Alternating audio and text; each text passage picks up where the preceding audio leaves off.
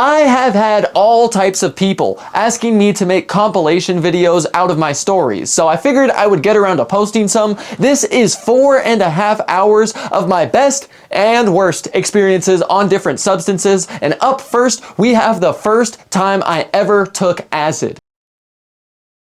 Have you ever taken a substance without knowing anything about it? Chances are you might have, but what if I told you when I was 16 years old, I took acid for the first time without knowing anything about it, which led to me sneaking out on New Year's and a whole crazy weird chain of events unfolding.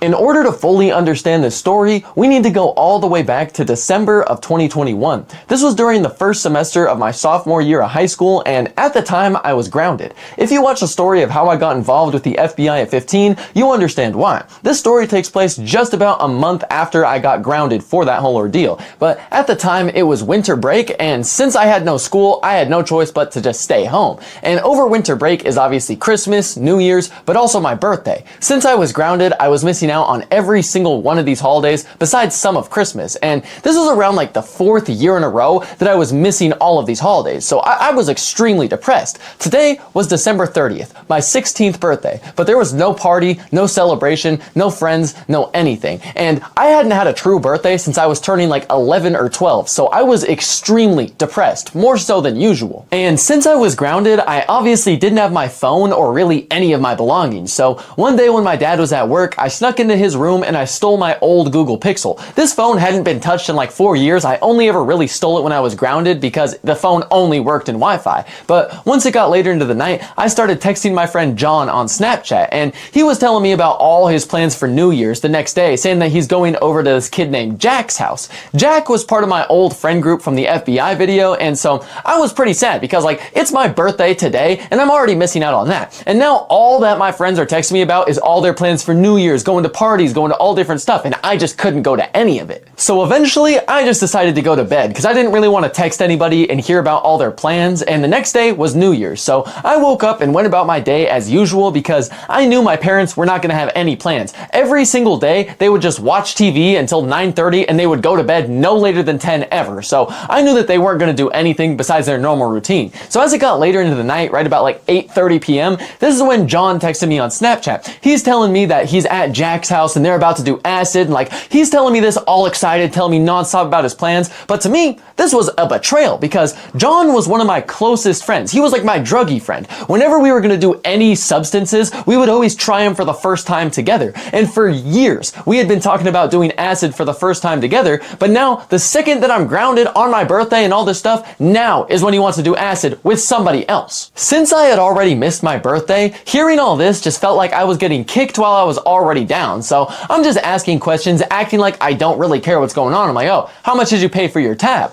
This dude, John, is gonna say $10. Out of all the substances I'd done, $10 felt ridiculously cheap to me. So I'm like, whoa, are you serious? You pay $10 for a tab? He's like, yeah, dude, I guess acid is just really cheap. So then I asked what plug he got it from, because I'm figuring it's one of the plugs that me and him typically use. But he's gonna say it's not his plug, it's Jack's plug. So I'm like, oh, okay, that kind of makes sense. But then he follows that up with, yeah, he actually lives in the apartments directly outside your neighborhood. So now I'm getting this thought in my head of like, okay, well, I obviously have $10 and I obviously got 2 legs, so I can go get acid if I want to. So I ask John to send over the plug, and he does. So now I'm sitting in my room kind of just contemplating. I'm like, should I do this acid? Should I not? Because like, I know next to nothing about acid. I've taken shrooms like a good handful of times by this point, but I just am kind of assuming that acid is like shrooms. That could not have been a more wrong statement, because this is when I start getting texts and videos from John and Jack, and they're just like, they're showing me like the whole process of like, they took their acid, like the hours passing by, because I kind of just been ignoring it for a second, kind of just sitting there. I didn't want to hear about this. But now I'm seeing all these videos and pictures of them just having a blast, and like, it genuinely just felt like that picture of Squidward staring at the window at SpongeBob and Patrick, and like, I'm sitting here like, damn, I just wish I could be doing this as well, but obviously I can't. So I'm laying in my bed, I'm just staring at my ceiling. And at this point, it's like just about 11 p.m. at night. It's been a couple hours since they sent me those videos. My parents are dead asleep. I'm just sitting in my room until eventually John FaceTimes me. And now he's just, I could tell he's tripping hard as all hell because he keeps trying to like talk to me and then he just starts looking around the room, getting lost in some different stuff. And then he starts talking to Jack and they start laughing and like he's genuinely forgetting I'm on the phone, forgetting that he called me. I'm like trying to talk to him like, dude, like, why'd you FaceTime me? You're not like, hello? I keep saying stuff. He's just ignoring me, forgetting that he called me. So eventually, I just hang up on John because I'm like, this dude is paying me no mind. He doesn't even know he's on the phone. I'm not wasting my time. So I hang up the call and now I'm just sitting in my room really contemplating if I want acid because obviously I want the acid, but I really do not want to risk being caught sneaking out because like we had Ring doorbells and all types of stuff. I'm already grounded indefinitely from like everything that happened. So I'm sitting here like the last thing I need is to be caught sneaking out. But I'm like, you know what? I'm gonna just text the plug, see what happens. So I text the plug, and to my surprise, he responds within like the same minute of my first text. So I'm like, how much for a tab? Sure enough, he says $10. So now I'm sitting there and I'm like, you know what? Nope, I'm gonna sneak out. So I text him, I'm like, I'll be there in like around 10 minutes. I won't have a phone though, so I will not be able to text you. I'll just be out in the parking lot. He's like, okay. So I get up, I grab $10, put on some warm clothes, and I get ready to sneak out. Once I go to sneak out, this dude, like literally his apartment complex was like less than a mile away from my house. So once I snuck out, I started jogging over to the apartment complex. I got over there pretty quickly, but I could not text him that I was there. So like, I'm just posted up in the parking lot, scanning the area. I'm waiting for like 10 minutes. Nobody is walking around this apartment complex because like I'm looking for somebody who looks like they'd be selling acid. I'm not even seeing anybody in the entire apartment complex. So I'm like just looking around. I'm getting pretty confused. It's super cold and I'm like, okay, come on, where is this guy? I cannot text you. Till eventually I spin around and I see some guy walking down the sidewalk and like he's looking at me the same way I'm looking at him, like somewhat suspicious, but like thinking this is probably my guy. And like the closer he gets, the more Discord mob vibes I'm getting because like he's got an unmaintained beard, like some greasy hair, and he's like a little bit bigger. And then eventually he just looks at me and is like, hey, are you him? And I'm like, yeah, that's me, right? So I walk over there. I have the $10 folded up in my hand and I give it to him in a handshake, grab my tab, and I'm like, all right, appreciate you. Have a good night, bro. Turn around to walk away. And that's where he's like, hey, whoa, hang on. Have you heard of like blah, blah, blah? And I'm like, what are you talking about? This dude's like trying to talk to me about some random video game I've never heard of in my life. So I'm sitting here confused. I'm like, no, I've never heard of the game before. And he's like, what? You've never heard of this? Like, dude, you gotta play this game. You gotta download it. Like, we can play together. And he starts just going into detail. And like, I don't remember exactly what it was because I was just really weirded out. It was like some Elden Ring Dungeons and Dragons-esque game. And like, I was just acting like it's cool. I'm like, oh yeah, that sounds dope. Like, I'll look into it when I get home. Have a good night. Start trying to walk away again. And he's like, whoa, hang on. You look like you like Star Wars, right? It's like, I genuinely do like Star Wars, but I'm trying to get home. So I'm like, yeah, Star Wars is pretty cool, right? And he's just like, hey, well, come here. So like, I'm really confused. I'm like, what is this dude talking about? So I like spin around and I start walking like the 5 or so steps back towards him. And he just starts unzipping his jacket. And I'm like, what is happening? And he just unzips the jacket to reveal like a Star Wars A New Hope shirt. And I'm like, cool, man. Like, what are we doing, man? And like, I was so confused about this whole thing because I can't tell if this guy is trying to groom and flash me, if he's really lonely and needs friends, or if he's genuinely just tripping extremely hard off of multiple tabs, which it most likely was the third option because after he started trying to talk about Star Wars for a second, then he moves in, he's like, yeah, dude, these tabs are actually like some of the best ones I've ever made. And like, I don't remember exactly what UG he said it was. I just know it was fairly high. And so I'm like, oh, that's dope. Like, this is my first time taking acid. And he's like, oh, well, you're about to have a fun night, dude. Just make sure you stay safe. And like, I'm trying to get this conversation over. So I'm like, yeah, I'm actually going to meet up with my friends that you served earlier. Like, we're going to be safe and everything. He's like, wait, you're meeting up with Jack? Like, oh, I love Jack. You got to come over and hang out with us sometime. So obviously, I'm sitting here like, this is never gonna happen. What do you mean Jack is coming over here and just hanging out? Like, I'm so confused about this, but I just lied to him. And I'm like, yeah, maybe next time he comes over, I'll slide with him, but I don't want to keep them waiting. I gotta go. So I instantly just started walking away. He was trying to say something else. I straight up just ignored him, started walking home because this place was so close to my house, but this plug was so talkative that this whole ordeal took like 40 or 45 minutes, even though it should have only been like 20. And so I start walking home and eventually I get to my house and sneak back in. Basically, the second I get into my room, I pop that tab and I just start chilling. And I'm like, you know what? I'm a FaceTime John. So I hop on Snapchat, FaceTime him, and like I got my tongue stuck out with like the tab on it to show him that I'm tripping, just waiting for him to answer. The second he answers, he's with Jack, and like they both are like have these big ol' like tripping smiles on their faces until they look at the camera. And this was like literally a half split second, like the quickest switch up I've seen in emotion, from instant laughing and dopamine to they just start going, oh my god, dude, no, you gotta leave. What are you doing, dude? You're stupid. You gotta leave your house. What are you doing? Like they just are repeating, what are you doing? You're stupid. You gotta leave your house. So I'm sitting here kind of just freaking out because like I said, I did not do any research on acid. I thought that it was basically just like shrooms, just another psychedelic. I had done shrooms in my room so many times. So I'm sitting here and I'm like,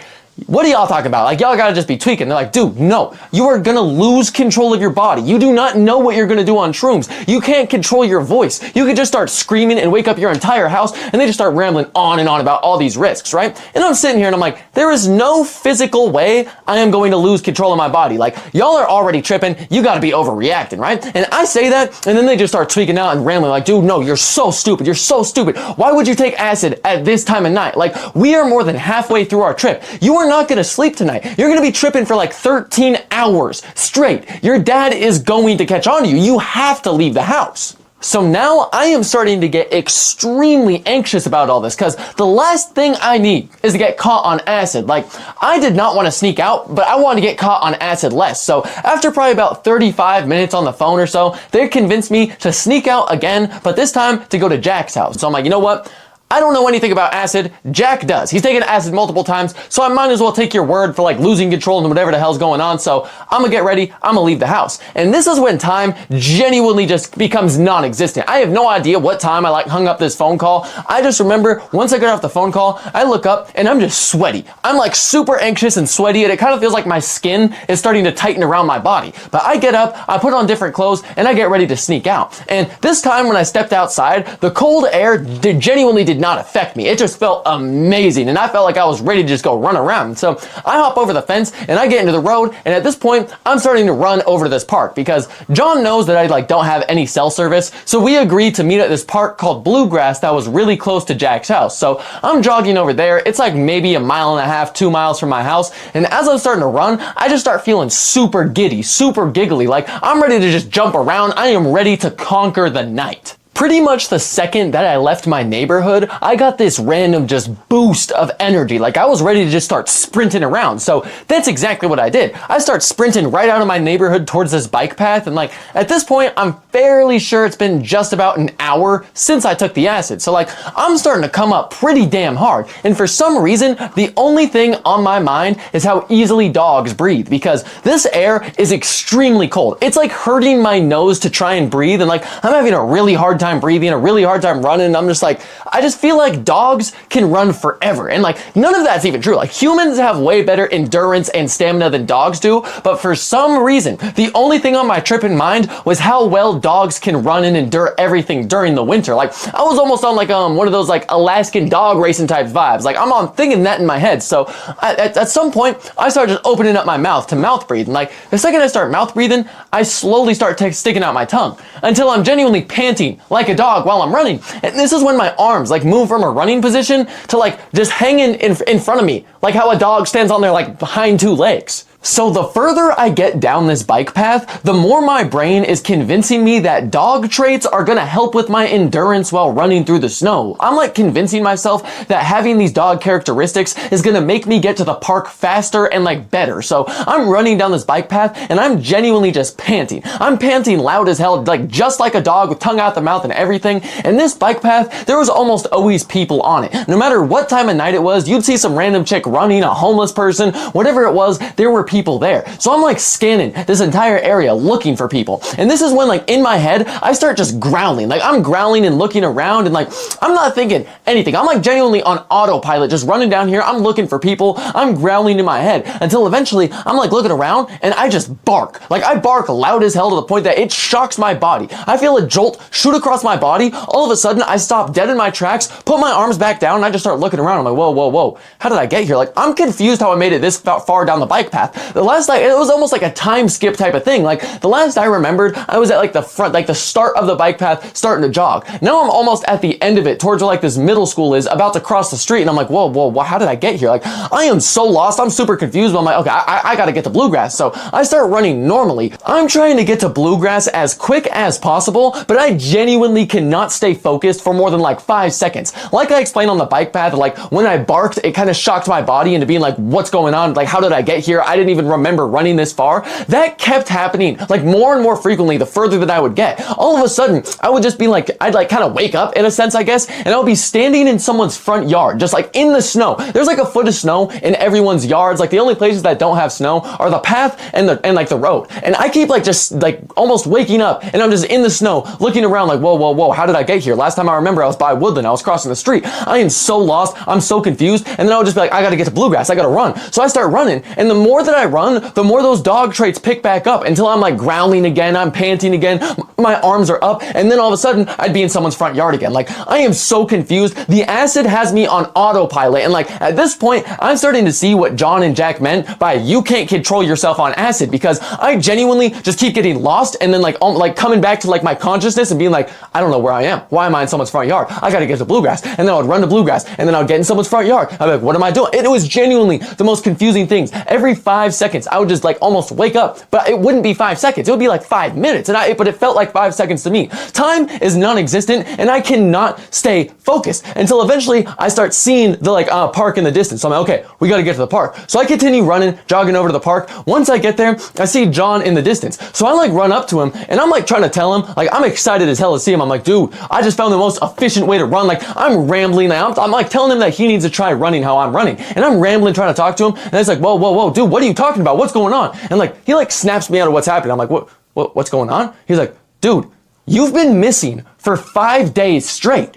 And so now I'm like, what do you mean? My brain knows damn well I just left the house like maybe 40 minutes ago. So I'm like, what? I've not been missing for 5 days. What are you talking about? Like, I know for a fact that I did not get here as quick as I should have. I was quite literally just operating off of impulses the entire time I was coming over here. I don't know how long it took me to get to the park, but I know it didn't take me no 5 days, so I say that. And that's when John is just like, no, dude, like, genuinely, you've been missing for at least 4 days, like 4 days minimum, you've been missing. Your dad has been looking for you. There have been multiple search parties. He's going on and on about the fact that I've just been missing and everyone's been looking for me. And so I am tripping pretty damn hard, but I know for a fact I have not been gone for that long. So I'm like staring at him, and I'm like, I gotta be hearing him wrong. Like there's no way this is actually what he's saying. Like this does not seem like the John that I know, like talking. So I'm like, what is going on? But right as he's saying that, like my dad's been looking for me, there's been search parties, I've been missing, that's when right behind him, there's like this street light. The street light goes out the second that he says that. So I see that street light go out, and for some reason, my brain registers that as like, this means everything he said was true. Like I'm sitting there, I'm like, oh my God, I've been missing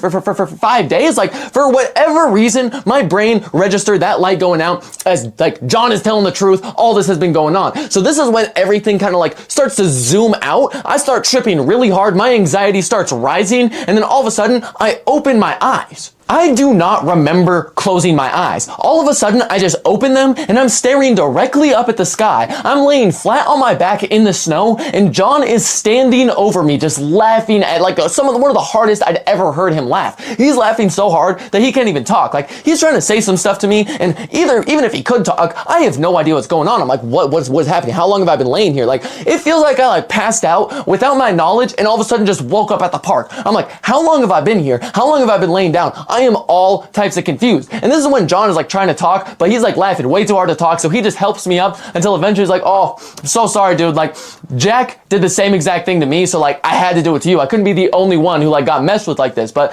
I promise you, you have been gone for maybe like an hour. It's only been maybe an hour since like you left the house. So I don't believe what he's saying to me now. I'm like, whoa. What about the light? The light. I start tweaking out, just saying the light. I'm tweaking about this light as if it was God himself confirming everything John just said to be true. And so I'm like, dude, no, right when you were talking, that light went out. And this is when John just gets extremely serious. He stops laughing and he just gets dead serious. He's like, no, like genuinely, dude, I'm not messing with you anymore. I'm so serious when I say this.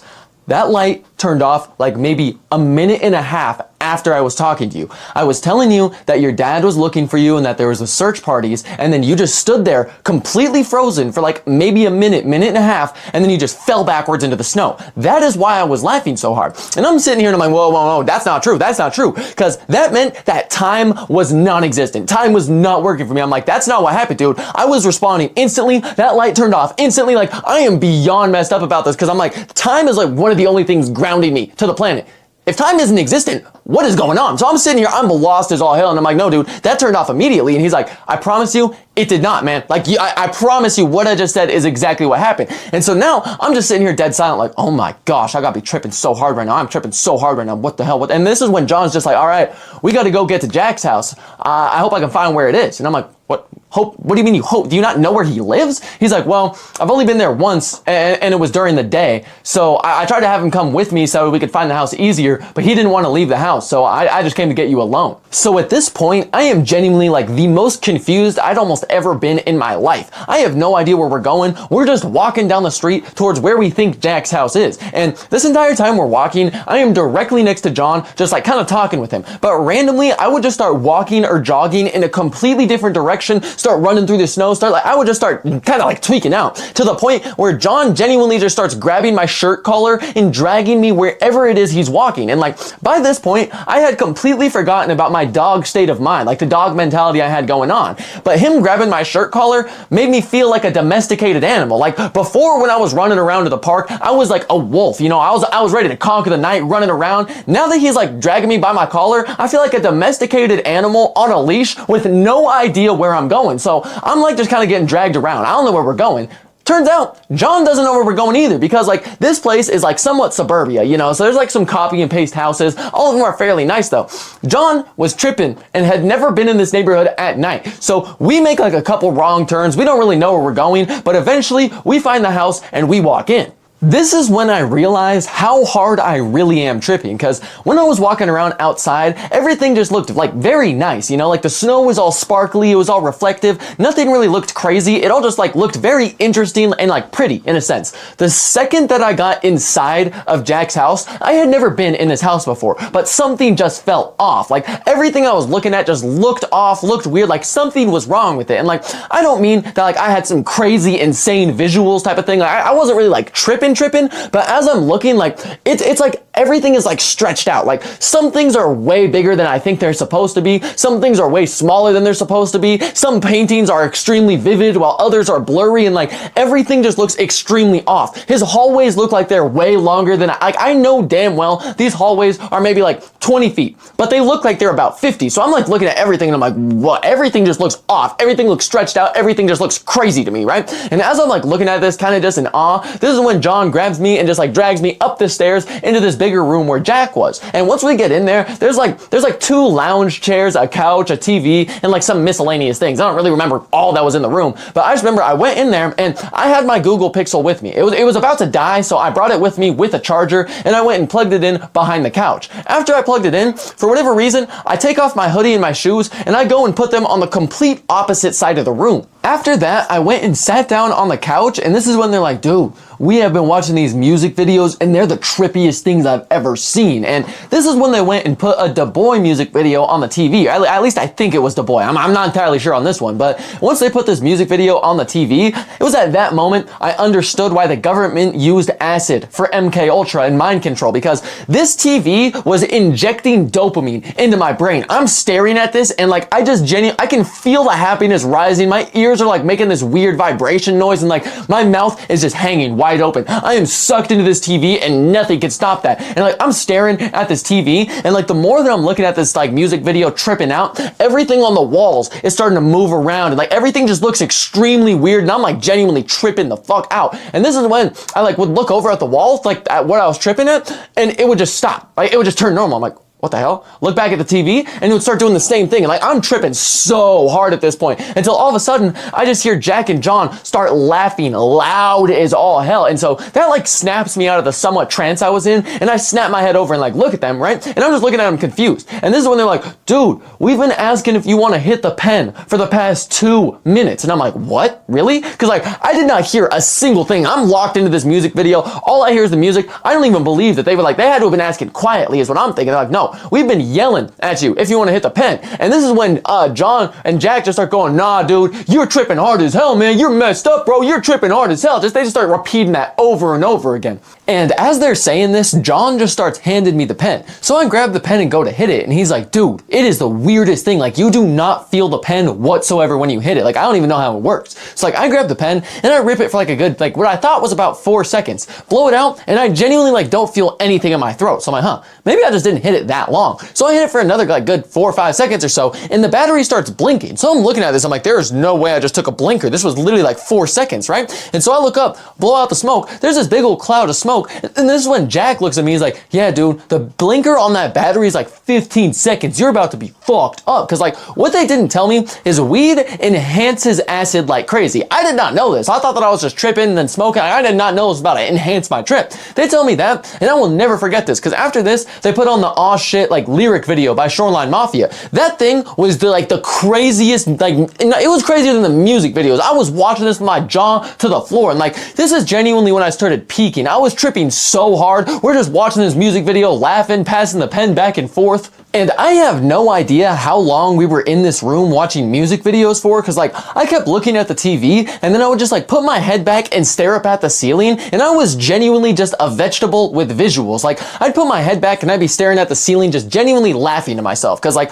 I kept having these looping thoughts where I just kept like having the same thoughts over and over again, but every time it would loop, I would remember less and less of what I was trying to think about, and like it's super confusing to even try to explain, because these thoughts did not even make sense, but they just kept looping in my head until eventually I'd be like, wait, what am I thinking about? I'd have no idea what's going on, so I'd snap back into reality. But like right after that Shoreline Mafia video played, that's when I put my head back, had them same looping thoughts going on, until all of a sudden I like snapped out of it and went and looked at the TV. I just like very quickly lifted my head up, looked at the TV, and once my eyes were on the TV, my head did not move, but my head moved like 3 times. It's so weird to explain, because like I'm looking at the TV and my head does the same movement. Like with my eyes on the TV, I see myself look over like 3 different times. It was like an overlay over it. It's like impossible to explain. I'll have to like edit how it looks, you know? But this shit kept happening. So I'm like looking around, and every time I move, it happens like 3 times. So I look over at John and I'm like, whoa, this shit is crazy. And then he just like starts yelling. He's like, dude, why are you yelling? And I'm like, what do you mean? I could not control my voice. This is when I realized like it's genuinely a good thing that I left the house, because apparently I was either screaming or whispering, and like I thought that I was talking completely normal. And after that, I kind of just remember that we got up from the room and we started walking around the house just like doing random stuff. I even went into the bathroom and was like looking at myself in the mirror, but the person, like the me in the mirror, did not feel like me. This motherfucker seemed evil. Like genuinely, he was not doing what I was doing, and it kind of just scared me, so I got up out there real quick. I did not know what was going on with that.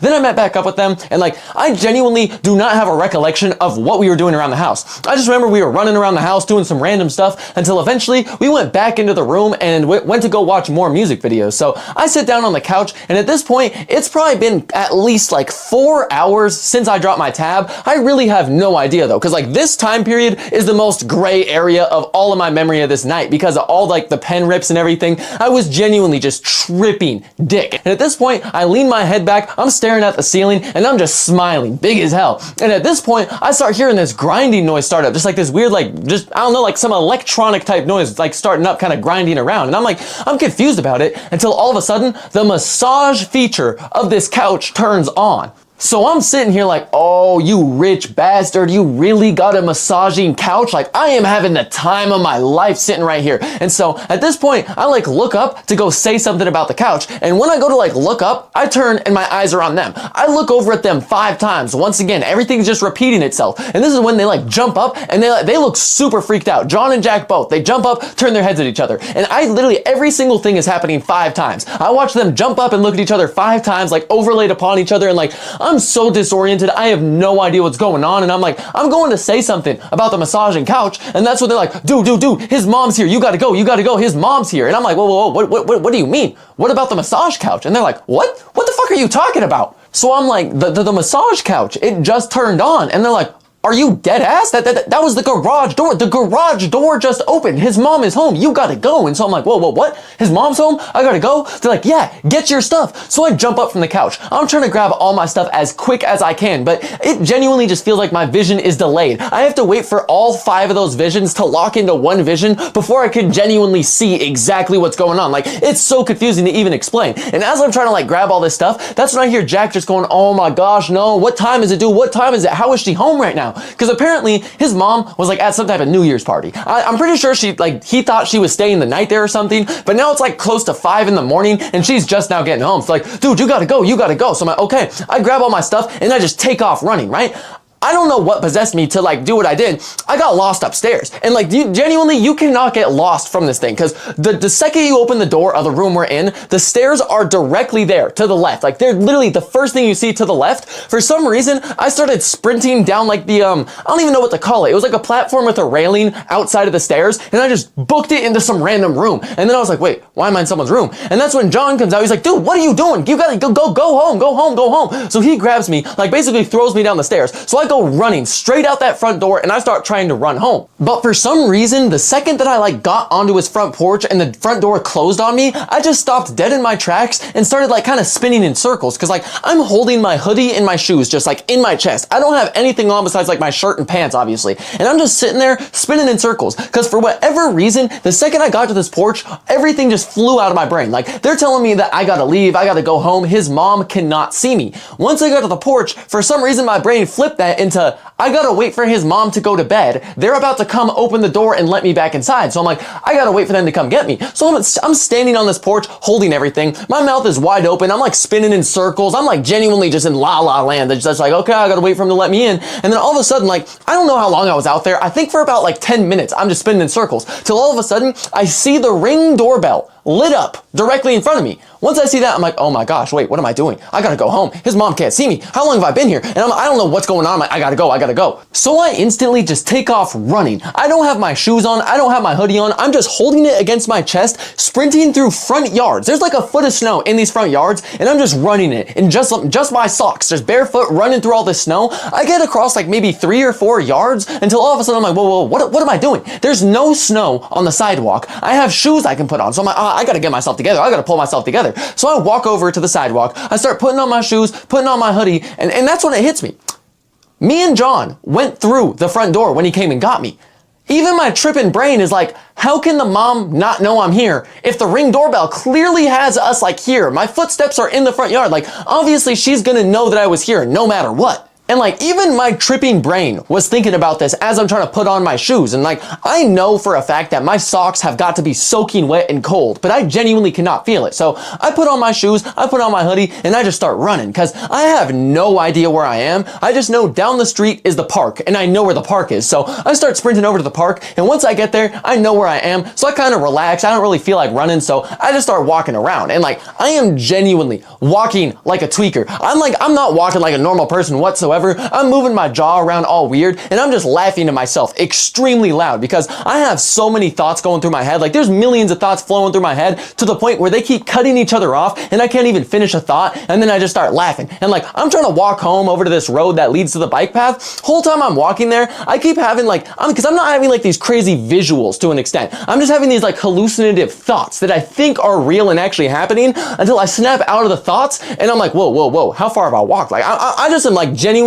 tripping so hard. I'm so confused, but not in a bad way. Like, I'm enjoying the hell out of this. I was genuinely having the time of my life, like the most euphoric feelings I'd ever had. Like, I'm going down this bike path and I just got this big old smile on my face. Like, I'm starting to understand the tweaker mentality, the tweaker mind state. I'm starting to understand all the homeless people I'd see throughout all types of cities walking around, like I'm like, I could be that person. I would not mind this life. Like, I'm walking down the bike path just thinking about, I could easily be a tweaker. Like, I would love this type of life. And like, as I'm going down this thought spiral, that's when the trippiest thing of my entire life happened to me, because like, as I was explaining, I wasn't really like having these crazy visuals, because like most of the stories you'll hear about acid, people start saying like, oh, they like start imagining like talking unicorns or zebras, or like they just start imagining weird stuff coming up to them and like talking to them. I was not having none of that. I was like having some light visuals, stuff was like moving around for me, but most of my like quote unquote hallucination type stuff was genuinely just thoughts in my head, just like this random weird stuff, right? But as I'm walking down this bike path, all of a sudden it starts to like stretch out, like the whole thing starts to just get long as all hell, like everything's getting bigger, it's stretching out, and I'm looking at it and I'm really confused, because this is not like the thoughts that I was having. Like I feel extremely weird. I'm watching the bike path stretch out to the point that I stop dead in my tracks. I'm like, what is going on? I start trying to open my eyes like as wide as they can go and like try to refocus them, because I did like this, I feel like it's in my head, but the more I open my eyes, I'm like, whoa, this is genuinely happening right now. What is going on? And like the path kept stretching out until at the end of it, all of a sudden I saw these houses that I recognized. And the thing is, there is 0 houses on this bike path. It's literally just a path that goes between some businesses and eventually stretches out into like some fields. There is not any houses, but I'm seeing this path stretch out, and then all of a sudden, once it's done stretching out, I see that there's 2 houses and like just a cul-de-sac type of thing. Once I see the houses and recognize them, it's like my vision just jumps straight forward about 100 yards over to where the houses actually are. This is when I see just like this bright light. It's fire. There's a bunch of people, like a mob of at least like 30 or 40 people, all holding stuff that's on fire, and then in front of the mob there are these 2 little kids just sobbing their eyes out, crying, right? And then there's like 2 adults like talking to the kids, trying to console them, asking what's going on. That's when the kids, like through their tears, both just look up and just point at me. This shook me to my core, because I knew exactly what these houses were. I knew exactly why these kids were like pointing at me. I knew what was going on in my tripping mind, because the thing is, those 2 houses, the reason I recognize them is they're from my neighborhood. They don't actually live in a cul-de-sac. They're directly across the street from each other. And like, I used to sneak out a lot. And when I'd sneak out, I was always on a lot of drugs, as you can tell from this story here. And me and my friends, when we'd sneak out, we'd go past these 2 houses. We'd always get the bright idea, because one of the houses had all types of kids' toys in it. They would have like play houses, you know, basketballs, just like all types of different toys, cars, just kids' toys throughout their yard. Me and my friends would get the bright idea that we should steal all these kids' toys, but not necessarily steal them, but move them to one of the neighbors' yards across the street, because the neighbors also had kids. So I'd be doing this so we'd start beef between the 2 families and between the kids, so that way they'd fight. Me and my friends did this probably at least 12 times, like minimum, 12 times minimum.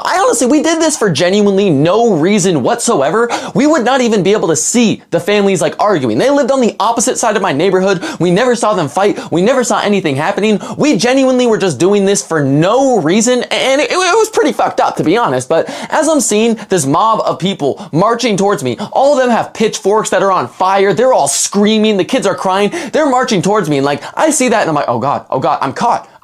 They know it's me. They know I stole the stuff. They're gonna kill me. I start genuinely freaking the fuck out. I'm like, oh my gosh, no, I'm caught. So I turn around and I start running away from the mob, right back down the bike path that I like was just walking up. And I don't really remember what happened, because like as I'm running, I'm freaked out. I'm trying to move as quick as I can. I either like tripped on something or slipped on some ice. All I know is I started rolling down the side of the bike path and like down into the snow. I'm rolling through the cold on the snow until all of a sudden I'm on my back staring at the sky again, and it's dead silent now. I'm like, wait, what? Like, it was so loud in my ear. I'm nonstop hearing the people screaming, hearing the kids crying.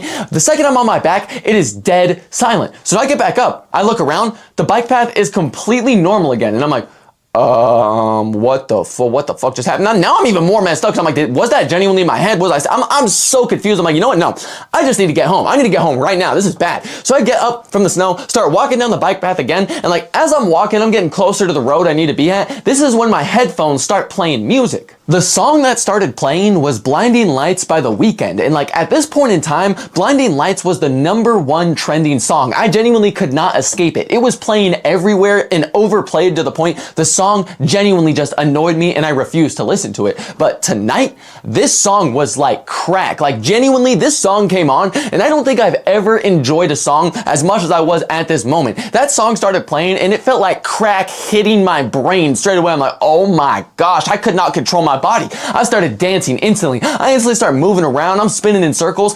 I am dancing all around, and like I'm moving my jaw in all types of weird positions. Like this song is making me fully embrace the tweaker mind state. Like I felt like I had some like shackles holding me down, trying not to tweak out. That song comes on and I just break out into dance. I'm spinning in circles, I'm moving my jaw around, and at this point I am crossing the street of a main road while just spinning in circles, dancing around, like singing the song, and I just start shadow boxing. Like I'm genuinely just moving my arms, I'm moving my entire body. Every single movement that I do feels like genuine ecstasy going through my body. Like this is the most euphoric feeling I have ever had in my life. I'm shadow boxing, I'm moving around, I'm genuinely just tweaking out down the road until all of a sudden I start to think about it. I'm like, whoa, wait.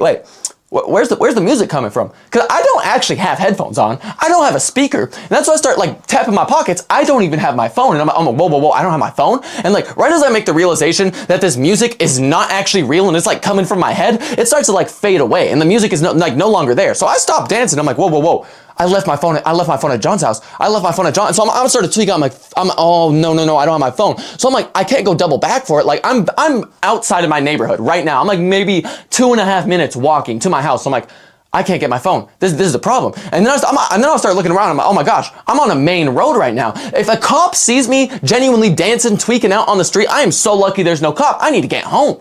So I start walking into my neighborhood and like all that I'm thinking about is how genuinely fucked up I am, because I'm like, oh my gosh, no, I have to sneak into my house. I'm 1.5 minutes, 2 minutes away from sneaking into the house. I'm dancing around the road like I need to lock in, dude. My dad is going to catch me. I don't even know if I can get in the house quietly. So like I'm walking down the road and I'm just trying to turn into like a gray human. I'm trying to turn into like just like the average Joe, but like all I want to be is a tweaker. I got so many emotions I'm trying to bottle up, but the more I bottle them up, the more they want to escape. I just want to dance in the night. I just want to run around. I just want to feel the air on my face, but I need to lock in. I need to get home. So I'm walking down the road and I'm just thinking, because I'm like, I know for a fact my phone is still charging behind the couch at John's house. So I'm like, oh my gosh, this is so bad. Because like I told them I was going to text them, but obviously I can't text them that I'm home if I don't have a phone. So I'm like, this is all around bad. I just need to get inside. So I'm walking through the neighborhood. I'm trying to lock in as hard as I can. And it's genuinely so like hard. It's almost impossible. But eventually I see my house down the street. So I'm like, okay, it's time. So I start trying to walk as quiet as I can, trying to act as normal as I can, and I get over to this gate to hop it. I had hopped this gate 1,000,000 times, perfectly silently, like I was basically a master at it type of thing.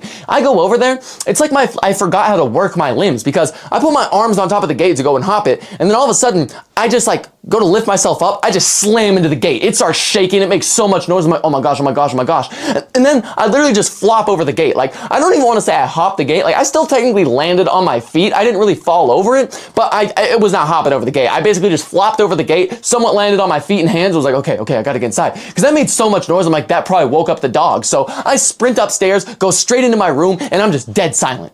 I have got absolutely no idea what time I got home. I just know it was like probably somewhere around 6 or like 7 in the morning, because the sun wasn't like up yet and my dad also was not awake. So it couldn't have been anything past like 7 o'clock. So once I got there, I got in my bed and I'm just laying down. I feel weird as all hell because I'm just trying to act normal, but I'm tripping super hard still. And the other thing is, like, the carts that we had at the time and the cart that Jack had that we were hitting was a street cart. This was not like real weed. They were almost always cut with something, laced with something. They were not actual weed. So like the come down from these carts genuinely just felt like a different drug. We would always talk about, be like, dude, I think come down's like a different drug, dude. Like, this just feels so terrible, because it would drain all of your energy, make you start crashing, plummeting down. I would genuinely be on the come down from those street carts doing a somewhat fent fold type of thing. Like, these carts were not good. And so as I'm sitting in my bed, I'm getting less and less high and I'm like just crashing down. My energy is plummeting, but the acid wants me to stay awake. The acid still wants to party. So I'm like laying in my bed and I'm like fighting an upper and a downer type of situation. And I'm just sitting there and I'm like, I just need to go to bed. I can't be up right now. I don't want my dad to catch me on acid. I just need to try to sleep.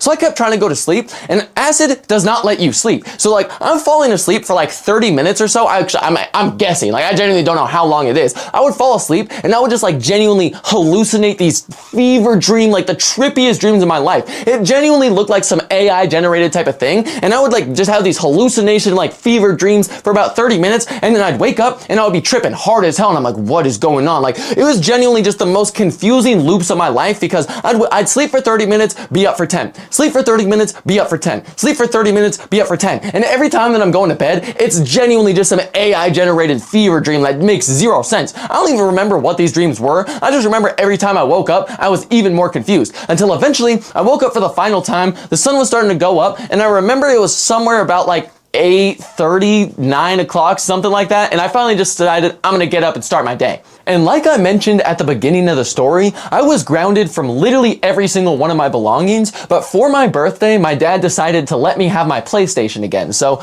once I was like somewhat awake, I don't know what made me come to this conclusion, but I'm like, you know what? I'm gonna go hop on the game. I should have stayed in my room. Like, there was no reason for me to go out of my room, but like, I don't know what was going on. I decided to get up. I'm like, I'm gonna go get on my PlayStation, because like my mind state was like, if I'm on the game, maybe like I could be freaking out about the game and it won't seem like I'm on acid. So I'm like, okay, I gotta go out there. But I knew my dad was awake. So I get up, I get dressed, I take a deep breath, and I'm like, okay, I'm gonna have to face my dad. I'm gonna have to face my dad. I know he's gonna be out there. I'm gonna have to talk to him. So I open up the door, and my dad is like literally standing like maybe 5 feet away from my door, like near the kitchen. And he just looks directly over me. He's like, oh, you're up early. Like, what's up? And I'm like, I'm gonna go play the video games. And he's just, and like, I literally say it exactly like that. I'm like, I'm gonna go play the video games. And then I just like, my mouth is just hanging open. He's looking at me and he's just like, oh, okay, turns around. And like, I don't know why the fuck he did not think this was weird, because not only did I never play video games, not only did I never wake up early, but it's like 7:38 in the morning and I'm going downstairs to play video games. And like, my dad doesn't think this is weird for some reason. So I'm like, okay, I gotta get downstairs. So I walk past my dad, I start going down the stairs. And at this point, all I'm thinking about is I'm like, oh my gosh, how does he not know I'm on acid? How does he not know I'm on acid? Because like,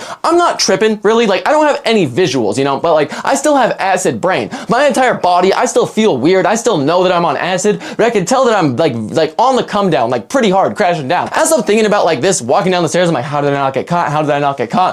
All of a sudden, I just start talking. I don't have control over what I'm saying, because I'm thinking. I'm not thinking about talking. I'm just thinking in my head. And all of a sudden, I just literally yell up to my dad. I'm like, oh yeah, are we still going to the farm store later?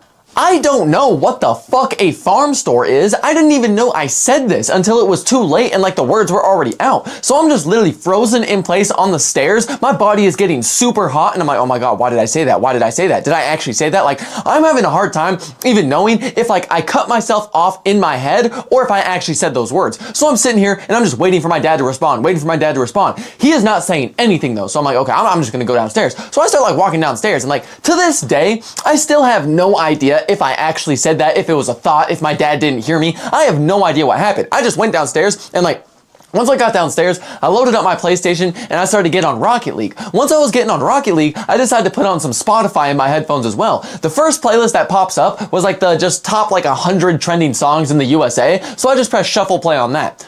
The first song that's gonna play is Blinding Lights by The Weeknd. So that starts coming off, and now I'm actually hearing this, and I'm like, oh my gosh. So I start like moving around, I'm like, oh yeah, I start dancing again. I'm like, yeah, this is the song, this, that, shit, this, that. And then all of a sudden, my dad walks downstairs. Like, he rounds the corner from the stairs, and he's like, what are you doing? What is going on? And I'm like, oh, the game is just like getting really intense. Like, the game is really, really intense. I look back over, I'm still on the loading screen, like loading into the lobby. And so my dad looks at me really, really weird. He's like, oh, okay. And just walks into the garage, grabs something from the garage, walks back in, goes upstairs, and like, I genuinely have no idea how I did not get caught. I was acting so weird, and like, I don't know like why my dad didn't think any of the stuff I was doing was suspicious, but I never got caught. And this is exactly why you should never take a substance without knowing what you're getting into. I had no idea what acid was. I thought it was like mushrooms, and I had a very rude awakening to the fact that it was not. I have no idea how I made it to Jack's house. I have no idea how I made it home. I have no idea how I didn't get caught. Like, this entire night was honestly just sheer luck, and like, I'm so lucky I didn't run into cops, any of it. And like, eventually though, winter break was over. I still obviously did not have my phone because I left it at Jack's house. So I'm trying to go to school to find John so I can get my phone back, because I know for a fact that he would have it out of both of them. So once I get to school, I'm trying to find him. I'm gonna have random people, not random people, but a bunch of like friends that I know just randomly coming up to me being like, what? You're okay? I thought you were in juvie. Like, I thought you went to jail. I thought you were lost. Like, people are going on and on, like saying they thought I died. They thought I was in juvie. And so I'm like super confused. I'm like, what do you mean? Like, what happened? Apparently, Jack and John did not think I was gonna make it home. They started posting on their stories being like, guys, if you see Owen like say something, they genuinely start putting basically like missing person reports, quote unquote, onto Snapchat stories saying that I'm missing, I'm gone. Like, they thought I died. They thought I was going to turn up in a ditch. And like, this whole thing is just so confusing to me because I'm like, y'all were tripping too. Y'all don't even know why the fuck they were out posting that. I was so lost on that. But eventually I find John, get my phone back. He's like fucking super happy that I'm okay, obviously, because I'm like, dude, why did you even think I was going to die? Like, you could have walked me home if you thought it was that bad. He's like, well, no, we couldn't leave the house, man. Like, I couldn't be doing any of that. And so I'm staring at this dude and I'm like, yeah, I'm never taking acid again. This is the genuine time I found out that shrooms are for me and acid is never getting touched again. Thank you all so much for watching to the end of the video. If you enjoy content like this, be sure to subscribe because I have a lot more stories coming very soon. And we also officially have the stories up on Spotify. So if you're interested in that, I'll leave a link in the description. The episodes are up just as podcasts, but the videos are still there. So link will be in the description for that. But I feel like this story is a perfect example of if you're gonna do stupid shit, at least research the stupid shit you're gonna do. Cause like genuinely, we have phones, we have technology. There's no need to jump into stuff blind. If you're gonna make stupid decisions, at least do the research behind the stupidity, you know what I'm saying? But like, it's smarter to just avoid it altogether. Don't be doing nothing you see me doing in the videos, but if you are, at least do yourself the favor of research and stuff. Make sure you're doing everything safe, because genuinely, this night could have ended a whole lot different, and I could have saved myself all of that by just Googling one simple thing, you know what I'm saying? So make sure y'all are being safe out there, but I really appreciate all y'all supporting my content, supporting anything I do, whether it's on YouTube, TikTok, whatever the case is. We will be having a second YouTube channel opening up very soon as well, so I guess I'll also leave a link for that down in the description. But once again, big shout out to Cooper for sponsoring this video, and I hope you all enjoyed this video. Hope you all enjoyed the video, and I'll see y'all in the next one. I hope y'all enjoyed the story of my first time taking acid. Up next, we have a lot less fun of an experience, which is my first time ever greening out. Have you ever made a split-second decision that ended up being the worst choice you could have possibly made in the moment? Chances are you have, but what if I told you a split-second decision is what led to me greening out, shaking, and being practically disabled for 6 hours straight at the age of 15?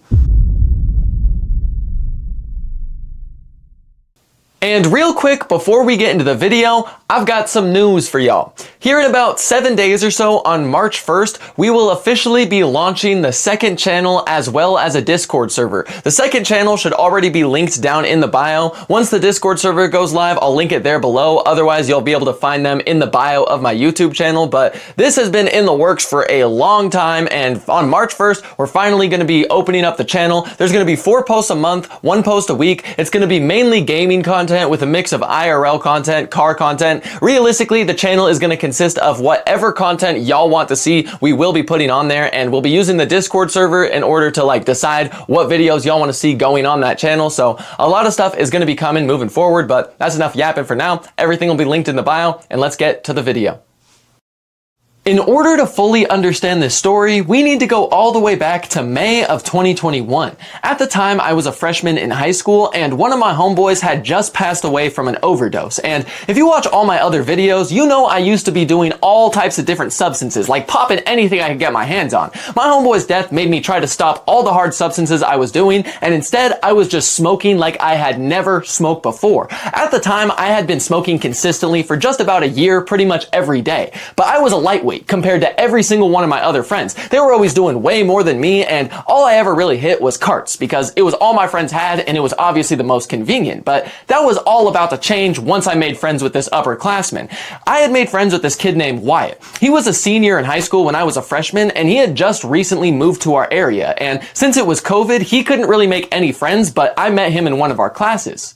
And realistically, that class is where this whole story begins, because not only did I have this class with Wyatt, but I also had it with my close friend John. And for the majority of the semester, me and John were the only two hanging out, talking, messing around throughout class until we met Wyatt. Wyatt had been in our class the entire school year, but we literally just never noticed him. He kept to himself, he was quiet, and like he was a new kid in the school, so it kind of made sense. But literally the second we started talking to him, we became really good friends. Instantly started like hanging out, and he would try to invite us to his car on lunch. and he would always have dabs. And like, at this point in time, I had only ever taken dabs once. And like, y'all have heard the story how that went. I was an extreme lightweight. I would take one dab, I would be in the sky for the next like 2 hours, while all of my friends would be taking like 3 to 4 dabs, and like they would just be chilling. They would be completely fine. But as the semester went on, we got to know Wyatt more. We would be hanging out every weekend, every Wednesday, driving around, getting as baked as possible, freestyling, messing around, just genuinely doing whatever. Until eventually I decided he should come over to my house, because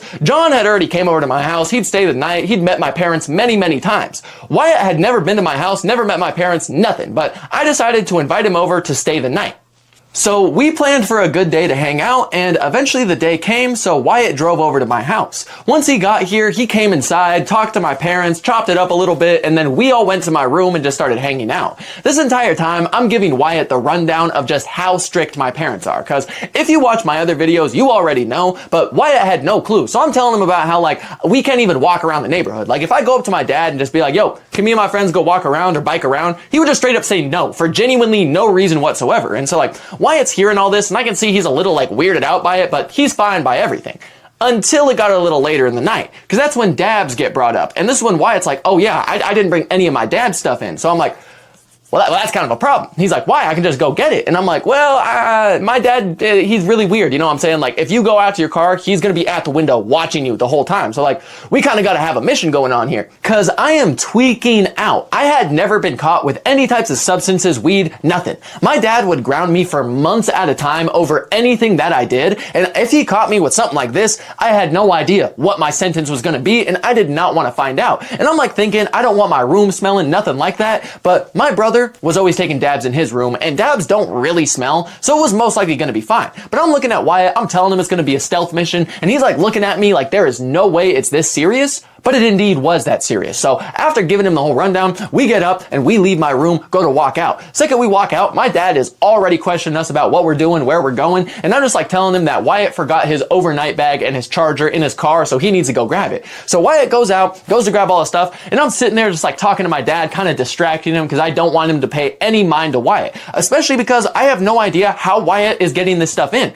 Every time we took dabs in his car, I was in the back seat, and he had his torch, his nectar collector, and dabs all just under a blanket. It was never in anything. So I'm thinking he's just going to bring this in, and I'm going to have to talk to my dad, distract him. It's going to be a whole thing. But eventually, Wyatt opens the door back up. I look over, and he put everything inside of his like school backpack. So I'm like, thank God, that's all good. So Wyatt buzzes up past me, goes to my room. I finish talking to my dad, and I go to my room as well. The first part of our mission to get baked was officially complete. So now we had to move into phase 2, which was literally just waiting for my parents to go to sleep so we could get baked. So we put Family Guy on the TV, we started chopping it up, talking, we're just messing around for probably about an hour, until eventually my dad yelled down saying that he was going to bed. So I yell back saying good night, and Wyatt starts getting into his bag, grabbing everything out. And like, I'm looking at Wyatt as this is happening, and I'm like, you know, we should probably wait at least 30 minutes more just to make sure my dad doesn't come back upstairs for whatever reason. So we start waiting around again. We're talking, watching Family Guy,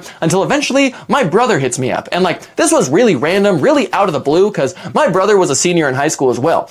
Me and him did not talk. We did not hang out. We were basically never even in the same room together. And I don't remember exactly how he hit me up, whether it was like text, knocking on my door. I got no idea. But he was just asking me if I wanted to get baked, which obviously I did, because we were just about to get the party started. So I'm like, hell yeah, grab your box, come to my room, we'll be all good. So he's like, bet. He grabs his smell-proof box and he starts coming to my room. So eventually my brother comes into my room and we all start talking, chopping it up while we set up everything for the dabs. And my brother was the first person to take his jar out, so he starts heating everything up, passing it around. All of us take one good dab out of my brother's jar, and this goes on for probably a good like 30-40 minutes. We're all just talking, chopping it up, until eventually we hear this noise right outside of my room. So me and my brother like snap our necks looking at each other, and we're like, oh no, that can only be one person. That's got to be our dad. So we like convey this just between eye contact, and my brother's like, okay, hey, y'all hide everything. I'm gonna go check what's going on out there. So Wyatt starts putting like his torch, his dabs, he's trying to hide everything, and I'm literally sprinting in circles around my room trying to find my brother's box, because I'm already baked out my brain, and I'm like, oh no, my dad's upstairs. I gotta find his box. I gotta hide this. So I'm literally sprinting in circles around my room looking for this box. And I am in a genuine panic right now, because to my knowledge, my dad is outside right now, in like just right outside my door, about to come in at any moment. And this whole chain of events, this was was one of those moments where like, you're just chilling, you're having fun, you don't realize how baked you are until something happens and you have to do a task, right? So I get up, and this is when I realize how baked I am. I'm looking for this box. I'm like, oh my gosh, I did not realize I was this baked. Oh my gosh. So I'm running in circles. I'm trying to find this box. Wyatt and John are just sitting there laughing, yelling at me like, dude, the box is right there. It's literally right there. Grab the box, grab the box, grab the box. And I literally can't find it. I'm looking all over until eventually I find it. On the floor, in the middle of my room, right by the door, in the most open area possible. So I'm like, why did my brother put it there? So I grab it, I get on all fours, I'm trying to tuck it under my bed. My movements are anything besides efficient. I'm doing everything like the worst way possible until eventually my door opens up and I'm in a panic. I got one hand under the bed trying to stuff this box around, and I turn around, it's literally just my brother. My brother looks at me, he's like, yeah, I don't know what that was. It was not dad though. I'm pretty sure the house was just settling. So after that, all of us kind of pause. After that quick panic, we're like, huh, okay. Pop out Wyatt's dabs, get right back to business. So everybody sits down, we get quiet again, just kind of start chopping it up once more, and Wyatt's heating up his nectar collector, passing around his jar. Wyatt, John, and my brother are taking what's probably like their third or fourth dab apiece. I'm still sitting at just one solid dab, and I am baked out my brain. And like, it's been close to an hour since I took my first dab, and like, everyone's passing around their stuff. I'm like debating if I want another one, but like, I'm probably chilling. So another good 30 minutes go by of us just talking, laughing, doing whatever, until eventually my brother is just like, okay guys, I gotta go. Like, he's gotta go get on Rocket League, I'm pretty sure is what it was, because one of his homies was in the lobby. He's getting on some type of game, I don't remember what it was. But we all say peace out, my brother leaves, and this is when Wyatt's like, okay guys, I'm about to put everything away. Any of y'all want another dab? And John's like, yeah, I'll take another dab. I say no, and so they start heating up. Wyatt takes a dab, John takes a dab, and I'm like analyzing everyone, right? I see how baked those two are, and I'm like, they're a little more baked than they normally are. And then I'm feeling myself, and I'm like, it's been a cool hour since I took mine. Like, yeah, you know what? Run me one more. So I'm like, I'll take another dab. So Wyatt's like, okay, bet. So he starts heating everything up once again, right as he was putting it away. And then he gives everything to me, gives me the nectar collector, gives me the jar. And the thing is, we didn't have like a pick. We were just putting the nectar collector straight into the jar. And like, the only reason I'm even taking another dab is somewhat FOMO, but also from the fact that I'm like, this is Wyatt's first time over here, man. We need to get baked. We need to have a fun time. Like, we need to have a good old memory as the first time you ever came over here. So I'm like, yeah, run me another one. And this whole time, Wyatt and John are like, they're not like freaking out, but they're just hyping me up. They're like, no way, you're actually taking a second dab. Like, they're getting all hyped because I'm about to take a second dab. I never would take back-to-back dabs because I had such a low tolerance at the time. This was my first time taking two back-to-back in like a close period of time, simply because I'm like, it's Wyatt's first time over here. I probably have built up a tolerance to dabs from how many we've been taking, so you know what? I'll take another one. So after Wyatt heats everything up, he passed it to me. And like I mentioned, we were tapping the nectar collector this entire night. I was already baked. So I go to tap this in the jar, right? I space out. I hear glass, right? So that means I just went straight through a centimeter of dabs, straight to the bottom of the jar. I just hear click, and I'm huh? Right? That wakes my brain up from the like spacing out, and I'm like, oh no, right? And I'm inhaling as hard as I can. I'm on autopilot, just going, right? So I feel myself hit the bottom of this jar and I hear the glass and my eyes instantly widen because in that moment I realized how baked I truly was and that I did not need another dab, but it was too late. So I'm like spacing out until eventually I pull this thing out and I just like kind of take a deep breath, hold it in for a second and go to blow out. The smoke does not stop. I'm blowing until all of a sudden I like am out and I don't even feel a cough. And I'm looking around, right? John has his mouth just wide open, eyes wide. Wyatt looks over at me and he's like, dude, no joke. That is the biggest dab I've ever seen. And like, I hear that and I kind of start spacing out again because I'm like, whoa. The guy I consider the dab master just said I took the biggest dab he's ever seen. And I know damn well this is the biggest dab I have ever taken. So I'm like, this is bad. This is bad. And like this whole time, I am not coughing. Like I'm waiting for this cough to load in, but it's like lagging behind. My throat doesn't hurt nothing. And I'm like really weirded out because the smoke from my dab alone filled up a quarter to like half of my room. This dab was massive. And so like, I'm waiting for the cough. It's not coming until eventually I go to say something to them, like just about how big of a dab it was. And then the cough comes right then and there. I start choking on my words. I go to onto my knees on my bed. I'm coughing into my bed. I'm drooling. I'm starting to get a headache. Like I'm coughing my lungs out. And right as I got control of like the coughing and made it stop, I instantly started feeling how baked I was, because I stood up after coughing and I felt like I had a straight shot of dopamine to the veins and the brain. I all of a sudden feel this dopamine and like this bakedness just hit my brain. I'm smiling nonstop. Me, John, and Wyatt are just standing in a circle in my room, just laughing so hard. And like literally every 10 seconds, we're just saying, God, I just keep feeling more and more baked as this conversation keeps going. And then we'd start laughing on something else and we just keep talking, keep getting more baked, keep talking, keep bringing up how baked we are until eventually like all of us are laughing, all of us are smiling. And so I cut off the conversation. I'm like, hang on.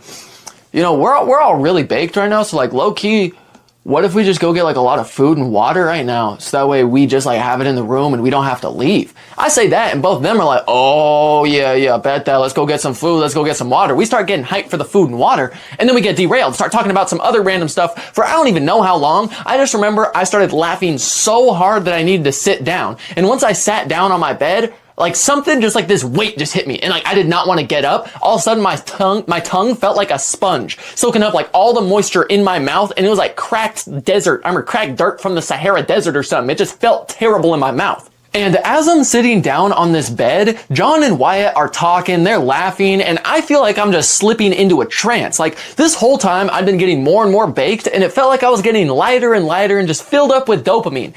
All of a sudden, I started feeling heavier and heavier the second I got on this bed, and I just started feeling genuinely miserable. Like, I'm just getting more and more on this bed, starting to lay on my back, and like, I just feel genuinely terrible, just like so out of it. And I can feel that I'm still getting more and more baked, and like, I'm deep in my head until all of a sudden, like, John and Wyatt say, I don't even remember what they said. They just said something random that like snapped me out of what was going on. We started talking again for a second, laughing, and the more that I'm laughing, the more I just feel like I'm forcing this. Like, I'm just pretending. Like, it just feels like so much work to be having fun right now. Like I'm sitting here and like, oh my gosh, like I just don't want to be doing this, dude. This isn't funny, dude. I'm not laughing. I just hurt. I just want to like lay down in a ditch and just bury myself, you know? And, like I'm sitting here just like thinking these thoughts until eventually, literally mid laugh, like I'm pretending to laugh at whatever it is they're saying. I just cut off my laugh. Yeah, by the way, y'all are gonna have to go alone to get the food and water. And so they kind of stopped laughing instantly. They're like, what? Huh? And I'm like, yeah, I'm not leaving this room, man. That's not happening. And so Wyatt's like, what do you mean you're not leaving the room? I have never been to your house. Like, I don't know where anything is. I can't go out there. And I'm like, yeah, well, I mean, John knows where everything is. He's been over here a lot. He can show you around. Like y'all got that. And so they're sitting there for a second. They're both like, what is this dude talking about? But I'm just telling them, I need water. I'm posting up in this room. I'm not leaving. And like, I'm standing on that. I'm not getting up from this bed. And so eventually I convince them and they go out on their mission to get water and get food. The second that Wyatt and John left my room, I instantly laid fully on my back, had my hands folded across my chest, and I closed my eyes. I was trying to meditate and like ground myself back down to reality. Everything that was happening was way too much for me right now. Like I could tell this was not going in a good direction. This come up felt like I was riding a bull. I was either going to be on this bull getting shaken around, being in all types of pain, wait it out, it'll eventually be over. Or you're going to be on the bull getting tossed around until it throws you off to the ground, genuinely penetrates you, tears you apart. It's a terrible time. So I'm sitting in my head and I'm like, yeah, I don't want option 2. I'm not trying to be penetrated right now. So low key, I just need to wait this out. Like if I can just like gather my strength, wait this out, I'll get through what's going on right now. Everything will be fine. We'll ride out the high. It'll all be good. You know what I'm saying? So I'm sitting here and it's just getting worse. I keep feeling more and more heavy. I keep feeling terrible. I'm like moving around, like twitching until all of a sudden, loud as all hell from the kitchen, I hear Wyatt and John just laughing so loud. And my dad is dead asleep. So I'm thinking, I'm like, oh no. Please don't wake up my dad. Please don't wake up my dad. So I'm trying to summon the strength, muster up all the strength in my body to just yell at them, be like, hey, quiet down. I couldn't even muster up the strength to do that. So I'm like, please be quiet, please be quiet, please be quiet. It is taking them forever to come back from the kitchen. And I'm just all alone in my room fighting these demons. And I'm just continuously hearing them laugh loud as all hell. And I can't yell at them. I can't tell them to be quiet. So all of this is just overloading and stressing out my baked brain. Like there is so much going on right now. I don't have control over a single factor of it either. So I'm just getting so stressed out in this bed, just fighting my demons, just tossing and turning to the point I start getting physically like uncomfortable. Like this terrible pain starts shooting across my body. I start twitching. I'm making all these faces, like I'm just in this terrible, terrible pain until eventually I hear them walk back and like my door starts to open up. The second they open my door, they come in here with 3 waters and a bag of chips. It took them 30 minutes, or not 30 minutes, probably like 15 minutes just to get waters and a bag of chips. It felt like it took way longer than that to me though, because I'm sitting in there in all types of pain. But the second they walk back in this room, they're still laughing, then they look at me. From their faces, you would have thought they just walked into a hospital where I had like 3 months left to live. The second they came in my room, John was laughing and said, "Hey, I got you your what? Whoa, what's wrong, bro? Like, you good?" And I'm sitting in this bed, you know what I'm saying? I look like I just had a stroke or something. And I'm like, no, I'm fine. I just need a second. I just need a second. So they're looking at each other. They look at me. And then they just come in, sit down, start like, you know what I'm saying? They're talking. John sits on my bed right next to me. Wyatt sits on like the chair to my desk, like just somewhere else in the room right in front of my bed. And so they're talking back and forth. And this whole time I'm sitting here, eyes closed, like I'm trying to ground myself. It felt like my whole entire body got switched from automatic to manual. Like y'all obviously know about manual blanking, manual breathing. If you think about it, you got to do it. My whole body was switched to manual. I'm not talking eyes, lungs. I'm talking every fiber of my body. I'm trying to drink this water so I can sober up. In order to get the water, I feel like I have to control every fiber of the muscles in my shoulder blade just to lift it up, to then control all the fibers of my muscle in my arm down to my fingers just to move my body to grab the water. Once I grab the water, I have to control the stability muscles so that way I don't shake it too much. And then I have to move my tongue, my lips, every single thing that I'm doing. Like getting this water feels like running a marathon just so I can grab it, and I'm shaking so bad that I spill half of the water on myself before I can even drink it, right? And so I'm sitting here, Wyatt and John are trying to talk to me. Whole time I'm slurring my words because I genuinely just do not want to speak. They keep saying something and I'm just sitting like, yeah, that's funny, man. Yeah. Like I'm literally talking like that, slurring my words, shaking, like it is so bad. But eventually, I end up finishing my water. I'm calming myself down. Like, I'm feeling a lot better. I'm no longer as anxious. I'm no longer shaking. Like, I'm getting myself grounded. Everything is working out. So I'm just sitting here. I'm trying to tune out all the noise. I'm trying to like tune out Wyatt and John. I'm trying to tune out the TV. Just be in complete silence, sitting here meditating. So I got my eyes closed and I'm just staring into the endless void of black that is my eyelids, until eventually, as I'm staring out in it, it like kind of starts to morph and change in a sense, right? Like, instead of just being a pure like black void, the bottom of the void starts to morph into like this black reflective water. But like it's not black as dark as the void. It's almost like this grayish black ocean. It's endless. As far as I can see, it's just this black gray water as almost a ground to this void, and then the rest of it's black. But as I'm like looking at it, the water ends up like finishing forming, and that's when I see like these black or gray clouds start coming in as well, and like this whole genuine dimension starts forming in my vision. So as I'm watching this whole like quote unquote dimension form in my eyes, it slowly like turns from a just like still angle of it to all of a sudden I'm moving, right? Like it looks like I'm flying in a straight line over this endless black ocean with the clouds in the sky, and like I'm extremely confused. I'm just like looking at this, I'm like, whoa, what's going on, right? Until eventually I keep going further across this ocean, and in the distance I can see these tiles, like I'm getting closer to these tiles, and they're literally just floating on the water. They are pitch black tiles outlined in neon green, and they're all just in a straight line, the same exact distance from each other, spanning endlessly across this ocean. And so like, I see that, and I'm really confused about it. I start moving closer to it, and that's when all of a sudden, my body starts to form in this dimension. But I don't have a body. I'm a ball. Not just any ball, the ball from Slope.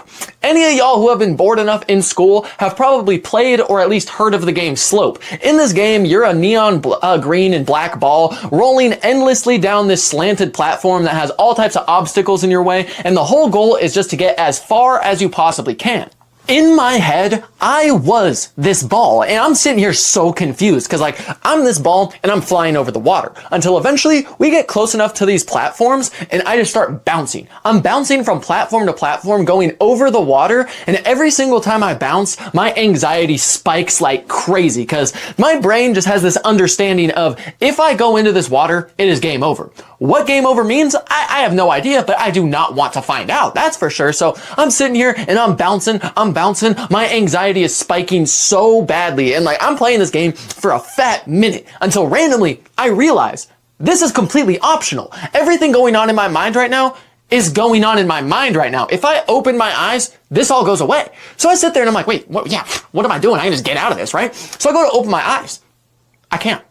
I can't open my eyes. So then I start really freaking out because it feels like my eyes are super glued shut. Because you can obviously close your eyes really hard until they wrinkle and then open them just enough that like they're still closed, but there's no wrinkles on the eyelids. That's the furthest I could go. When I would try to open past that, I physically could not. And the more I would do that, the more my anxiety would spike. The more my anxiety would spike, the harder this game would get because it would start to slowly lose its form because I wouldn't be focusing on it enough to keep like the facade up in my mind. Like this is so confusing to even try to explain. So I'm sitting here trying to make sure that my ball is en route, bouncing perfectly. I'm not going into the water. At the same time, I'm trying to find an escape from this game. But that's when I'm starting to realize I can't see. I can't open my eyes.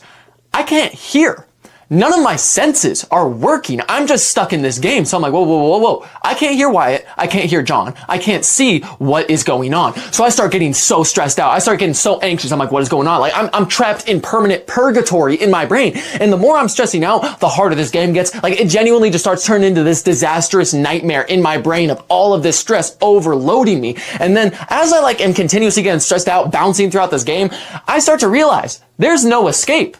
Why am I so stressed out? If I can't leave this game, this is my newfound life. I might as well try to die down, you know what I'm saying? So I start trying to really just take my anxiety down. And the more I'm starting to really think about this game and the components of it, I'm like, hang on. If this is a game in my brain, which means my brain is the computer to this game, which means if I am the computer, I am the code. If I'm the code, I can choose how this game works. So every time I'm bouncing, my anxiety spikes. But then I decide to rewire the game so that way every time I bounce, my anxiety lowers. So now every time I'm bouncing, my anxiety is dropping. I'm feeling lighter. This game is starting to turn amazing. I'm like, oh my gosh, I'm conquering my brain. My anxiety feels so good. Like I'm dying down. I'm getting calm. I'm just bouncing, bouncing, bouncing. I genuinely have no idea how long I was stuck in my mind playing this game, but ever since I was able to enable the cheats or change the rules so that way I just felt less anxiety with each bounce, I was fine being stuck in here. I'm like, it's not that bad in here. I was trying to convince myself that everything was fine, make sure my anxiety was down, I was chilling. So I'm just continuously bouncing, bouncing, bouncing until eventually, very far in the distance, I see what I'm pretty sure is the end of the game. And this was really confusing to me because I had no idea what I was playing. It was just somewhat like Slope, but it obviously was not the game Slope. So in that game too, Slope, it does not have an ending. So I did not think that the game I was playing was going to have an ending. So I'm like, what the hell is that? So I start bouncing as quick as I can. I'm getting to the end, I'm like, bounce, bounce, bounce. I'm trying to get to this flag until eventually I see the finish line. It's this checkered flag, right? And I'm getting super close to it. So I'm just trying to get this done, get out of here as quick as I can. And as I get closer to the checkered flag, I see that once I get past it, it's just a long path. There's no more bouncing. I can just roll. So I'm like, oh yeah, that's where I need to get. That's where I need to get. And then I get about 5 tiles away from the checkered flag. So I have 5 more bounces, 6 more bounces until this game is over. And so I'm like, oh my gosh, I'm finally done. I'm finally done. So I start getting so happy that I start feeling tears get into my eyes. I start tearing up. My eyes start to water a little bit. And then I'm like, wait, I can feel my eyes tearing up. My senses are coming back to me. So I start getting so happy. I start getting so excited. I'm like, oh my gosh, I'm starting to become myself again. I'm becoming myself again. And then I hit the first bounce of the last 5 tiles. The second that I hit that bounce, all of that weight and anxiety starts getting layered back onto me. And I'm like, whoa, whoa, whoa, what is this? Because I'd been able to change the rules. I was not feeling this anxiety. I made the bounces feel good. But the last 5 bounces, every platform I hit, it doubled the amount of anxiety and terrible I felt until by the very last bounce, I felt way worse than I'd felt this entire time. It was like I got to the boss fight or something. The only part of the game that I could not control. This had to happen right here. But finally, I am on the last jump. I am about to cross over the finish line and finish this game finally. So the second I cross this finish line, I genuinely explode. I'm talking some Coke and Mentos. I am talking sodium metal on a body of water. I exploded everywhere. I puked all over the place. And it was genuinely the weirdest feeling of all time because the split second before I puked, it was like my brain played everything that had been happening before I went into the game state. You know what I'm saying? All of my senses were gone. I couldn't hear, I couldn't see, none of that was going on while I was in the game. So right before I left the game, it was like it downloaded into my brain everything that happened while I was gone. And then I just got really, really hot, shot up out of my laying position. And then I puked with such recoil that my head went straight back into the wall I was just laying against.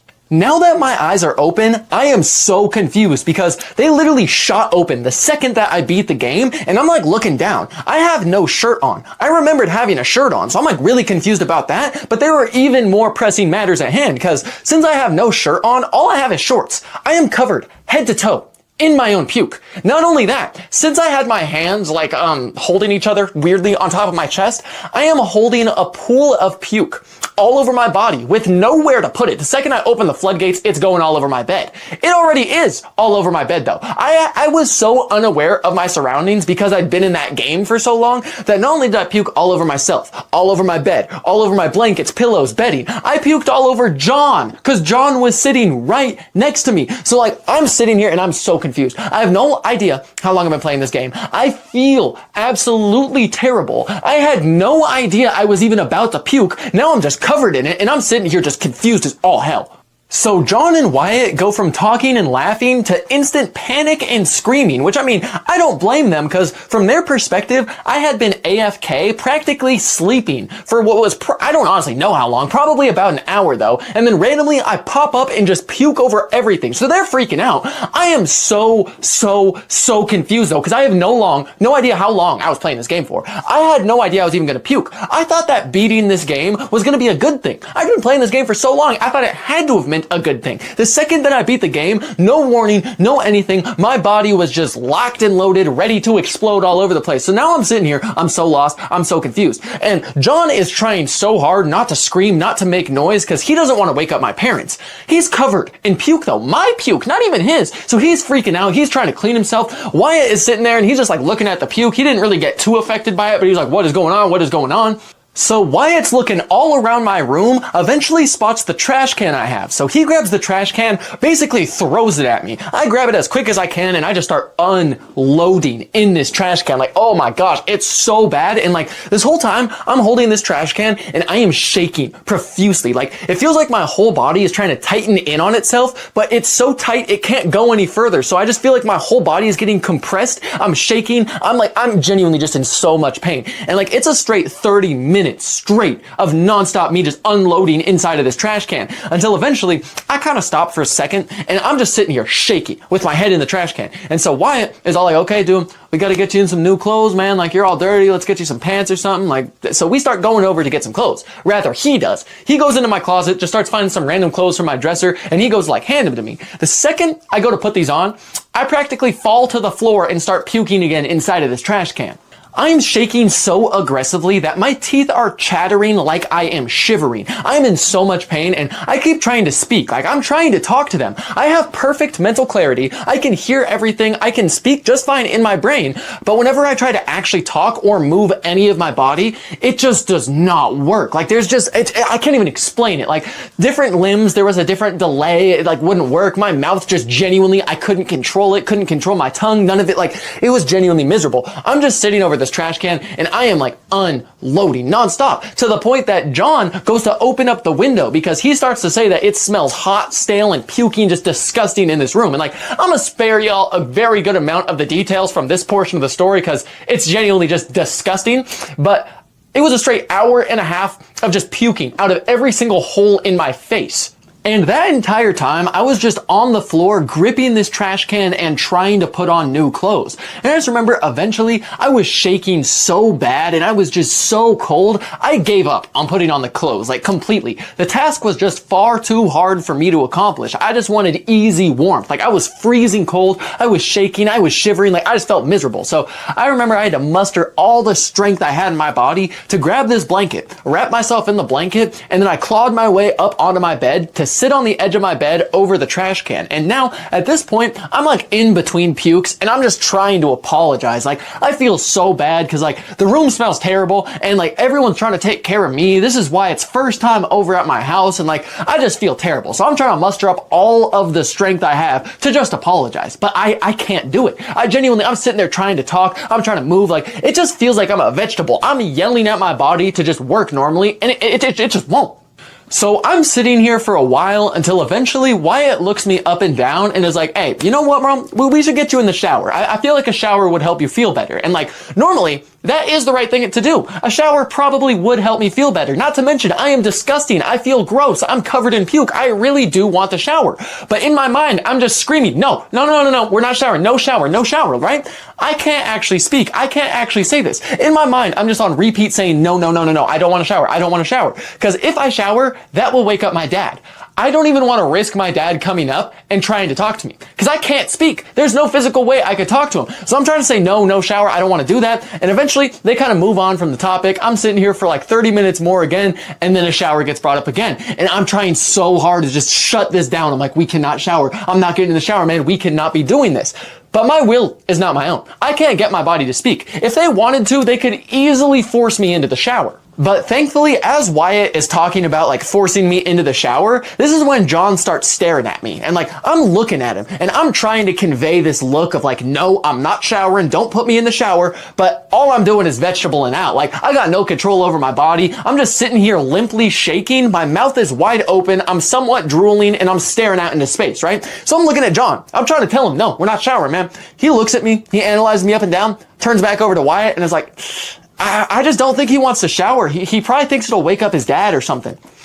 I could have cried in that moment. It was like John looked at me and I airdropped what I was thinking directly to him. I was so happy that he finally like understood what I was like trying to tell him because I'm not showering, dude. And thankfully he tells that to Wyatt. Wyatt looks over at me. He's like, I guess that makes sense, but he is disgusting. And he like starts laughing, right? And so now I'm sitting here on the bed. I'm so happy because I'm like, thank God, no more shower. Shower is off the table. And at this point, I've been sitting on my bed, wrapped up in this blanket, spacing off for God knows how long. All I'm trying to do is summon all the strength I have to speak just one sentence, one apology, say sorry to everyone in the room, because I know that they're just as miserable as I am, pretty much, because it's just a terrible situation. And this whole time, I've been sitting here for probably at least bare minimum 30, 40 minutes, trying to just speak one sentence, and I cannot get it out. And so I'm sitting on the bed. Eventually, Wyatt and John start talking again. They're just like, you know what I'm saying, just moving through the night, taking care of me, staying up with me type of thing. Until eventually, I just start puking again. And I'm just not, like, my body is giving me zero warning. I'm just like sitting there chilling, spacing out, until all of a sudden, split second, I explode with the kickback of a shotgun. So like, I have to be sitting inside of this trash can point blank because I have no idea what is going to happen. And the entire time I'm sitting here, it feels like I have 30 years of morning breath and plaque just stuck in my mouth. All I'm thinking about is water. And like, it's just disgusting. I just feel disgusting. I taste terrible. I'm like, oh, I want water. Like, I know water's gonna make me puke, but all I'm doing is like dry heaving now. I've been puking for so long, there is nothing left, you know what I'm saying? So I'm like, I want water, I need water. So I'm thinking about water for like 5 minutes straight, just like, please give me some water. Water God, speak to me, get some rain in the desert on this drought type of thing. Until eventually, my head's in the trash can. I random as hell just hear John go, you know what? I think I'm gonna go get him some water real quick. I heard that. I pop out like a groundhog. I'm like, huh? You get, huh? I was so happy. Like, I don't think y'all understand the amount of joy I was in because, like, as miserable as this entire night was, the homies were somehow understanding me. Like, Wyatt's over here acting like a dad cleaning up a sickly child. Meanwhile, John is somehow reading my mind of every single thing I need. I'm like, it was somehow bad, but it was somehow good at the same time. You know what I'm saying? And like, right as I got that water, I thought that meant things were going to turn around and get better. Unfortunately, this is when things went downhill. Not for me. I was already miserable. Everybody else, though. After I got the water, I started to instantly chug it because like I had nothing left in my human to throw up. And dry heaving was the most painful thing in the world right now. I'd been puking for roughly like 3.5 hours straight, give or take, like at this point in time. And now I'm just nonstop dry heaving. It hurts so bad that I would rather just chug the water so I have something in my system. So like, I get this water, I start chugging it, I am right back on the puke grind. I'm nonstop just head deep in this trash can going at it. And every time I look up, John is closer and closer and closer to the window because he opened it like a couple hours back because he said the room smelled bad. But now there are just shorter and shorter intervals between the periods of time of John just being like, dude, this room smells terrible. I need fresh air. It's so hot. It smells I can't do it. It's like he's nonstop going on and on about that until eventually his nose is pressed against the screen to my window and he's just trying to sniff any air he can get from outside. And like, I'm nonstop puking in this trash can, right? It's literally just this back and forth battle of me puking, looking up. I see John closer to the screen, puking, look up, closer to the screen, right? And so all of a sudden, midway through my puke, I'm staring down into this trash can. All of a sudden I hear puke. It's not me.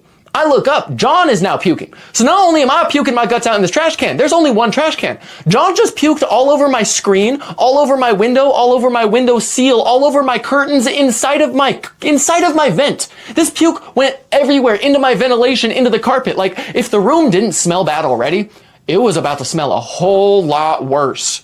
As soon as I hear John puke, my head shoots up and I try to hand him the trash can, but I am moving far too slow in order to like do that quick enough. So once I look up, I'm just in time to see puke go everywhere. And I see that and I'm like, oh God, this is bad. So then I look over at Wyatt. Wyatt's starting to gag, like he's holding back puke. He's trying to lock in and I'm looking around and it's so bad. John was nonstop complaining about like what the room smelled like, and he just successfully contaminated both entrances of air at the same time. So I'm looking around and for some reason, I just start laughing. Like, this is the first noise I have made in hours. And I'm just like literally staring out. I'm not looking at anyone. I'm just laughing to myself. Because for some reason, this scene right here was nonstop making me think about the Family Guy scene of like the last slice of pie where they all chug something and then they're nonstop puking around, like trying to, last one to puke gets the last slice of pie. I think it's like what the scene's about or whatever. And I'm thinking about that and I'm just like giggling to myself, just like looking out. And the more that I start laughing, the worse I start feeling and the more I feel like I gotta puke. And so like, I'm trying to turn into a gray, emotionless zombie like I was before, like just a puking machine type of thing. I'm trying to get back in that mode, but I can't. I got this pit of laughter and it's just growing and growing and growing. So I'm like nonstop, like laughing, locking in, laughing, locking in. Whole time I'm zoned out, staring through Wyatt. Wyatt is looking at John and me, and he's just going back and forth because me and him are both tweaking out. He's like, what is going on, man? Are y'all good? Like, what y'all are tweaking out, man? And for some reason, that was the funniest thing to me. Like, every single thing that was happening right now was just the funniest. Like, I could not stop laughing. Everything was so funny to me right now. And then John puked again.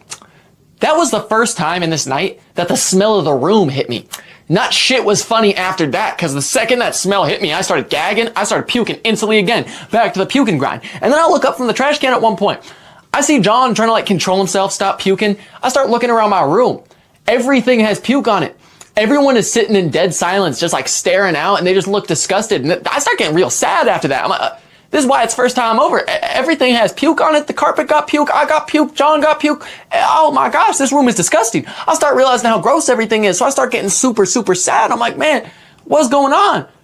For whatever reason, the realization of how disgusting and terrible my room was started to make me turn back to normal. Like, I honestly think I saw how gross everything was and I was like, man, I need to lock in. This is why it's first time over here. Cause like, the room was genuinely so disgusting. As I'm looking around, I start becoming more of myself. Like, I can start to concentrate again because I'm like, that's disgusting, I'm disgusting. I'm finally starting to focus again, right? And so now I feel like I can finally speak. So I'm sitting here gripping this trash can. I got my eyes closed. I'm concentrating as hard as I can to finally apologize to everyone. And like, this has been hours in the work. And finally I'm sitting there and I'm like,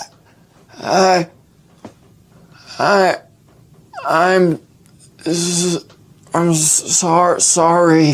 And like, I'm talking like I have dementia. There is like so many stutters, like 10 to 15 second pauses between each word. And like, I tried to say way more than I'm sorry. Like, I tried to say way more than that, but it was taking me so long to speak that they both just completely cut me off. Wyatt and John both. They're like, no, man, you're all good, bro. Like, you're just greening out. Everybody greens out one time. Like, this just means it won't happen again. Like, they're being all nice, you know what I'm saying? Uplifting with their words and whatnot. I don't remember fully what they said because I got those words out and I started slipping right back into that terrible trance I was in. And like, it was super weird because this entire time I would have like these terrible weird feelings that I've been describing this whole time. They would be going on for like 40 to 50 minutes straight. And then I would just have like this 5 to 10 minute like brief intermission where they didn't necessarily go away, but it would just like die down, like extremely. It would die down and then all of a sudden those like 5 to 10 minutes would be up and it would slowly rise up just below where it was before. So it wouldn't be as bad, but it would be different and worse in certain areas. Like it was so weird. And out of all of the stories I have on this channel, I easily have the worst perception of time in this story. Cause like, I was so out of my mind that everything is just confusing. It's just a fever dream of puke and disgust. Cause like, the Delsum story, I have way better perception of like the time of that. I was out my body genuinely tripping for multiple days, but it was across multiple days in different locations. So I have a time frame, you know what I'm saying? Same with the acid story. I was tripping out my brain, multiple different locations. I was running around out in the nighttime. Better perception of time. This whole time, I was on my floor puking for just hours straight. So like, time perception's a little skewed on this. And it's so hard to even explain because of that. Because it's just like, oh, it's so confusing. And like, as I was trying to explain before, there were like these die down periods, you know what I'm saying? Where I would be like really just in pain, feeling terrible for like 40, 50 minutes. And then I would have 5 to 10 minutes of like a die down period. Every time I would have like those die downs, I would try to speak. I would try to apologize, and I couldn't. This was the third period of like die down time, and that was all I was able to say. So I'm sitting here and I'm like, how much longer do I genuinely have of this? Like, if this is the third time I'm dying down and I still can only speak like this, how much longer do I have? This is genuinely so miserable. And like, my eyes are just closed. I'm shaking like an alcoholic dad. My arms are wrapped around this trash can and my head is inside of it. And I'm just sitting here wondering, like, there cannot be that much longer of this to happen. Because typically with how much of a lightweight I was, dabs would last me a good like 2 to 3 hours off of one dab and I would be baked as all hell. We took our dabs at 10 p.m. It's now 2 going on 3 in the morning. Not only am I still out my mind high as all hell, but I am genuinely miserable, in so much pain. And like, this is where the memory gets a little bit fuzzy here, right? Because John and Wyatt got on my bed, they took off all the bedding, put some different like blankets on there and whatnot, put something on the TV, and they were just chilling. I'm wrapped around the trash can, still on the floor, right? Head in the trash can. I am puking and then falling asleep with my head inside of the trash can, only to wake up from the smell of the trash can and continue to puke and then fall asleep again. I'm repeating that process, looking up, seeing what they're doing, puking, falling asleep, until eventually Wyatt pops out the dabs, him and John take another dab, and Wyatt ends up going to sleep. So now it was just me and John awake. John was not feeling the best either, but he was able to concentrate on Family Guy, get on and off his phone, and he was doing fine.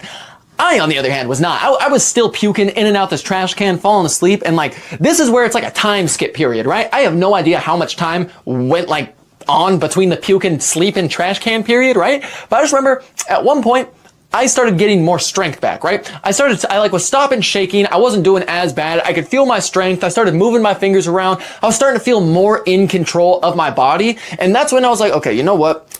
It's getting a little late. I feel disgusting. I'm gonna go shower in the sink, right? So I gathered the strength to get myself up and go clean the puke off myself in the sink. And I leave my room, right? I go into the bathroom. I start trying to shower in the sink, and it went just about as well as you would imagine it did. I could not work. I was just it was like a newborn learning to walk, you know what I'm saying? I could take the first steps, but that didn't mean I was gonna do it perfect every time. I was just getting control of my body again. So I'm like trying to wash myself. I am throwing water all over the place. I'm supporting myself on the countertop as I'm like slowly falling down, and like, I have no idea how long it took me in this bathroom to like fully clean myself up, because, well, I didn't even end up fully cleaning myself off. I just got the puke off my body, right? And so after that, I go to leave the bathroom. And as I walk into my room, I open up the door to see the sun is rising through my window. John is asleep now. I'm the only one awake. And this is when it starts to hit me how bad this night was, because as I was explaining, my perception of time this night is not all that great. During the moment, it was even worse. I wasn't sure if I'd been puking for an hour, 2 hours, 4 hours. I didn't know how long I'd been doing this for, but it'd been so long that I refused to believe it was actually that long. You know what I'm saying? And so like, I go in there, I see the sun coming up, and I'm like, oh, this is bad. I look over, John's asleep, Wyatt's asleep. I'm the only one awake now. I genuinely could not believe that I was puking the whole night, because like, it felt like the whole night, but I'm looking at the sun coming up and I'm like, oh my gosh, this has genuinely been the whole night. And I still feel miserable. I still feel disgusting. Like, I don't feel like I'm gonna puke as much, but I just feel just like done. You know, I'm drained, I'm tired, I feel terrible. So I go back into my room, I grab my puke blanket, and I literally just wrap myself up in the puke blanket, and I go to try to fall asleep on the floor. I'm tossing and turning on this floor until eventually I fall asleep. I have no idea what time it was. And then the next day, all of us wake up right around the same time with the same exact look on our face. Because this room smells like a goddamn biohazard. Like, this room genuinely smelled so bad. Oh my gosh. And being like a sober, conscious mind in this bright room looking around, you would have thought this room had never been cleaned the entire duration of its life. This room looked like something you would see on a cop's body cam footage who's doing a house call for CPS. This room was genuinely disgusting, a biohazard. I'm like, oh, good God. Like, yeah, I was puking all night apparently, right? And so I'm looking at this, we're all looking at each other, and it's just disgusting, right? And we woke up at like probably 9:30, something like that, right? John and Wyatt both had to be, well, John had to be home at like 10 or 11. Wyatt had to work around that same time. So they both left like pretty quick after we woke up. And I had to get to clean it. This room, oh my gosh. I had to do multiple loads of laundry to clean my bedding. I had to clean my window screen, my window seal, my curtains, my carpet, the ventilation to my room. I had to spend the whole day cleaning this room because it was so disgusting. And thankfully, out of some stroke of luck, my dad and stepmom were not home, which meant that I could just clean and relax all day, not being worried about them catching me with just anything from this night. Because if they walked in there, they probably would have thought that we had some hangover type of night, just drinking and drinking. When in reality, no alcohol was even involved. Like, it was genuinely that bad. And like, I'm sitting here and I was so thankful that weed could not give you a hangover because I still felt like I had one. And oh my gosh, let this just be a lesson to y'all to never take more dabs than you need to. Cause like the entire time I'd be hanging out with John and Wyatt, they would always try to peer pressure around, be like, take another dab, take another dab. I never did. I always refused because I knew that this would happen. Lo and behold, the only time they don't peer pressure me, I did it to myself. Genuinely top 5 most miserable experiences of my life. Thank you all so much for watching to the end of the video. I hope you guys enjoyed the story because this was a genuinely miserable night for me, so hopefully at least one good thing can come out of it. But I feel like this story is a perfect example of just don't do more than you know you can. A lot of people will be in group settings, and the second that there's a lot of people around them, they try to do just as much as other people around them are doing. This story is a perfect example of why you should never ever do that, because I always held my ground, would not follow the peer pressure, none of that stuff. The one time I decide I'm gonna be doing what the rest of the group is doing, this is the night that I had. So take this as a lesson to just do what you know that you can, stay safe, don't be doing nothing too crazy, and I don't know. I hope y'all enjoyed the video. We're gonna have a lot coming out. As I said at the beginning of the video, we have a second channel that's gonna be launching. The link is in the bio for that. All the stories are also officially on Spotify, so I guess I'll link that down below as well. But we're gonna have a lot of content coming out for y'all very, very soon. I truly appreciate each and every single one of y'all who have been supporting me, my content, just genuinely anything I do. I love y'all from the bottom of my heart, and I will see y'all in the next videos. I hope y'all enjoyed the story of my worst experience with smoking. Up next, we somehow have even worse of an experience, which is the time that I took 2 bottles of cough syrup and ate a raw steak by complete accident. My friend gave me food poisoning, and then I accidentally drank 2 full bottles of cough syrup and tripped for 4 days straight, and a lot of people wonder how this just happens. So this is the story of how my best friend's 18th birthday party led to the worst 4 days of my entire life.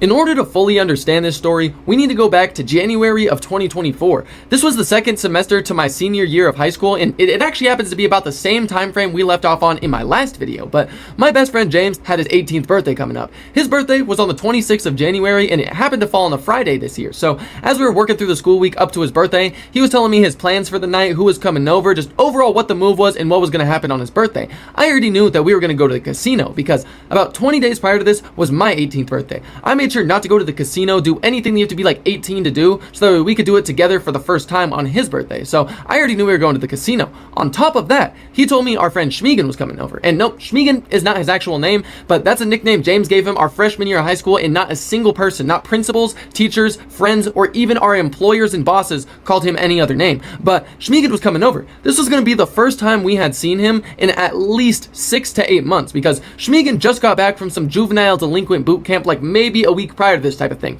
And the reason he was there was because before he went, he was already on probation. Somebody, I think his mom, tipped off his probation officer and told them that there were pills inside Schmegan's room. Schmegan was not taking any pills. People seem to think that his mom planted the pills. There's a lot of conspiracies that floated around. Regardless, there were pills, he got caught, and he got sent to court. They were going to either sentence him a long old time up in juvie, because it was like the whole thing, he was going to go to juvie for a long time, or he could go to some juvenile delinquent boot camp type situation, and it was supposed to like shape him into a man. And I mean, he chose the juvenile delinquent boot camp.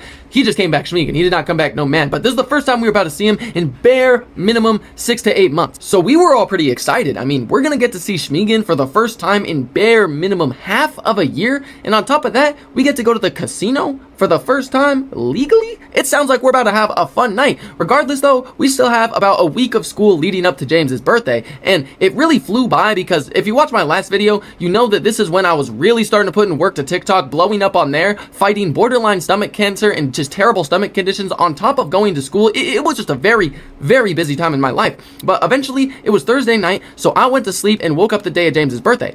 I thought I was about to go to school, have a normal day, and then a fun night at his party. I did not know that I was about to have to endure the worst 4 torturous days of my entire life.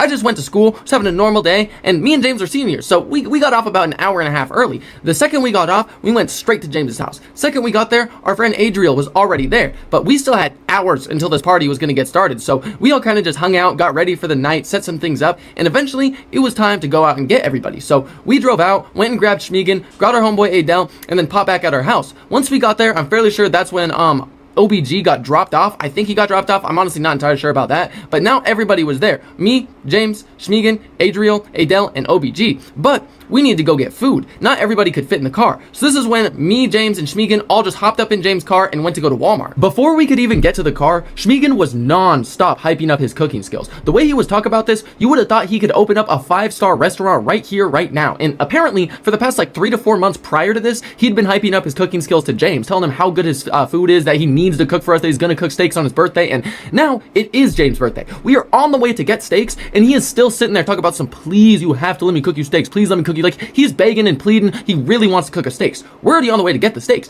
In my head, I'm thinking, if he wants to cook us a steak this bad, this has got to be one of the best steaks I have ever had in my life. And so eventually we pull up to Walmart, and obviously Walmart has 2 entrances. They have like the grocery and food side, and then they have the home and pharmacy side. For whatever reason, Schmegan says that we need to go to the home and pharmacy side. I thought we were just coming here for some quick food. We're just grabbing food and then we're leaving, but we're going to Walmart. Maybe we're messing around. I don't know what the vibe is, right? And the second we walk into Walmart, Schmegan starts speed walking right ahead of us. Just beeline, gets like 10 feet social distances from us. So me and James are side-eyeing each other like, what is this dude doing? Because his pants were sagging past his thighs. He's got a ski mask and a sideways hat on as if he is not from the suburbs of Idaho with 2 loving parents and a dad named Albert. But me and James are watching this like, what is this dude about to do? This is when he beelines straight over to the pharmacy, and they had this display, this stand. It had like probably 3 or 4 different types of cough syrup. He goes straight to the bottom one where Desilum is, grabs every single bottle that they had off the shelf. He literally grabs every single bottle until there's none left. He grabs every single cough syrup bottle from the shelf. This is when me and James really side-eye each other because we're like, what is this dude doing? We had no clue what he was doing, where he was going. We had no idea this was about to happen. So he grabbed all those cough syrup bottles and just kept walking. Me and James are a little bit of a distance behind him, kind of just like staring at each other and just wondering what is going on.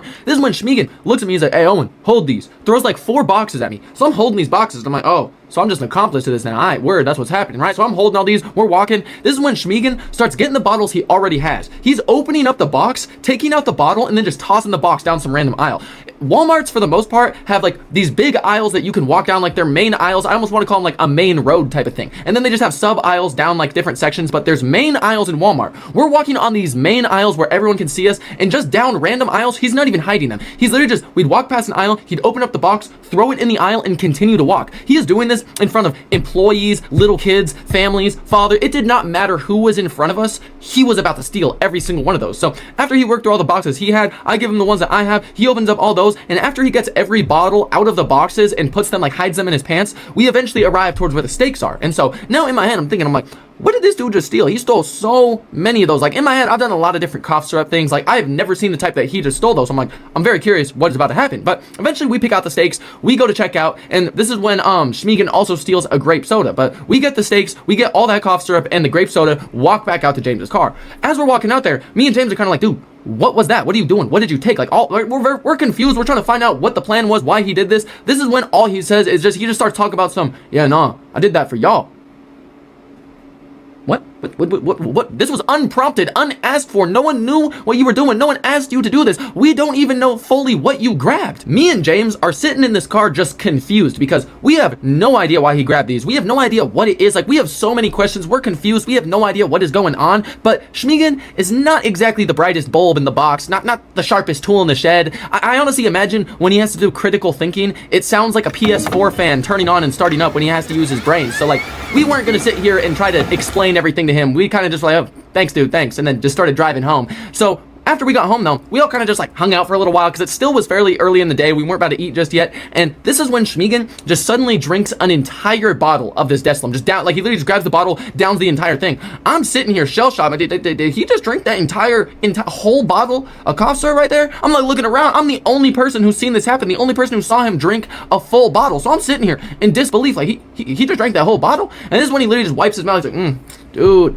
This tastes like candy, man. It literally just tastes like candy. Do you want some? And in that moment, that's when I realized that he was the people that I was warned about in 5th grade drug classes. Because what do you mean it tastes like candy? Do you want some? I heard that. I'm like, this is some of the most fiend junky. I know, bro. I'm good right now, right? I'm thinking in my head, I'm like, nah, I'll wait till after I eat. Because in my head, too, I'm thinking, this is cough syrup, right? It's most likely like codeine or some type of codeine-like high. Like I've done a lot of cough syrups. I used to do a lot of codeine type of things. So I figure that's the type of vibe we're on. I'll just wait till after I eat. But I could not have been more wrong. The high you get from Deslam is not even close to what codeine feels like. They're like polar opposites. They're not even in the same ballpark, nothing, not the same at all. And I even asked Schmiegen if codeine was similar to Deslam. He paused for a second, was like, yeah, they're like the same thing. And so that's what I thought we were on. But shortly after he drank his whole bottle, he goes upstairs and goes to cook the food. I figure after I eat some of this food, I'm gonna drink some of this as well, right? So he goes up there, he starts cooking. I'm chilling somewhere like in the kitchen area type of thing. And then after Schmiegen cooks the first steak, I see him take it off and go to put it onto a plate. Then he cuts it open. After that, he calls over James. They start talking quietly and analyzing the steak. And I'm like, there's no way that that's good. So I pop up, I go to walk over there, see what's going on. The first thought in my head when I look at that steak is that it was so raw that it needed a condom to be eaten. Like it looked raw. And so I'm looking at him like, whoa, why can't you just pop that back on? He's like, oh no, I cut it open. I can't put it back onto the grill. And I'm like, you can't put it back on for like 30 seconds? Minute and a half, 2 minutes type thing? Like, what are you talking about? He's insisting that he can't put it back on, all this stuff. So I'm like, okay, whatever, I don't care, right? And then that's when all of a sudden James is saying that he was going to eat it. I'm like, because James has a stomach condition, so this would like destroy his stomach on his own birthday. So I was like, okay, Schmiegen, is it raw? He's like, no, it's rare, it's rare. He's insisting that this thing is rare and not raw. Me and James are looking at each other like, we don't believe a word out of his mouth, but there's only enough steaks for how many people were at the party. There were no extras, so someone had to eat this steak. And so James is going to take it. And so we're like, no, fine, I'll take it, right? Because I didn't want James' stomach getting all messed up on his own birthday. Like, I have stomach condition issues myself, but I'm in pain every day. I might as well just take this. It's his birthday. I'm not going to have that happen. So I go to take this steak and I go to eat this thing, right? And as I'm eating it, it's a little bit chewy, but it doesn't necessarily feel raw. As I was eating my steak, Schmiegen started cooking up everybody else's. And I finished eating mine way before everybody else. And a solid 30 business minutes later, I start feeling this thing kick around in my stomach. I'm like, oh my God. This is when I realized that thing was so raw, it must have gotten me pregnant because I felt like I was on my 3rd trimester carrying some twins, getting ready to go into labor. I had no idea what was going on. I started feeling like I was in terrible pain. I'm like, oh, this is bad. Everybody else is like getting ready to go to the casino. I'm sitting in this chair feeling like I need a C-section to get whatever demonous entity is inside of me out of my stomach. I'm like, this is a problem. Eventually, I have to sprint over to the bathroom, and I end up going to the bathroom and then getting ready, and we head off to the casino. We ended up doing a lot more at the house, but none of the details are terribly important. We ended up leaving James' house at probably just about midnight, and our friend Adele could not come to the casino for whatever reason, so he ended up going home, which was kind of perfect because James drove a Crown Vic. Only 5 people could fit in it. So James drove, OBG was in the passenger seat, and then Adriel, Schmiegen, and me were in the back seat. As we started heading off for this casino, it started to feel like my stomach was settling down a little bit, but in my mind, I'm thinking there is absolutely no way I am not food poisoned from this because that steak felt like it was doing Minecraft poison damage to me. The second that I ingested it, it just started dealing Minecraft poison damage to me. I don't know how else to explain it. In my head, I'm like, there's no way I am not food poisoned, but my stomach was kind of starting to settle down, and the casino was only a 25-mile drive away from us, so about 30 minutes or so, so it really was not terribly far. I just wanted to get up over there. But as we got deeper into this drive,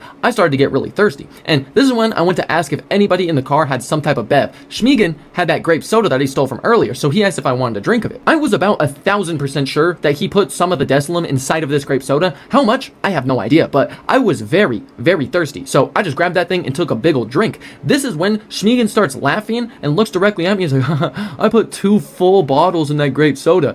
And he's saying this right as I'm realizing that this is not no grape soda. This is cough syrup with grape. There's only cough syrup in this with maybe a tiny bit of grape soda. I'm like, so I was a little upset, because I just realized how much I drank of this. But then I realized very quickly that I'm in it for the ride no matter what. So I'm like, I guess I might as well drink some more of this. Because once again, I thought I was on some codeine type of thing. So I take another good couple swigs out of it. This is when Adriel drinks some of it. And then Schmiegen finishes off the entire rest of the bottle. So now he has a full bottle plus whatever was lurking at the bottom of that grape soda. And This is when like 15 minutes go by, and suddenly I feel a surge of anxiety rise throughout my entire body. And as this anxiety is rising, I start getting hotter and hotter and hotter and hotter until eventually it literally felt like something burst and rippled throughout my entire body. This was one of, if not the worst and just most miserable feelings I'd had in my entire life. You know how thermal vision works, how there's like patches of hot and cold, it'll show what's hot, what's cold, everything else like that. The best way to describe this feeling was it felt like I had thermal vision patches across my entire body. Some parts were extremely hot, some parts were extremely cold, and I was just profusely sweating. I would feel these like thermal patches moving across my body, some parts just like sub-zero temperature it felt like, and some parts like summer temperature beating down on me. Like, I genuinely did not know that this was possible. It was the most uncomfortable feeling of my entire life, and I was just sitting there genuinely tweaking. As I'm getting more and more hot, but more and more cold at the same time, like the temperatures both are just rising at the same time, I also have my anxiety starting to skyrocket. I'm starting to just feel super uncomfortable. My entire body's bad. I'm sweating. I'm starting to get extremely nervous, extremely anxious. Like, I start to feel like my consciousness and just like my mind is falling deeper and deeper into a black void, and I'm just about to go into autopilot and just completely like lose motor function essentially. And as this is all going on, everything is getting worse and worse. It kind of eventually leads up and plateaus down at like a flat area. I'm still like peaking, terrible anxiety, terrible everything. My body is extremely hot and extremely cold, but it stops rising. I kind of just at a plateaued area, just feeling terrible. And right around this time is when we pull up to the casino. And this was the first time that me and James had ever been to the casino. I'm fairly sure Schmiegen as well. But this was my first time ever doing Desilum. So I'm sitting in this back seat starting to genuinely tweak out because I don't know what Desilum does. I don't know what it's supposed to do. I know nothing about Desilum, but I was about to find out in this casino because I'm sitting in this back seat thinking about all sorts of stuff because I have done so many substances. I used to be a big old addict. I took every single cough syrup in the book, every single pill, every single over-the-counter, any opioid, any drug, anything you can think of. If it got handed to me, I was taking it. So I'm feeling this Desilum, and I'm trying to relate it to any other substance I've taken because I'm like, this is not codeine. I don't know what this is, but this is not codeine. So I'm thinking of all the substances I've ever taken. Like, okay, is this similar to anything? The only thing it was similar to was a bad mushroom trip. If you've ever had a bad mushroom trip, you know that it's the worst thing known to man. And if you have not had a bad mushroom trip, you should start thanking God and praying right now because no person ever goes into a bad mushroom trip and comes out the same person. It's one of the worst experiences you can have in your life. It's genuinely terrible. So I'm sitting in this back seat thinking, so you're telling me a bad mushroom trip is the closest thing to what I'm feeling right now? I'm cooked. I'm done for. I'm trying. This is terrible. This is so bad, right? And so I'm sitting in this back seat. I'm starting to twitch, shake. I'm twitching, shaking, sweating. I'm cold. I'm hot. My mind feels like a clouded mess. I've been having so much anxiety and stress rise up more and more. But anything that like requires critical thinking, processing skills, or any amount of brain power, I genuinely couldn't do. Anytime I tried to think, it felt like all of those processing skills, brain power, any consciousness, any power in my brain would just sink further and further back into a field of mist until I couldn't see it. I was standing there looking around. I had no idea what was going on. I would get lost in my clouded mind. I would walk myself in circles through these different thoughts just over and over again until eventually I'd realize I had no idea what was going on and I couldn't even think. Like, I was tweaking out in this backseat. I was genuinely so tweaked. I didn't know what was going on until eventually James was just like, hey, you guys want to smoke real quick? I was having a full-blown psychotic breakdown in the back seat, but obviously I was finna smoke. So I popped out the car, went to go smoke, and at this point, I am trying so hard to pay attention to everything that's happening around me because if I lose track of what's going on for more than like 5 seconds, I would disassociate into oblivion. Like, I would get so lost deep within my mind that I would have no idea what was going on. I would just be spacing out for like 5 minutes and I would just snap back in. It was the most confusing thing of my life. So I am trying so hard to just pay attention to everything that is going on, but I genuinely just can't. I keep getting lost. I keep disassociating. And then literally after what felt like 30 to 40 seconds, we were just done smoking. I'm like, oh, well, all right, let's go into the casino then. So then we start walking up and into the casino. And sadly, I drove all the way out to this casino to get footage for the video, but I can't put any footage from inside of the casino. Otherwise, it's promoting gambling and the video will get the whole thing. So no footage from inside the casino. Besides the point though, we go to walk up in this casino. The second we get inside of there, it literally, I felt like I was in a music video for Blinding Lights or I was in like a Hangover movie or something. This was the most colorful place I had ever seen. And I was already like tripping. I was like just so gone in my mind. I just see light after light. I'm like, oh my God, I look like I just entered heaven or something. And that's what I realized. This is genuinely just an arcade for adults. This place got the ability to pay me money just for coming here. At this point, I am beyond fucked up. I have no idea what is going on. I'm just in some magical arcade that has the ability to pay me real money for just being here. I felt so hyped, but this Desolum and food poisoning was dragging me right back down. I was so confused, so disoriented. I could not keep up with a single person. The entire group kept walking around and I kept trying to like keep up with them and follow them, but suddenly I would just lose sight of them. I would get lost. I would catch up. Same thing would happen. I would get lost and I'd catch up. It was a process repeating itself over and over and over again. And I was so disoriented. It felt like time and space was falling apart and bending around me right here and there. And I was just trying to cling on to any bit or piece of reality that I still had left. I was so confused and nothing made any sense to me. And my entire face must have told this whole story, because this is when Adriel looks over at me. He's like, dude, I am so gone right now. I have no idea what's going on. And like starts laughing. I forgot he'd even drank any Desolum at this point, because when I went to take a drink of that soda, it literally sent me straight to my own planet, and I felt like I had nothing even close to me. I was just all alone out there just... And so, the second that Adriel said that, I just randomly remember, oh yeah, he's on what I'm on. And so I say the same exact thing, except for not laughing, eyes dilated, looking straight forwards, pale white. And so, this is when Adriel looks at me, he's like, dude, we gotta stay together so that way we don't get lost. This was exactly what I needed to hear, because the point I was at, I was about to just curl up into a ball, find a random corner in this casino, and wait for them to finish and just take me home. I had no idea what was going on. I was so lost and so confused. But we all went over to the ATM so we could get money to play on these slots. I don't remember a terrible amount from this casino, but I very, very vividly remember grabbing $40 out of this ATM. I very vividly remember grabbing 40 bucks out this ATM to go and spend around this casino. And so after everyone got their money, we went over and I kind of just stood around. I'm just watching how these slot machines work, because obviously the concept of a casino and slot machines is very straightforward, very simple. You either put your money in, you spin, you either win or go home sad. For whatever reason, this Desolum was making these slot machines look like the control panel to a goddamn spaceship. I had no idea what was going on. I had no idea what anything meant. I was just sitting there like, what is going on? And right as I felt like I might be able to pay attention, they were done moving on to another machine. And so the more machines we went to a couple as a group. All the people who hadn't played kind of just sat there, watched, and I had no idea what was going on. I was trying so hard to figure out what was going on, because everyone else seemed like they knew exactly what was happening. I was just sitting there, what is happening? I had no idea what was happening. I was just standing there, and it felt like everything around me was moving in fast motion. Everything around me felt like it was in like 10x speed, while I was stuck in like 0.5, 0.25, moving in slow motion. I had no idea what was going on. Everything was moving too fast. I was so confused. I was shaking. I couldn't stand. I couldn't pay attention. And I have no idea how many machines that we went to as a group. This is when somebody told me to go find my own machine. I am fairly sure it's because I was the only one who had not spent any money, and I couldn't even find the strength to stand or talk or think, let alone find my own machine. I was so confused, so disoriented. I was just aimlessly walking, looking around, until eventually I found a machine that like was somewhat calling me or whatever. So I walk over to that machine, I sit down, I pop one $20 bill up into this machine. After I pop that 20 in there, I clearly have no idea what's going on, and so James sets my spins to the lowest setting at 88 cents per spin. After that, I press the spin button, and it literally feels like I'm sucked into this game. It genuinely felt like in Jumanji when they go to boot up the game and then suddenly just get sucked into the screen and they have no idea what's going on. They don't know what the game is. I had no idea what was going on. I was just inside. It felt like I was inside of this machine and just did not know what was happening. So I press the spin button, I look up, I look down. Press the spin button, look up, look down. All of a sudden, I'm just looking up, looking down. I have no idea what I'm looking for. I have no idea what anything means. I don't know if I won, if I lost. I have no clue how this works or anything that's happening. I'm just spinning. That's all I know how to do. That's all I am doing. So I spin, look up, look down. Spin, look up, look down. I'm doing this. I do that a maximum of 3 to 4 times. Everything around me still feels like it's moving in like 10x fast motion, while I'm still in like 0.5 slow motion. Like everything's moving so fast. There is so much noise, so many lights, and just like cigarette smoke filling the air. I'm getting so disoriented. Everything's blurry. Everything's fast. I'm just spinning. I remember spinning a maximum of 3 to 4 times. 5 would be pushing it.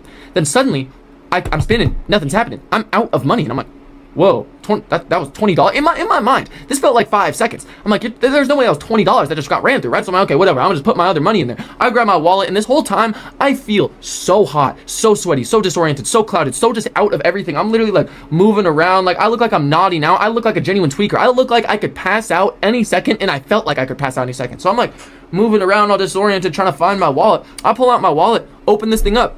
There's no more money in it. And I'm like, I grabbed $40. How the fuck did I am more than lost. I am so lost. I'm like looking around. I'm like, this is not possible. And when I went to put the initial $20 in, I made sure to only grab one of my $20 bills. When I opened it initially, there was 2 bills in there. I made sure to grab one $20 bill and put it on there. Now, suddenly, I'm just down $40. I'm sitting here, some of the most confused I'd been this entire night, damn near in my entire life. I suddenly just lost $40. I know 20 of it was lost to the machine. I have no idea if I mistakenly put both bills in there, if I lost a 20 somewhere else. Regardless, I'm down $40 and I am more confused than I've ever been in my entire life. So at this point, I'm starting to really realize how fucked up I am. I'm starting to realize that I'm beyond recovery. I am so far gone and I'm just starting to get worse and worse and worse. This is when a huge surge and spike in anxiety and stress happens. I'm sitting there, I'm like, oh no, I'm gone. I'm so fucked up right now. I'm gone. I'm sitting there starting to stress out. This is when I turn around, everybody's gone. Every single person is gone besides Schmiegen. So I'm like,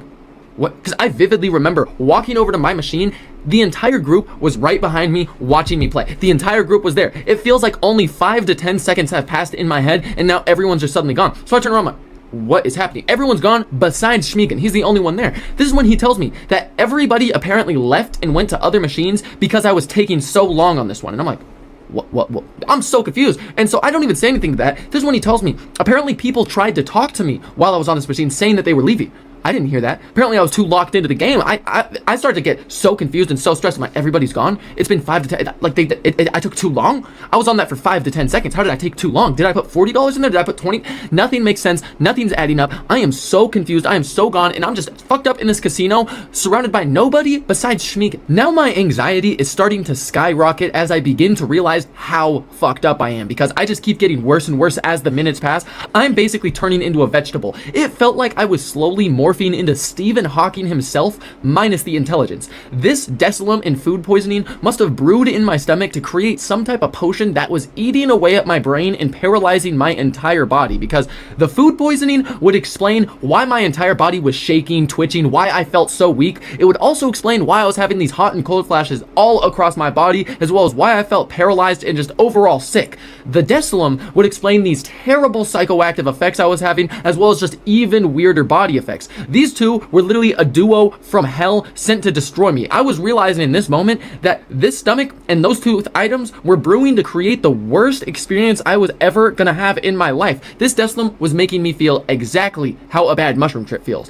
And the effects from the food poisoning were not making it any better. And if you watched my last YouTube video about getting kicked out from my dad's house, you know that in January, this exact time period, I was fighting borderline stomach cancer, multiple other stomach conditions, and was at the worst point in my life for my stomach problems. This meant that anything I ingested, food, water, liquids, anything in general that went into my body, my stomach would digest it and tear it apart way faster than the average human. So I eat a raw steak and then immediately drink a bunch of Desilum. My stomach is obviously not going to be having a fun time with that. And I mean, saying this all out loud, I really have no idea why I ate this raw steak and then just like, you know what, whatever, let me drink some cough syrup. Like I low-key was asking for it myself, but I thought we were on some codeine type of thing. I did not sign up for what was going on right now. I thought we were gonna do some codeine, be floating around, not tripping out my mind, getting lost like I was in some type of maze or corner. I didn't know what was going on. I didn't know what was happening. I did not sign up for this. But either way, I feel like I am slowly mutating into Stephen Hawking himself. It genuinely felt like I was getting more disabled as seconds passed, and I was starting to get stressed out.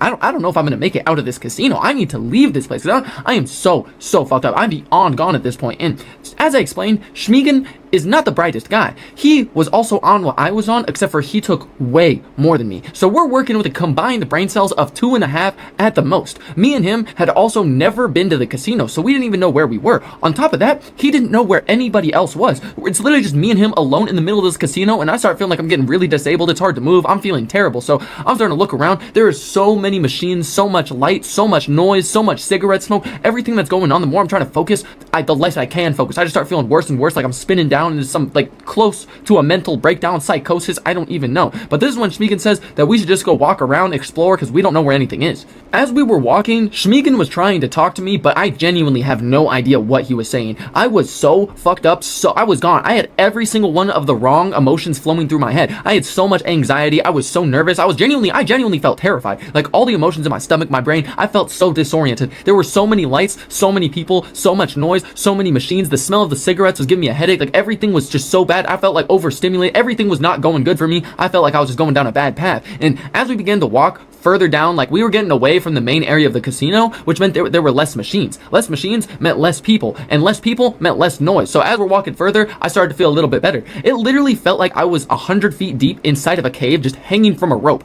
I had no strength, felt like I could fall down any second. Below me is only darkness, an abyss. I'm just gonna fall down into this dark abyss and just gonna be gone. It's gonna be a bad situation. Or I could keep climbing, see this light at the top of the tunnel, and finally come to a recovery, get back to a good mindset, and be good. Behind me, all that noise in that casino, that was the abyss. The further we were walking, the better I was starting to feel, because eventually we started to get to no smoking zones where people could not smoke inside, and there were no machines, there were no people, so the noise was going away, the lights were going away, there was less people, and this air actually smelled like air. So the further we got, I started to feel way better, like 1,000 times better. And like that fog I explained at the beginning of the story, everything I had in my mind felt like it was beginning to lift. And we ended up walking all the way to basically the end of the casino. There was an exit / entrance there, and there was a whole lobby area, and the air there smelled so good. Like I genuinely felt like the fresh air was grounding me. I felt like inside of my brain there was, and just not even my brain, my entire body was just filled with these demons that were trying to take over me. They were trying to take over me, drag me down to the ground, like put me through the worst experience of my entire life. I felt like something was trying to consume me, and if I did not contain this, I was about to have the worst experience of my entire life. This was already working up to the worst feeling I'd ever had in my life, but I knew that this thing was containing much more than it was letting on right now. So I need to get this contained right now. So we sat there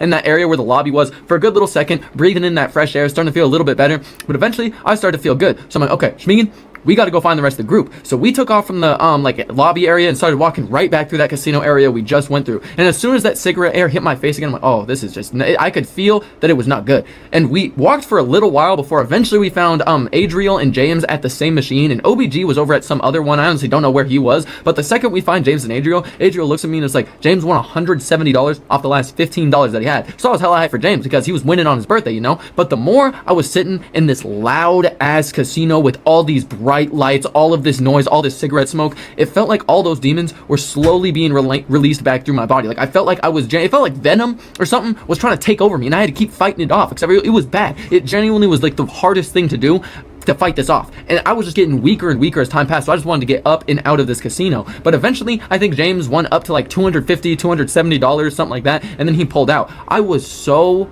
happy to see him get a voucher, because all I wanted to do was get the fuck out of this casino. I knew that the air outside of this casino, everything else, like anything besides this place, could help me get out of where I was right now. I knew if I stayed in this casino, I was going to get dragged right back down into this terrible dark place, and I was just going to be miserable and deep inside of my head. But finally we started leaving this casino, but I thought that things were gonna be good. I felt the fresh air hit my face. I started breathing it in. I'm starting to feel good. So I thought my night was about to turn around, but I could not have been more wrong. It was only about a 30-minute drive from the casino back to James' house, and we were going to be on the highway almost the entire drive. And once we got up in the car, me, Shmeagin, and Adriel took the back seat, and James and OBG were up in the front. The fresh air, being outside, leaving the casino, all of that was helping me feel a lot better. But the second we got in this car and started moving, I knew it was going to be a long drive home, because the way this Desolum had me feeling, like it felt like I teleported back to the infant state. This car felt like a mother holding me in its arms, and if it started rocking me too hard, I didn't feel secure enough, my brain was about to lose it. And the first part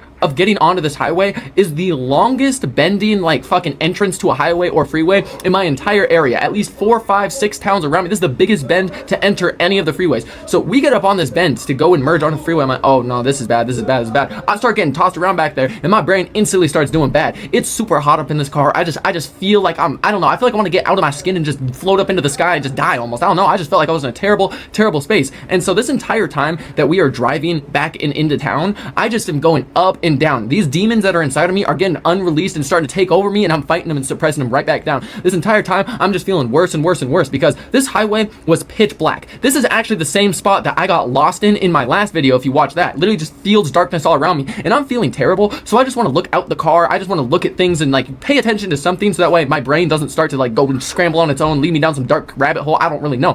And so it's pitch black. I can't see anything around me. This was the longest car ride of my life. I'm just sitting here like basically eyes closed, just rocking, like please please just go away, please just go away, please just go away. I'm fighting these demons up, down, up, down. But eventually, we get back up into town. Once we get back into town, I start feeling better. I start suppressing those demons. I'm starting to see more light. There's more landmarks. I can pay attention to stuff. I know where I am. We're moving slower. The car's not turning. We're not going fast because the speed, the turns, all of that, my brain just made it like shake around, go scream. I don't know. My brain, my mind, nothing to me was messing with that highway. But the second we got back into town, I started to feel a lot better. And by the time that we got to James's house, I was actually almost feeling like dead sober. I was feeling really, really good. So once we got up into James's house, everybody went downstairs, and this is when everybody else started drinking Deslam, because if I remember, yeah, James and OBG had no Deslam this entire time. Schmiegen and Adriel were having an amazing time off this Deslam, so all of them started drinking more Deslam. At this point, I feel basically dead sober. I'm watching everyone else drink up their Deslam, and I'm starting to think everyone's popping a bottle like it's nothing. I mean, granted, I still feel the Deslam in my system a little bit, but I drank that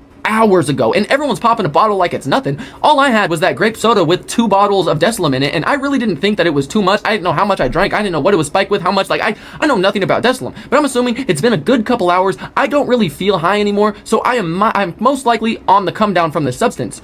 With how many substances, psychedelics, pill, everything that I have done, I have no idea why it didn't even cross my mind that since this was a bad high that involved tripping in visuals, that it would most likely come in waves. Probably because of how disoriented I was, I never even thought about this. But for those of you who don't know, psychedelics, I've not met a terrible amount of people that this has happened to, but it has happened to me on a multitude of occasions, and it's the worst experience known to man. A lot of times, when you take mushrooms, it will come in waves when you have a bad trip. What I mean by this is you will eat your mushrooms, right? You'll have a normal come up. It'll about be like 30-40 minutes. You start tripping really hard. You're on a normal come up. You're tripping. That 30 to 40 minute mark hits, cut off. Dead sober, no visuals. You feel like you didn't even eat any mushrooms. Like, whoa, what's happened? Just dead sober all of a sudden. Then you'll all of a sudden start to feel a surge of anxiety, like paranoia, all sorts of stuff start in your stomach and rise throughout your entire body until all of a sudden you're just tripping 10 times harder than you were when you were tripping already extremely hard, and it just hits you all at once like a freight train, and you just sit back at your seat and start tripping ass. Then after 15-20 minutes, sober.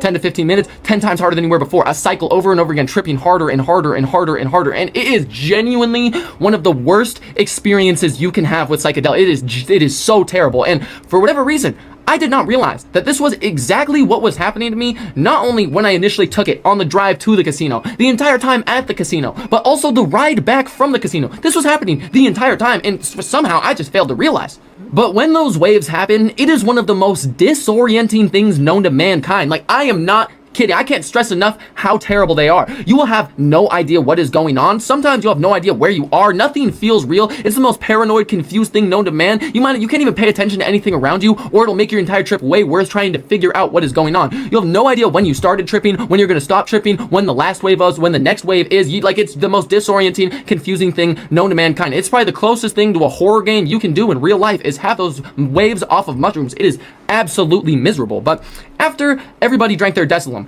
James and Adriel immediately hopped on Madden in James' room, and OBG just went out to the couch in front of the TV and I think just got on his phone. So it was just me and Schmiegen standing up in James's room. This is when I start telling him about how terrible my experience just was at the casino that whole time. I'm like, dude, what the fuck did you bring over? I don't know what type of potion from hell that is. This is the most miserable experience of my life. I'm going on and on about how it's absolutely terrible. This is the worst thing in my life, like blah, blah, blah, blah, blah. And he's like, dude, what the, no one I have ever done this with has ever had that experience. That does not have, he's nonstop going on about, he knows a bunch of people that have done Deslam. He's done a bunch of Deslam, and this has never happened. He's never heard one story even close to what happened to me. So he's like, it has to be the steak, man. It had to have been the steak, man. You gotta drink more. So I'm sitting here like, fuck no. You really think I'm about to even let another drop of this devilish potion touch my tongue, man? I'm good. I'm out. I do not need a single bit more of this Deslam. And he's like, nah, bro, nah. It was just a steak. The steak completely ruined it, man. Nothing like this has ever happened to anyone. You gotta take more Deslam, experience how good it is, man. You gotta have the good version of the high. I promise you, you're fine right now. It was just the steak. The steak's passed. You gotta drink more. You get better. So he's going on and on about how I need to drink more, fully experience it.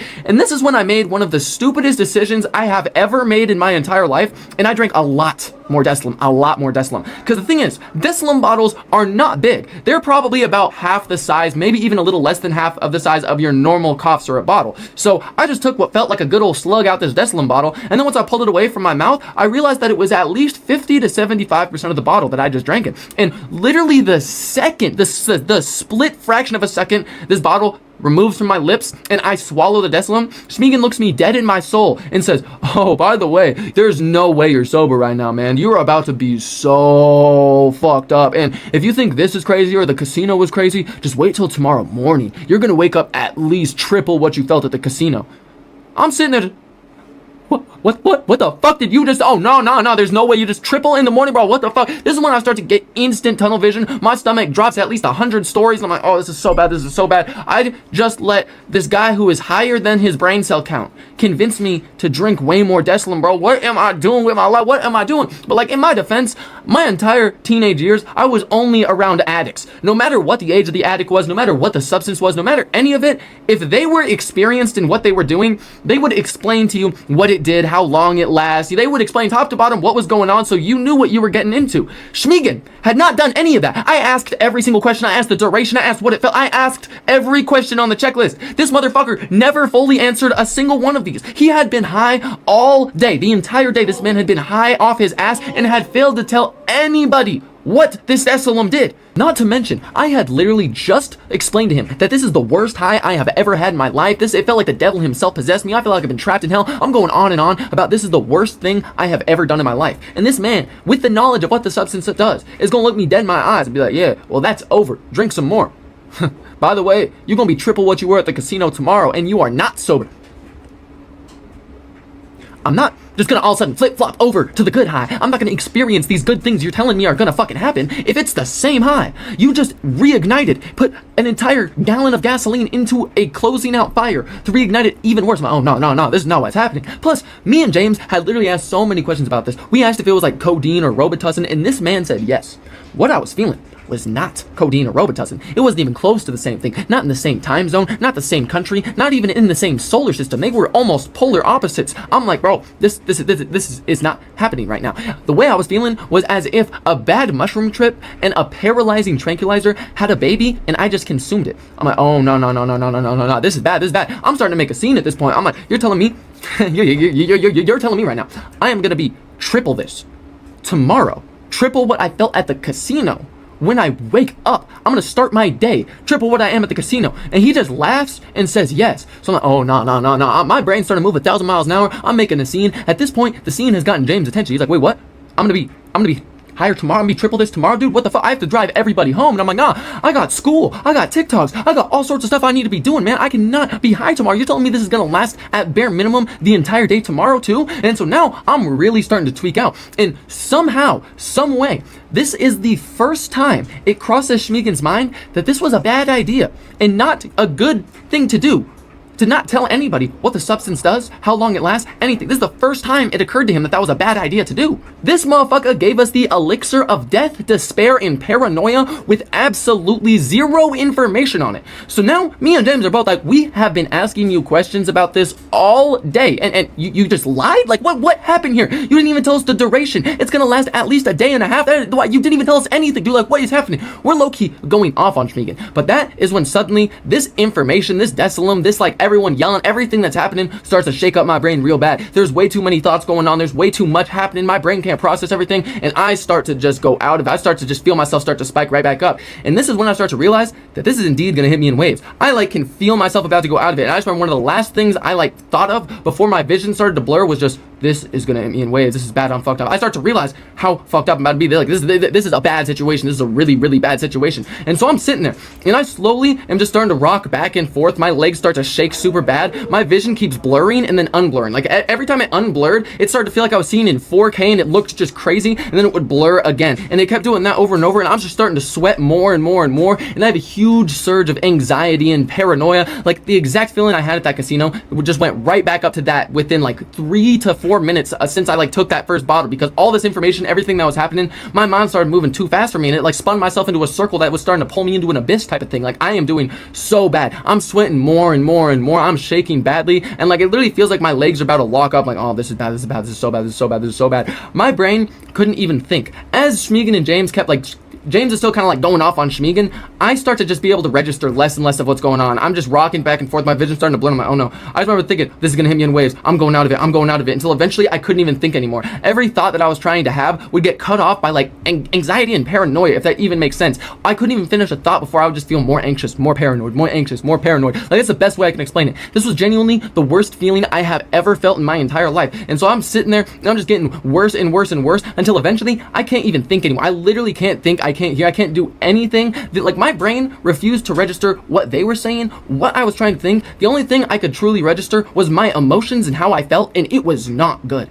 I felt like this Decilim had completely taken over my entire brain and had control of my emotions. It felt like it was like literally turning up my anxiety and paranoia up a lot and then suddenly turning it off and cutting it, only to turn it up more and more and more and then turn it down over and over again, just going up and then down and then up and then down. And so I was extremely paranoid, and then suddenly my anxiety and paranoia would go away. But that would only make me more anxious and paranoid because I wasn't anxious and paranoid. Like, I was so deep within my head, I was doing circles around myself. It was a terrible, terrible situation. So this is when I start to realize I have no idea how fucked up I'm gonna be. Like, I am already this fucked up right now. I'm gonna be at least triple this in the morning. I am going straight up with no signs of stopping. I need to get to a spot for the rest of the night before I can't get myself to a spot. So I need to go. So this is when I go straight out into the main, like, kind of living room area of the basement, and I find this beanbag. I post up on this beanbag, and I just remember sitting there, and I just could not figure out how to sit, how to lay. I just felt so weird. My brain could not work. Like, I could not think for myself. I could not do a single thing, but I remember literally taking all of my strength, everything I had left in me, to try so hard to just take care of myself. It was James' 18th birthday.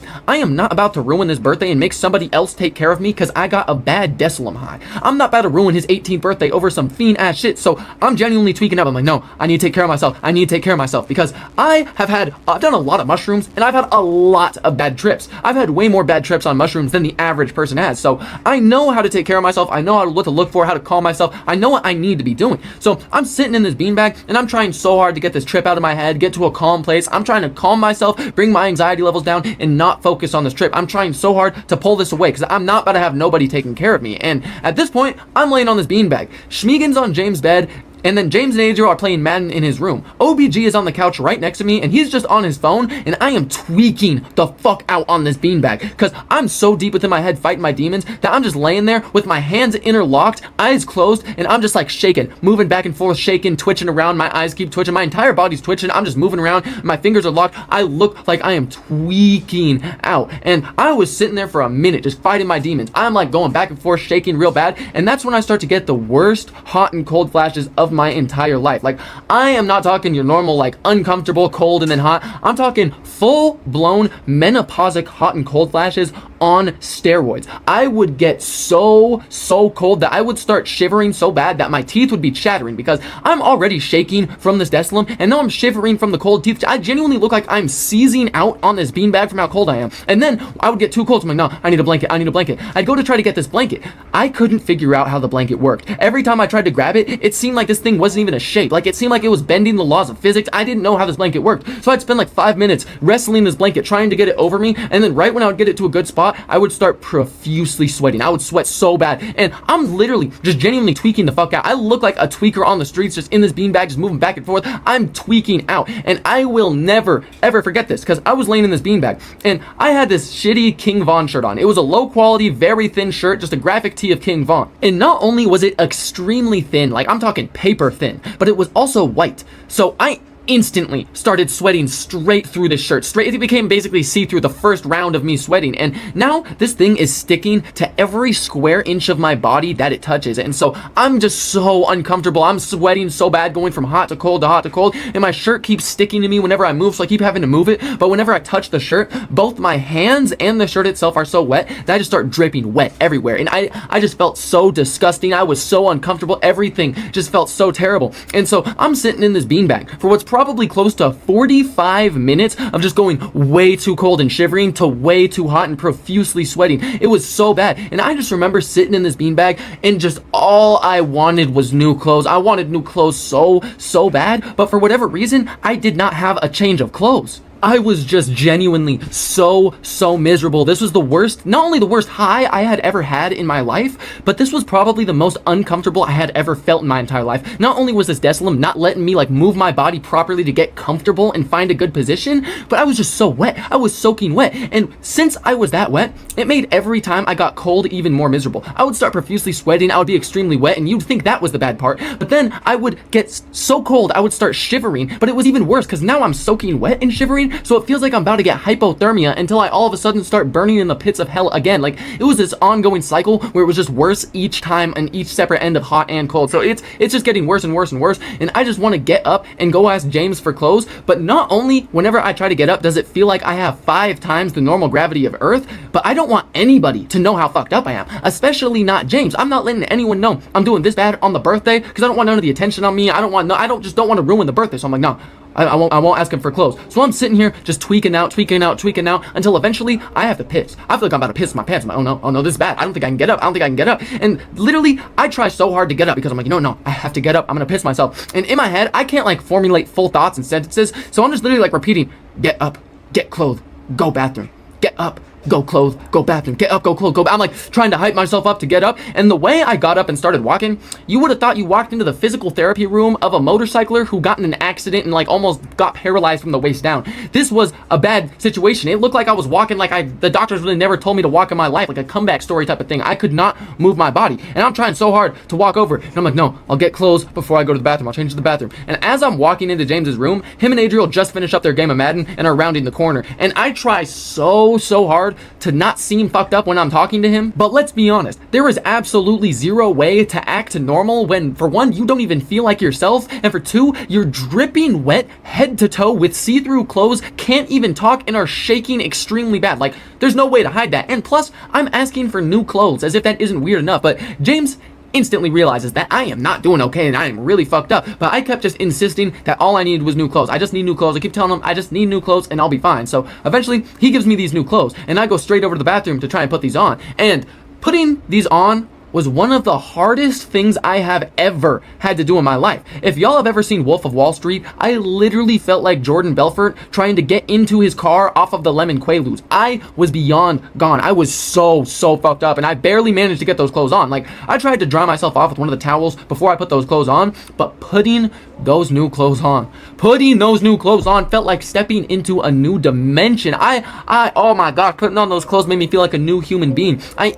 instantly felt a wave of calm rush over my body when I put each leg into the pants, each arm through the holes in the whole shirt on my body. I felt a whole wave of calm rush over me. Oh my God, I'm not wet. And then I pissed some of that Desolum out and I genuinely did start to feel decent. I took this chance to immediately get more water and try to drink as much as I could, because as long as I had water in my system and my anxiety under control, I would be fine. I would be chilling, because the whole thing about why this high was so bad was because whenever I would have a little bit of anxiety start to peak up, that would instantly trigger my paranoia. And once my paranoia rised, my anxiety and my paranoia would both rise and work together. And then after that, once they got to a certain point, it would trigger a domino effect of every other miserable thought, feeling, and thing that was happening to me extremely multiplying, leading to the worst feeling of my life. Like, they were genuinely, it was like a tag team match of the worst emotions and feelings a human could have happening at once to make me as miserable as possible. So I'm trying to get this water as quick as possible. But sadly, once I got that water and ran back to the beanbag, the second I went to sit down, it literally felt like time slowed down to a stop, warped around me, and then slingshotted me forward the 4 seconds it just paused, and I started feeling miserable. I started doing terrible. Oh my gosh, I'm tripping bad. I'm tripping so bad.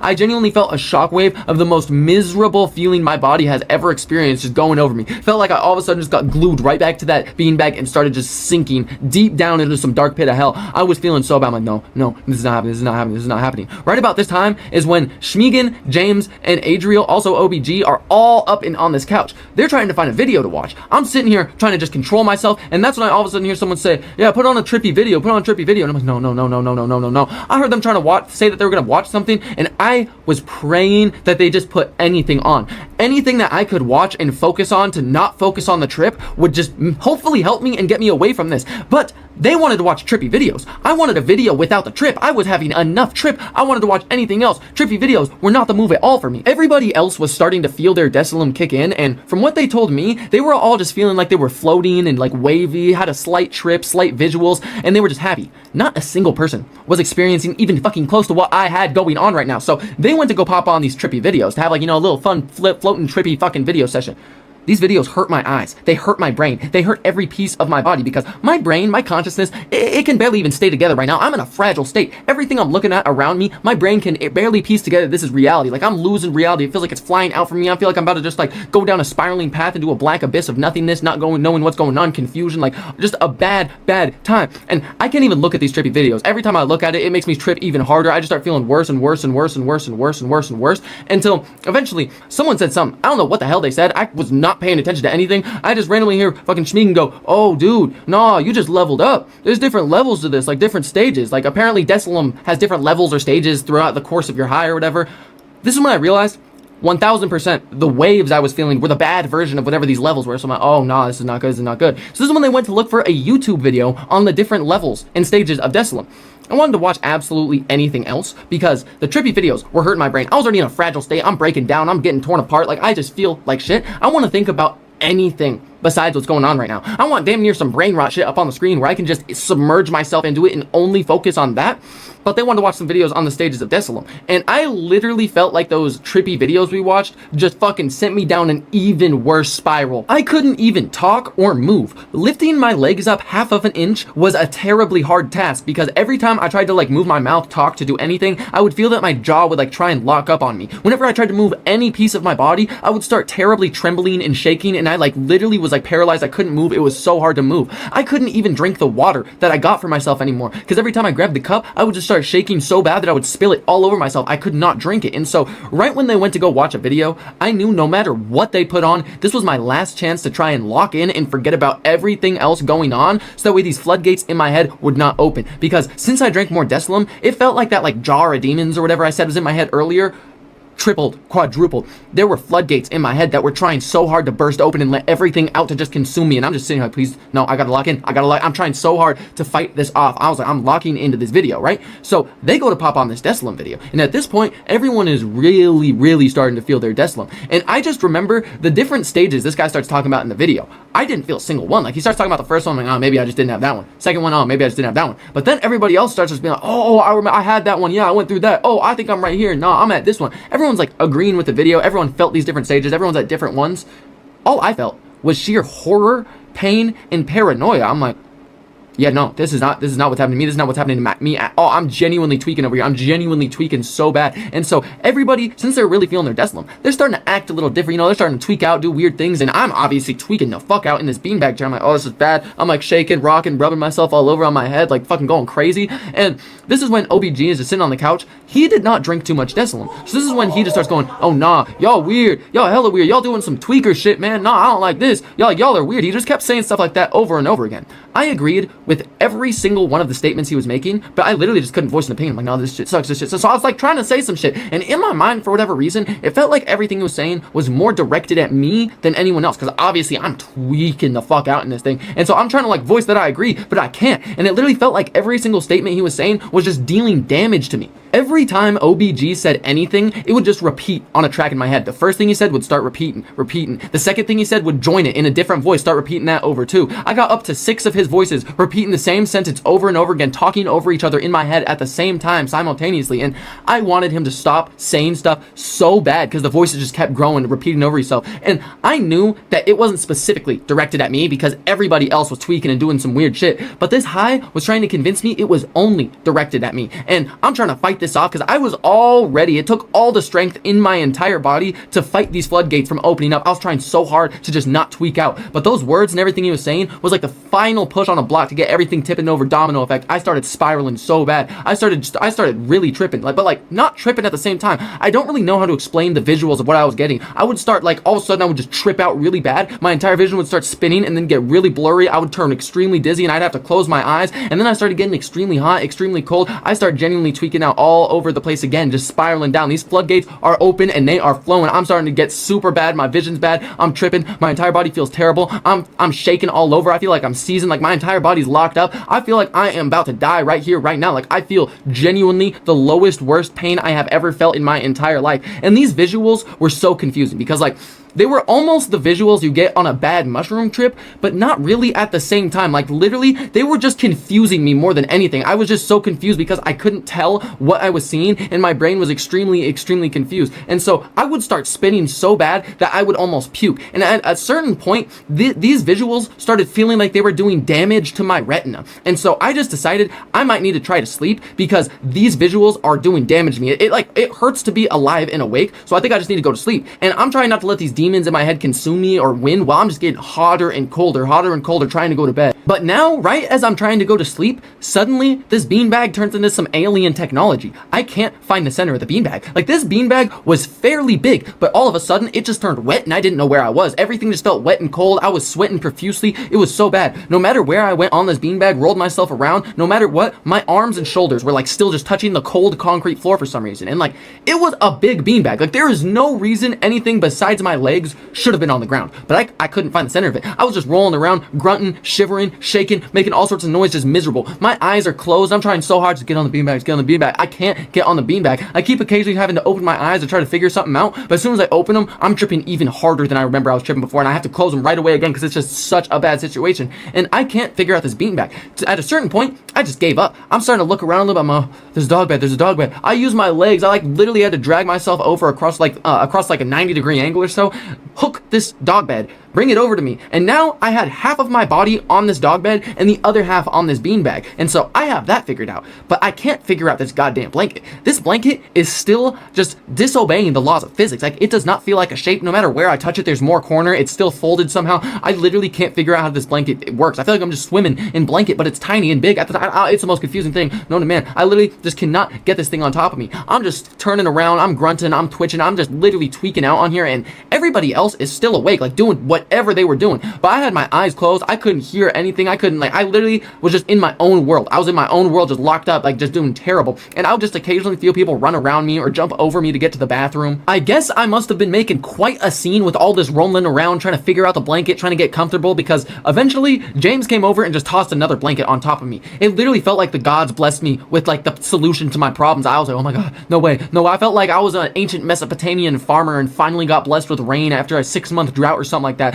Like I was so thankful for this blanket. And both of these blankets were massive. Like they were easily both big enough to fit my entire body and maybe even another human under them. I couldn't figure it out. This second blanket, I also could not figure out. I got the first blanket somehow around me, but like not obviously. It was covering maybe 25% of my body. And then I got the second blanket. I managed to get this one to cover maybe 50% of my body. My legs are still sticking out, and the top like up from my like basically shoulders up is all sticking out. Everything's still out of the blankets. There's 2 blankets big enough to fit me, and I just could not figure them out. But finally, I got them around good enough. I tried to curl up in a ball to get fully under them, and the thing is, I wanted to go to sleep. I really just wanted to wake up and just like because this night I could tell was about to be one of the most miserable times of my life. I just wanted to sleep through it. And so I really wanted to sleep, but I have very bad insomnia problems. So I did not think I was going to be able to sleep. I was just sitting there genuinely tweaking out for a little while, but thankfully I actually managed to drift off to sleep pretty quick. And I've never slept while tripping. This is the first time, and I was so thankful that I was able to sleep while I was tripping. And I just remember having the weirdest dreams of my entire life, the weirdest, most AI generated dreams of my entire life, until suddenly I woke up.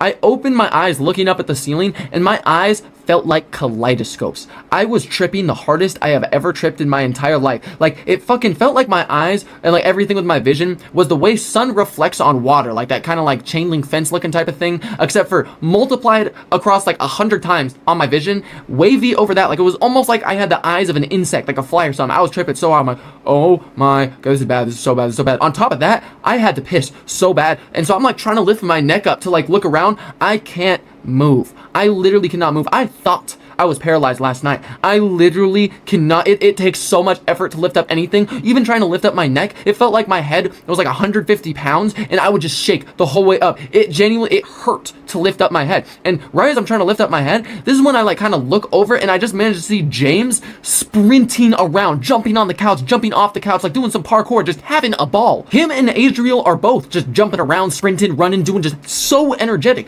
And I'm sitting here like, do these motherfuckers have cheat codes? How are y'all lifting yourselves? How are y'all doing this? Are you the Flash? I am so confused how they're moving around so effortlessly. But this is the least of my concerns. I'm still like lifting my head, looking around, trying to figure out what the fuck is going on, because I am so fucked up right now. And I just woke up and I'm like, oh no, this is bad. All I know is I have to go to the bathroom. I have to go to the bathroom bad. I don't know what else is going on, but I am about to piss myself. I'm like, oh no, this is not about to happen. I'm trying to lift myself up. I cannot move. I can't move whatsoever. No.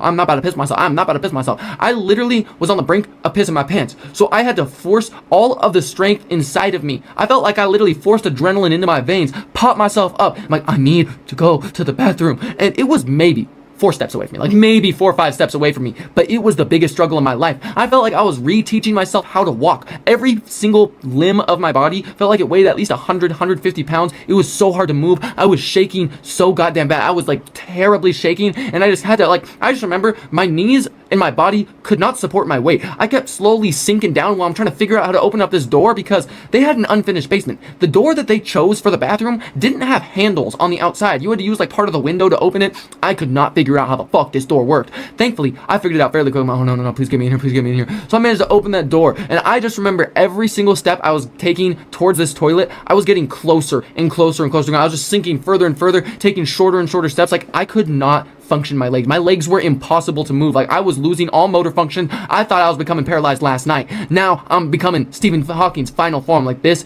is not good. I feel like I'm about to pass out. I feel like I'm like hungover but tripping. A bad trip and a hangover. Do you know how bad that is? Like just saying those together, those shouldn't be together. Those are 2 of the worst things you can have off of like, no, I don't, that's how I was feeling though. I was feeling absolutely terrible. And I just remember managing to get to that toilet, and I went to the bathroom, and then suddenly I literally don't understand how James and Adriel just spawned inside of this bathroom. I was done pissing. I turned around and I'm like so fucked up, falling around, moving and shit. And then all of a sudden they were just there. They're literally jumping up and down, moving their knees, like just moving so much. Like, oh my God, moving is so fun. They're just so energized, jumping up and down. I have got no idea how long we were in this bathroom for. I just remember James and Adriel were both talking at like supersonic speeds. I was still stuck in like 0.25. I had no idea what was going on, what was like, that literally nothing made sense. They were talking so fast, they were moving so fast. I was stuck in slow motion, shaking, all sorts of bad shit. And this is when they start saying that they're robo walking. I'm like, what on God's green earth is robo walking? And they're like, nah, dude, you just feel like a robot. All your movements super robotic, and it's just like fun and stuff.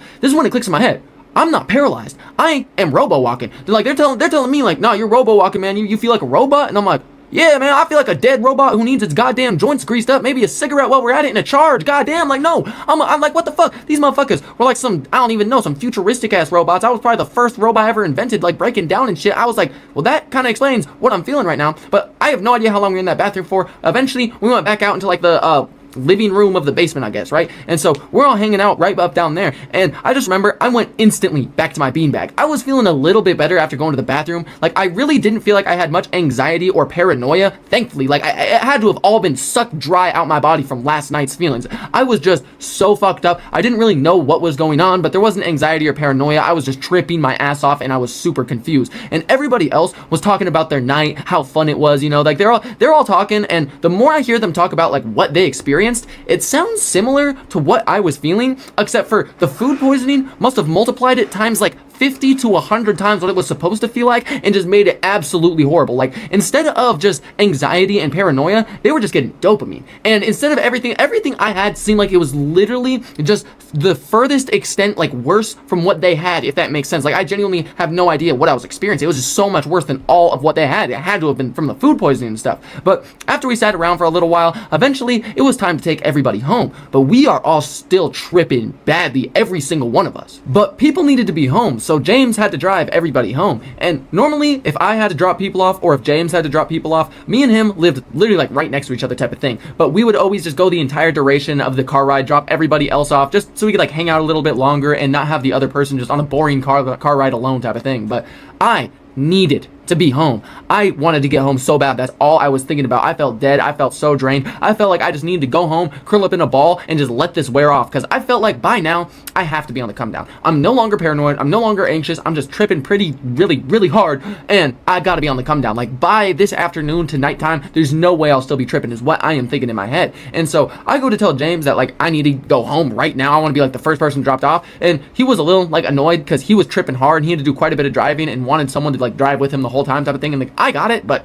I was not about to do that shit. I needed to be home right now. So he ended up dropping off me second. He dropped Schmiegen off first. The entire car ride to Schmiegen's house, I was just feeling worse and worse and worse and worse and worse. Everybody else is nonstop talking about, oh yeah, no, that shit was awesome. I would totally do that again. Not a single person had a bad experience. They're all talking about different points in the night, how good it was, how amazing it was. I'm just feeling worse and worse and worse. This entire car ride, time is just moving slower and slower, and I am feeling like I'm about to get right back to where I was the night before this. And I just need to get home, because I feel like I'm about to start spiraling right back down. Like, I just want to go home. I just want to lay down. I don't want to be around people. I don't want to be talked to. I just need to curl up in a ball. I don't want any of this. So eventually we finally got to my house. Time was moving so slow, but I got home. I ran straight upstairs and curled into a ball in my bed. And once we left James' house, got in the car, the whole car ride to Schmiegen's and to my mom's house, I was not tripping nearly as hard as I was when I woke up. My trip was slowly wearing down, but I was still like slightly tripping. But the fact that it was coming down is what made me think that I would probably be done with this whole high by the afternoon to like nighttime of today.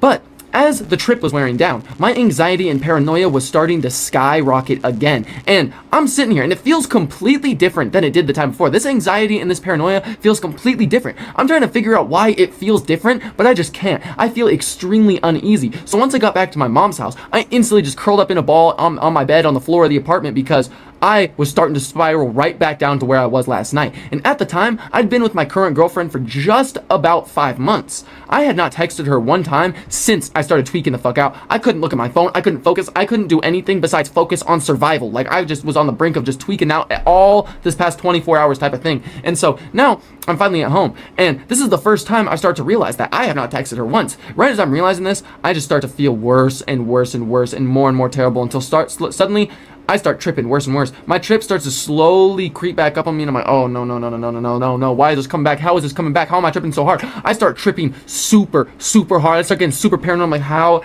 This is almost a full 24 hours later. How am I still this fucked up? How am I I'm sitting here. I just feel defeated. I feel genuinely so defeated, because like, I just don't understand how this is still affecting me as much as it is. And I had no idea what was going on. Every time I opened my eyes, I would just get so overwhelmed from this trip, because everything was so trippy that every time I would just try to close my eyes and stay grounded, stay focused, try to stay calm. I would open them and I would be tripping so hard. I had no idea what was going on. It was so bad. And then I just kept getting super cold. I would get extremely cold. So I would grab this blanket and go to put it over me, expecting to get hot and sweaty, but I would just get colder and colder and colder and colder. And I had that like paralyzing pain where I couldn't move. Every time I would try to move, I would just twitch and shake and twitch and shake and twitch and shake. And I was shivering and twitching so bad to the point that my muscles were starting to spasm up all across me. And it would just be this terrible pain, this terrible spasm. And I just wanted to get more clothes, but I couldn't get myself to move. But finally, I got so cold and in so much pain that I forced myself to jump up. I put 2 pairs of pants on, and then I put 2 shirts and a hoodie on as well.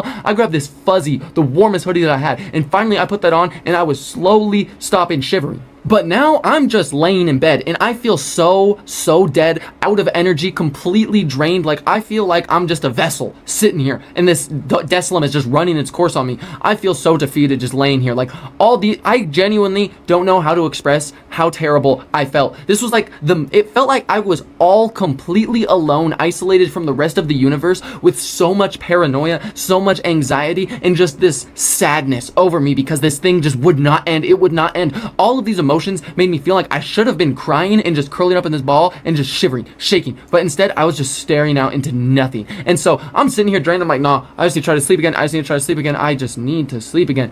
I don't remember when. I don't remember how. I don't remember how long it took. I don't remember shit besides falling asleep, having those crazy ass dreams once again. But since I fell asleep with 2 pairs of pants on, 2 shirts, and that fuzzy ass hoodie plus a blanket and like multiple blankets on top of me, I woke up sweating so goddamn bad. I was so wet that was literally the first thing I noticed. Like, my eyes weren't even open, and I'm like, oh, I'm soaking wet right now. What is happening? And that's when I realized that I'm being shaken awake. I didn't just suddenly wake up. I'm being shaken awake. And I'm like, whoa, what is happening, right? So I opened my eyes. I'm seeing like quadruples, triples, like I'm seeing like quadruple of everything. But the more I like try to open my eyes and focus them, it kind of like fades into 3 and then 2, and then it's still just 2. I'm tripping super bad. But that's when I suddenly see that my girlfriend is the one shaking me awake. And I'm like, whoa. I half thought I didn't even wake up. My girlfriend's shaking me awake. I look over to the sliding glass door next to me, and it's just pitch black. But behind my girlfriend who's waking me up is my mom and my transgender ex-stepdad, half-sister's real dad, mom's ex-husband, but current roommate. Almost everybody from this apartment is sitting right in front of me, just looking at me while my girlfriend shakes me awake. I half thought I didn't even wake up, because the thing is, for those of you who don't know, I slept in the living room on the floor of my mom's apartment. This right here, this is a wall divider. This was my door, right? So I propped that up between a wall to the hallway and a wall to the kitchen, and it would block it off, make it like a room type of thing, right? And so I see my door is wide open. My whole family's just staring at me, and my girlfriend, who lives over 40 minutes away, is just shaking me awake. I woke up just like eyes wide open, shaking, so sweaty, eyes dilated as fuck, and I'm like, I don't know what is happening right now. My girlfriend immediately goes, whoa, my gosh, are you okay? Are you doing okay right now, right? Because she came to surprise me, and I woke up looking like I just had a PTSD nightmare and was about to strangle whoever's in front of me, right? She was like, are you okay? I could not speak. I literally could not speak. I knew it was about to be a struggle to speak, so the only things I said was, I got laced. I got laced. Because I figured that would get the message across that, like, I took a substance and it turned out to not be what I thought was about to happen, and I am fucked up right now. And clearly, the message got delivered saying, oh my god, what the, you got laced, right? And so she starts trying to take care of me, and I literally, that's the only thing I remember from the rest of that day. I literally don't remember shit else from the rest of that day, besides just laying in bed with my girlfriend and just being in and out of sleep, tripping so bad, being so paranoid, but like, thankfully, it's literally a miracle she came over there, because the way I was feeling, I just needed somebody around me. And thankfully, finally, someone was there. I started to feel a little bit better. I just remember like being in and out of reality, just like laying in this bed until eventually I just passed out. I woke up the next day again, still tripping. And so we took this Deslam Friday night. We've officially went all the way through Saturday, and it is now Sunday. I don't remember Sunday. I don't remember Sunday. I just remember just waking up. My girlfriend was there. It was this whole confusing situation. I literally don't remember when she left. I don't remember a lot from this day. Probably the first 8 to 10 hours of this day, I don't remember. I remember eventually trying to record a TikTok to post to my account, because I'm like, oh my god, it's been 2 days since I posted. Like, I've been too fucked up. I haven't posted anything. I don't know what's going on. So I remember trying to post, and I was just sitting in the camera, so uncomfortable. Like, if y'all scroll far enough onto my account, and this probably would have been, hold up, just about January 29th or 30th. It was this video, and my eyes are probably still dilated in that video, and I just am so uncomfortable in front of the camera. I'm like trying to tell a story, but I'm just sitting there looking like tweaked out. I just remember looking at myself, and it literally took like probably 4 hours for me to try to even create one video. I was so paranoid. I forced myself to focus on this, try to make a video. That's the only thing I remember from that day, is trying to focus enough to record a video, trying to do some stuff. I literally don't remember anything else. I eventually just fell asleep. I woke up the next day, and it's now Monday.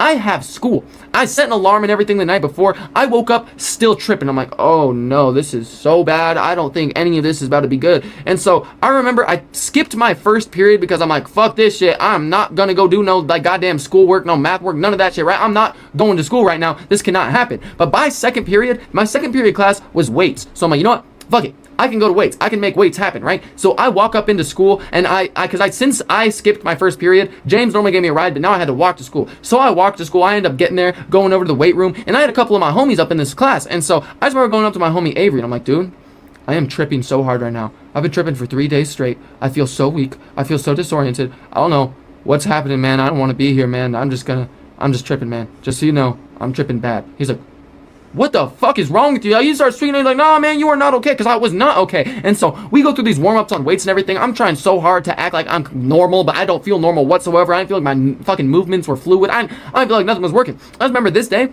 we went to go do bench. At this point in time, this was probably when I was going to the gym just about the most in my life. So my max bench was up to 225 for 1 rep.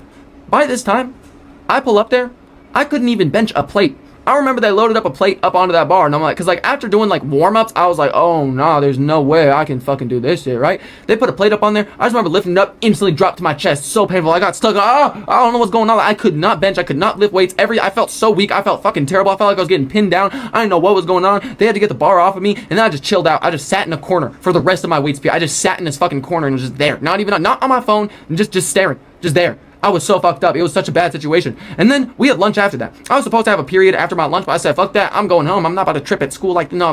You got me fucked up. This is bad. So I went straight back home. Still don't remember much of that next day. I literally don't remember coming home. I don't remember anything from when I went home, anything throughout that entire duration of life. I probably made some TikToks at some point, but I just remember still being extremely fucked. Like, this shit genuinely had me so gone, so high, so fucked up that my memory erased. Gone from most of the days, most of those hours that I wasn't around people, gone, erased. I must have just been floating into my mind and just going like goddamn NPC mode. I don't know what I was doing. I don't remember any of it. I literally don't remember any of it. Unless I was around some people, I don't remember any of it. Or unless I had to use my full strength and focus to do something, I don't know what I was doing. I was just there. Like I said, a vessel for this Desolum to run off of. Everything from Saturday afternoon all the way up until Tuesday morning is just a blur. I was so unbelievably fucked up all of those days that I genuinely don't remember it. It's all just a blur. It's all just gone. I was genuinely just sitting there fighting my demons, trying to survive. But by the time it hit Tuesday morning, I woke up still tripping.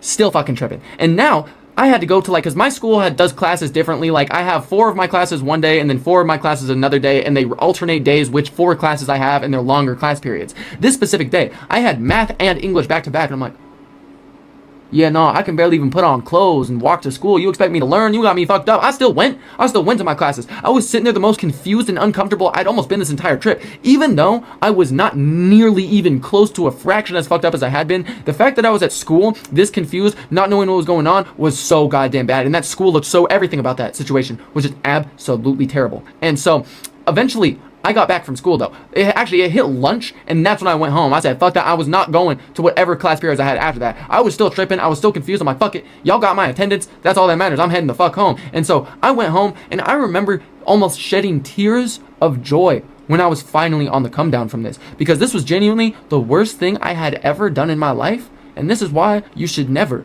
ever take that much Desolum.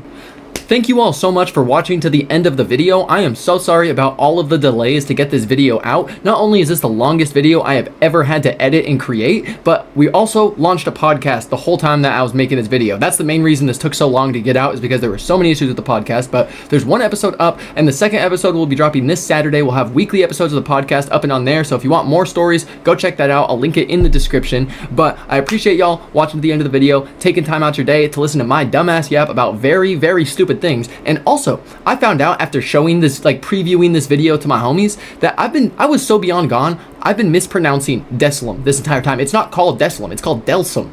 Not Desolum, Delsum. I just found that out. I didn't even know that's how gone I was, but apparently it's Delsum, so that's why I was mispronouncing that, for any of y'all curious about that. But I hope y'all enjoyed the video. Never attempt to recreate anything you see my dumbass doing in any of these stories, because they're all extremely stupid choices and extremely stupid actions. But I hope that all the stupid things I've done in my life can bring y'all some good entertainment. And if you want any more videos like this, make sure to subscribe and like the video, because we got lots more coming. But I love y'all motherfuckers. Hope y'all doing real good. Hope y'all only got positive energy. Much love to all y'all, and hope y'all doing great. Have a great rest of your motherfucking night, day, year, and life.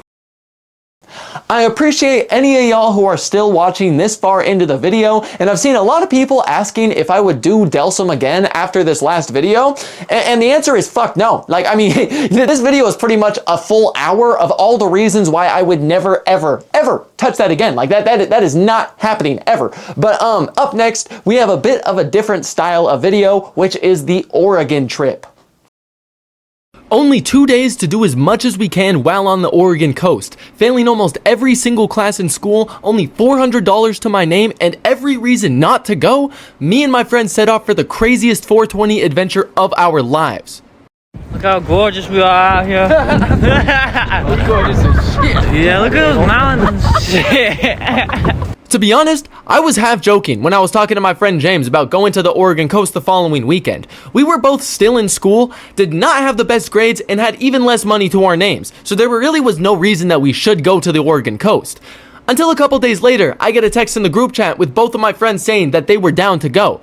This meant we would have to leave Friday, jam as much as we could into Friday night and then Saturday, and come back home Sunday because we had school the next morning on Monday. And this plan was on a very, very tight schedule. It was going to be even harder to pull off, but I will be damned if I'm the only one not going. So next thing you know, we get an Airbnb over in Tillamook, Oregon. So it was official. We were definitely going to Oregon. And that week leading up to the Friday we were leaving was so slow. But finally, it was Thursday night. I packed my bags, checked my horde grades one last time, and then we set off for Oregon the next morning. We skipped school and basically instantly left because it was going to be a long drive for a short weekend. It was a 7-hour drive if we wanted to go to the Airbnb without stopping, and we had to drive like all the way through Washington. And if you've ever driven through Washington, you know that it's just fields and grass for miles at some points. And it was the 420 weekend, so you best believe we had grass in the car too. We're driving around fucking Washington and we are super hungry and somehow even more faded. And so that's when all of a sudden my friend James remembers that Jack in the Box had this limited time 420 munchie meal, like Pineapple Express thing for all the stoners out there. And so we decided that we wanted to go get that. So we're trying to locate this fucking Jack in the Box. Next thing you know, we pull up there. So we hit up the drive-thru, and mad faded, me and James order our food just fine. Then it comes to Adriel's turn, and this dude's whispering sweet secrets at the microphone, so we're like, dude, speak up, they cannot fucking hear you. And the cart must have hit his brain harder than anything else, cause he lost all processing skills and started screaming at the microphone. Me and James instantly lost our shit because we didn't know what the fuck he was doing, and he wasn't even ordering right. I mean, look at him. I'm gonna do the build your own Jack's Munchie Meal. Yeah. Can I get the clock?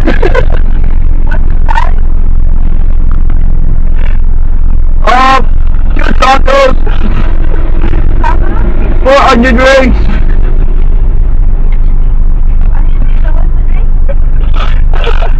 It's the Pineapple Express. Yeah. Nope. $50. What? Oh my god. Adriel, what the fuck did you just speak to James's window? Why'd you come back to mine? So this man is ordering the 420 munchie meal, more cooked than the food is, as if ordering the munchie meal isn't obvious enough that we're faded. But regardless, we got our food and we went to do like some type of food review for y'all, but as you can see, it did not matter what this food tasted like, we were about to enjoy it. So we ate up our food and then we got back up on the road. And so we were planning to drive over to Portland and stop there. We planned on stopping at Portland on the way there and on the way back to just jam as much as we could into this weekend. But as we're driving, we drive a couple more hours through Washington, we finally hit Oregon and we need to get gas. And the first station at Miles was coming up, so we pull off on this fucking exit ramp. As soon as we pull off, we're instantly confused because the sign says that the gas station is still a couple miles away and there's traffic backed up almost to the fucking exit ramp we just got off of. So we're looking at each other hella confused. But eventually we pull up to this gas station to see lines that would rival Disney World. It was blasphemous. Like, these lines were going all the way out and not a single fucking car is even moving. Because if y'all don't know, Oregon and New Jersey are the 2 only states in America that pumping gas is a job. Like, people pump your gas for you, and a lot of stations you aren't even allowed to pump your own gas. And so we're waiting in this line. There's one dude pumping everybody's gas, and he's chopping it up with this middle-aged white chick for like 10 fucking minutes. Like, keep the lines moving. You can probably find unlimited copy and paste of this chick at fucking Barnes & Noble and white tasting clubs. Let's keep this line going, man. I don't got all fucking day. And so he probably spends 5 more minutes talking to her. We're looking around at all these other lines, and not even one is so much as idling forward. But he finally goes to start pumping other cars' gases, so we know we're gonna be sitting there for a minute. Like, it is clear he is in no rush to pump everyone's gas. And so we're mad faded. So for whatever reason, we switched lines like 4 fucking times, and none of them are moving. At this point, I look over and I see this fucking gas pump where I'm pretty sure that it's a line where you can pump your own gas. So I let my homeboy know and we whip over there. Because at this point, we had been waiting for damn near 25 to 30 minutes just to pull up to a pump. And so we whip over there and there appears to be like 2 fucking cars in front of us. So we figure it's gonna go pretty quick. But we could not have been more wrong. The first SUV pumps their gas and they pull off pretty quick. So the second car in front of us, they pull up to the pump and we're like, okay, good, we'll be on the road here quickly.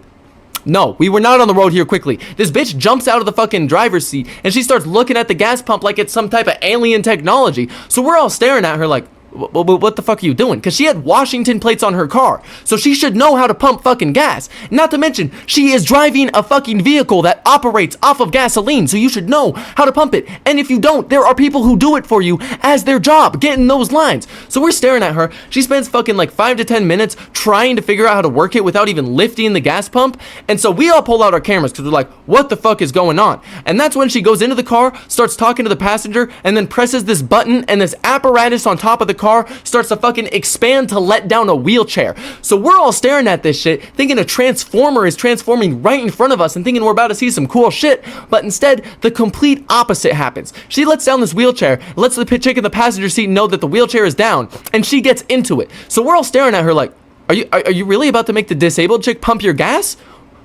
Why? There's a guy who does this right over there as his fucking job, getting that line. And so we're all recording because there's a fucking, the thingamajiggers in front of us with a bunch of weird apparatuses on top, letting down wheelchairs. This entire gas station just feels like a fever dream in itself. So we're all sitting in this car, just confused, but also amazed at the technology on top of this car.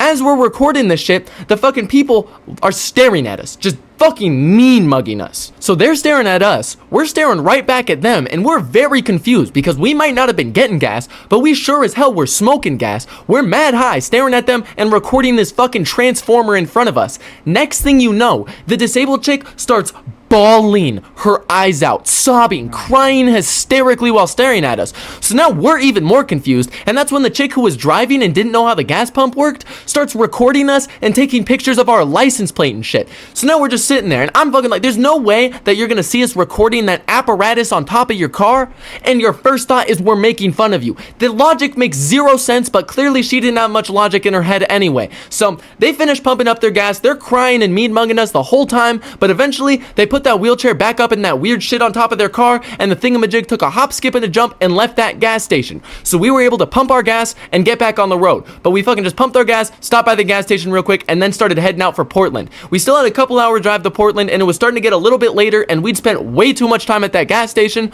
so we basically just drove all the way to fucking Portland without stopping. And by the time we got there, it was about 6:30 to 7, so the sun was like already setting since it was fucking like in April. But regardless, we pulled up and we parked up our car. But we are blazing harder than Damian Lillard in the fourth quarter, and we are on a mission. We're trying to find any type of smoke shop that's gonna sell us blunt wraps, because we had weed and a bong, but we wanted some fucking joints. So we hit up every single smoke shop we can find, and faded as shit, we have no luck. We got kicked out of every single one. So we go to some shops and go to some malls to try and just find some stores to walk around, but every single one is either closed or closing. So we just decided to cut our losses and head back for the fucking Airbnb, because it was still like an hour and a half away or so. So we start walking, and we're walking, and we're still walking. We can't find the fucking parking lot with our car. So we start to get a little nervous, like, no fucking way did we already get lost in Portland, the fucking first, not even hour of the time in Oregon that we're here for. And so eventually, like right as we're thinking this, we walk into the parking lot where our car is. So we let out a sigh of relief, only to realize that the parking lot just looked the exact same as the one that we parked in, and we were indeed lost. And so immediately we all pull out our phones. We're looking for any type of video, picture, or even clue as to where we parked, hoping one of us took a picture or video, but nobody did. At least not a good one. I had a video on my phone that was less than 3 seconds long, and it was literally just where we paid to park. It didn't even show the full parking lot. But feeling like I had some type of treasure map or clue to a scavenger hunt in my hand, I started fucking walking. Alrighty, update to the series. We're a little bit lost. And so we're walking for probably a good 30 more minutes, and we probably found 5 to 6 more parking lots that looked like ours, but eventually we did find our car and we got back on the road. It was even later than we'd wanted it to be by the time we fucking got back on the road, because we were delayed by the gas station, everything was closed, we got lost. It was not going good so far, so we were fucking already late, and by the time we pulled up to Seaside, every store was gonna be closed. So we figured we needed to stop by some type of fucking place to get some groceries for the trip. So we stopped at the Safeway, got loaded up on groceries, got back on the road, and we were flying down these back roads, listening to some music at like probably close to 11 at night.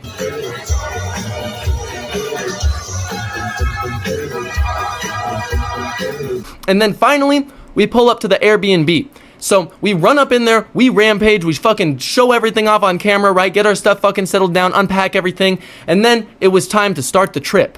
You're probably thinking, Owen, what is your high ass talking about? Y'all already started the trip. Well, This house looked magical, but it was about to look even more magical after we took some magic mushrooms. We had everything laid out across the island of this kitchen, and we basically instantly took some. Me and my friend James took about 1.5 grams, whereas Adriel took closer to 3 grams or so. And so, once we took them, we're all kind of just fucking around. We brought this big ass speaker, so we're just blaring music, jumping up and down on the countertops and island of the kitchen, having our own rave essentially, just acting like the usual suspects of Airbnbs as our dopamine glands got sucked dry. Eventually, we started to trip a little bit, so at this point, we went out onto the porch to smoke, because if you don't know, smoking weed actually helps with like mushroom trips and makes you trip harder. So we were going out there to kickstart our night. We're out there, we're smoking a little bit, and eventually, we were actually tripping. So now it was time to start this movie, because Adriel had apparently been waiting for months to watch the new Roadhouse movie, and so this was the perfect time to fucking watch it. We went inside and we popped the movie on.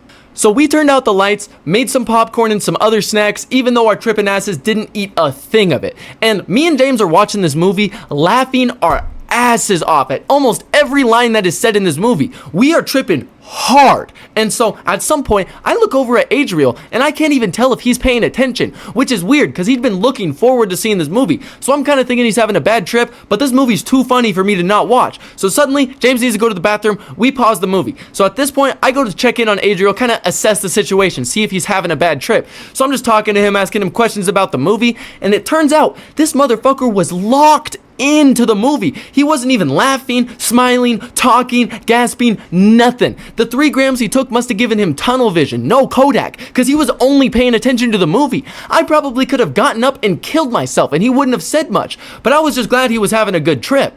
James eventually came back from the bathroom, so we pressed play on the movie. And at the time, I genuinely believed that this was the funniest movie I have ever seen. It might have been the mushrooms talking, but I've never laughed that hard at a movie. I was laughing the entire time. So it was definitely the mushrooms talking, but still, highly recommend the movie to anybody trying to watch something funny. And so after we finished the movie, we head out onto the porch to smoke again. We're all chilling out there just talking, you know, we're kind of getting towards the end of our trip, and as we're talking, James starts to realize Adriel doesn't remember a single thing about this movie. He can't name a single character, the name of the Roadhouse, which is just Roadhouse. He can't even name Conor McGregor's name as like his character in the movie, and that was the main thing that he fucking cared about. That's just I think it is. I was like, oh, fucking heck, that was funny as shit. Yeah, he was a good ass character. You remember Mo? You need to rewatch that shit. I'll rewatch it. That's my second time. I have to rewatch it. It's that good. I'll watch it a third time. No, I'll watch it tomorrow. Yeah. Tripping even harder. That's what I'm saying. So as we're sitting there laughing our asses off about how Adriel was locked in and doesn't remember a single detail about the movie, I start to realize that I don't think I can answer a single one of these questions that James is asking either. And it's as if he could smell the fear radiating off of me, because the second I start realizing this, he starts questioning me too. And so I'm sitting there just like, trying to think and trying to fucking remember, but I don't remember a single thing. So it's pretty clear that James is the only one that remembered anything about this movie, and it was also pretty clear that these were some good-ass mushrooms, but our trip was starting to end. And so we're all sitting out there kind of just contemplating if we want to take more mushrooms, because the end of a really good trip is kind of like leaving a shitty job with good coworkers, you know? Like, you're kind of happy you're moving on, things are ending, but you're not, like, ready to say goodbye yet. You're not sure if you want it to end. So we're sitting out there really contemplating if we're ready to start a full new trip. Like, this is a commitment, you know? But then we start to realize it's just about 3 to 4 in the morning. So if we take these shrooms right now, we are not sleeping. We are just going straight into the next day. And so we realize that tomorrow's the biggest day of the trip. We can't even risk being tired for this shit. So it's probably better if we just don't take more and we just go to sleep. So we end up passing out just before 4 in the morning. And then we woke up probably around 9:30 the next day. We have officially made it to day 2 on Airbnb. Adriel, what are we saying? You like seeing yourself on that? Day 2. I can see myself on. You like that shit? I do like that shit. Like that shit? I fucking like that shit.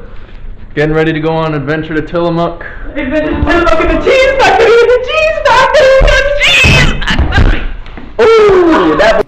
We woke up off of 5 hours of sleep with energy drinks waiting in the fridge and shrooms waiting on the countertop. Not only was today 4/20/24, which is 4/20/24 backwards, so technically double 4/20 and the biggest stoner holiday we will see in our lifetimes, but this was also the biggest day of the trip. We were driving through at least fucking probably 18 different small towns all the way up the coast of Oregon to the top where Astoria was. And so this was a big old day. And so we had to start the day off right. We went straight out to the porch and we fucking started smoking. Me and Adriel had planned on tripping for like the entire day, but I didn't want to leave James out. I wanted to trip together, and he was driving his mom's car, so he didn't plan on tripping.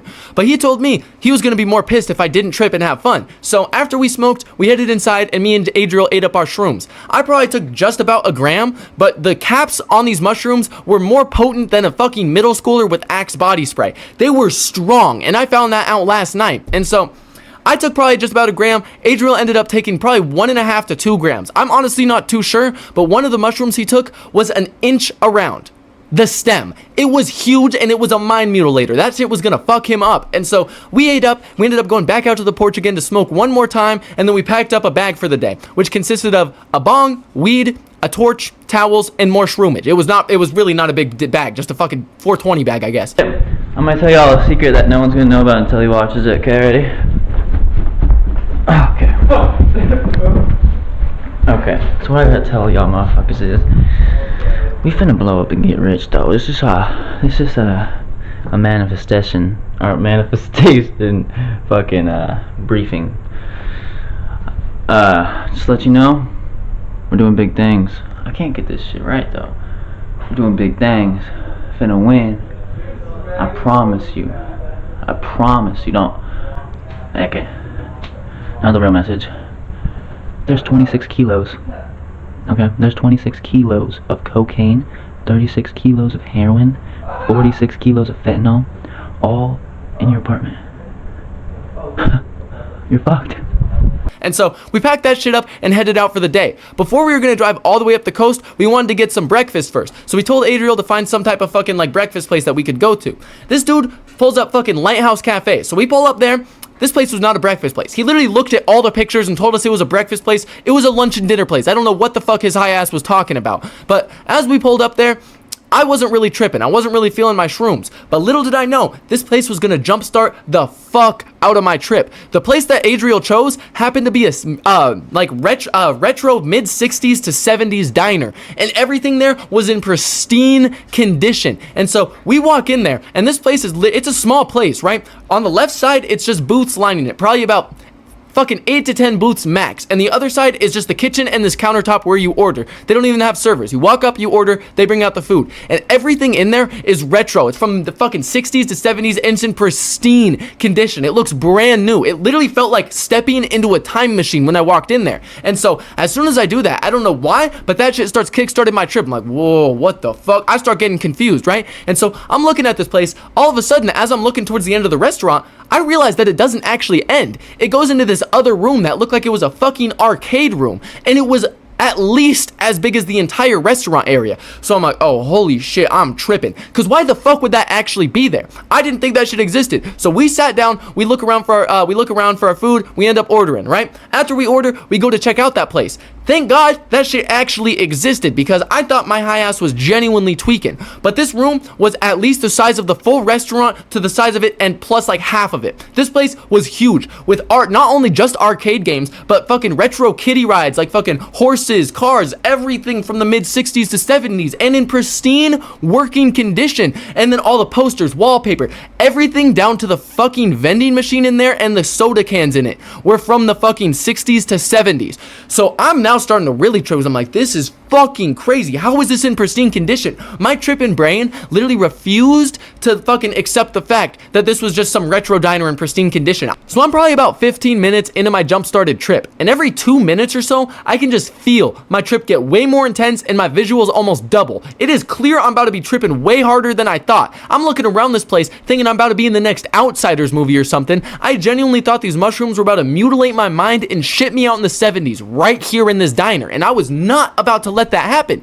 Because the thing with shrooms is, you can always feel when you're about to trip way harder than you thought. And it's kind of like riding a bull, you know? You either get shaken up real bad until you kind of figure it out and have a good time, you know, riding on that thing, Or you get shaken up real hard, thrown off to the ground, that bull strips you naked, penetrates you from every single angle while he whispers sweet nightmares in your mind and scrambles your brain from reality. That probably sounds pretty bad, but I promise you, a bad trip is much, much worse than that. I've had far too many bad trips. At some point, I had 3 back-to-back bad trips, and it fried the fuck out of my brain to the point where for a minimum of 7 months after that, when I was sober, I would just randomly start tripping. So I know the feeling of when my trip starts to get way more intense, and I need to start controlling it. And I was right there before we got to explore that area back there. So eventually, we walked back to the table, and I'm kind of starting to die down. You know, I'm still tripping hella bad, but it's not fucking doubling every 2 minutes anymore. I'm kind of finding like an even slot, you know, a sweet spot. So our food shows up, we fucking eat up, and it was honestly some of the best and most interesting burgers like I've ever had. My shit was just I can't even remember what I got. I was tripping pretty hard, but I just remember Adriel and James got this fucking mac and cheese, like this deep fried mac and cheese burger. Everything there was good as fuck, and if you're ever in fucking Tillamook area, go to Seaside Cafe, or fucking go to Lighthouse Cafe. That shit is gas. But after we ate, it was time to load up and go to Tillamook Cheese Factory, our last stop in Tillamook. Once we got in the car, James made the executive decision that he was going to trip and drive. So obviously me and Adriel were just like, fuck yeah, you know, we're 10 times more excited for the day now. We're all tripping together. Adriel was excited enough to take another gram of mushrooms on top of that monstrosity of a mushroom he took this morning. So he's at bare minimum 3 grams deep before 10:30 in the morning.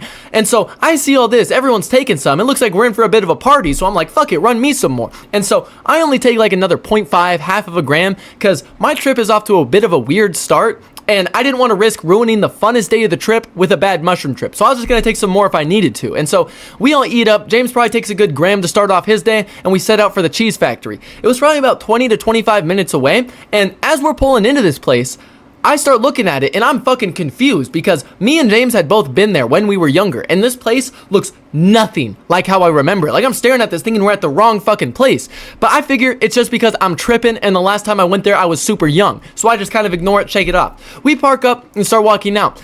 First thing I fucking see is this gigantic mural of a cow, and it's fucking like, looks like it's painted like a fucking king in like the king of Europe in the mid 1700s or some shit, like some nice oil paints. So I'm staring at that, and this shit puts me in a trance. Like, I'm tripping ass, and they got this 15-foot tall portrait of a cow staring down on me in like fucking menacingly. I felt intimidated, threatened, a little bit in love, but mostly feared. So I fucking was like, oh hell no, I'm stuck in a trance looking at this thing. It looks mad realistic to me, but also fake and cartoonish, and it starts moving and opening its mouth. So I'm like, and at this point, all my other friends see that shit, and we all start flipping our shit about the cow. We go to walk in, and that's when we see this fucking area that said designated smoking area. So we stopped to take a fucking quick smoke break, which for whatever reason was funny as fuck to us at the time.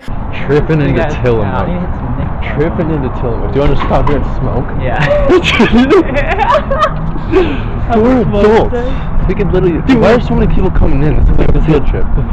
But after our fiend sesh, we headed inside of the cheese factory. And so my trip was off to a bit of a weird start. You know, I'm having a kind of a bad trip. I'm fighting off this bad trip from fully like taking over me, you know, like I'm riding that bull right now. And so I'm fighting that thing off. My fucking stomach hurts. I'm just trying to see some damn cheese and get the fuck out of there. I'm expecting to see some cheese, but instead all I see is fucking Asians. Like, I'm not playing around. Our entire time in Oregon, we'd seen 2 Asian people, and it was the ones that we made cry at that gas station. In Portland, we didn't see one, but I guess it was because every single Asian person in the state of Oregon was congregated at Tillamook Cheese Factory, and I'm 6'2", so I can see over most people. Wall to wall, fucking everywhere, staircase, upstairs, it's all just a sea of Asians. And so I'm sitting there, it's like, because to be honest, my tripping mind could not wrap my head around the fact that like everyone in here was Asian, yet in the entire state of Oregon, and not even in the parking lot of the cheese factory, had I seen an Asian. They were all just, I literally could not wrap my mind around it, and it was tripping me out. All of the noise in there, the other languages, the Asian people, the cheese, all of it was fucking with me, and it was just too much to fight off while having a bad trip. And so we fucking go upstairs to just check out the shit, because me and James remembered that the upstairs level was where you could see like the machinery, the cheese being cut, and all this shit. So I'm starting to think, I'm like, okay, this should probably be pretty cool to the trip in mind, you know, I can just focus on that and like, you know, cancel out the noise or whatever.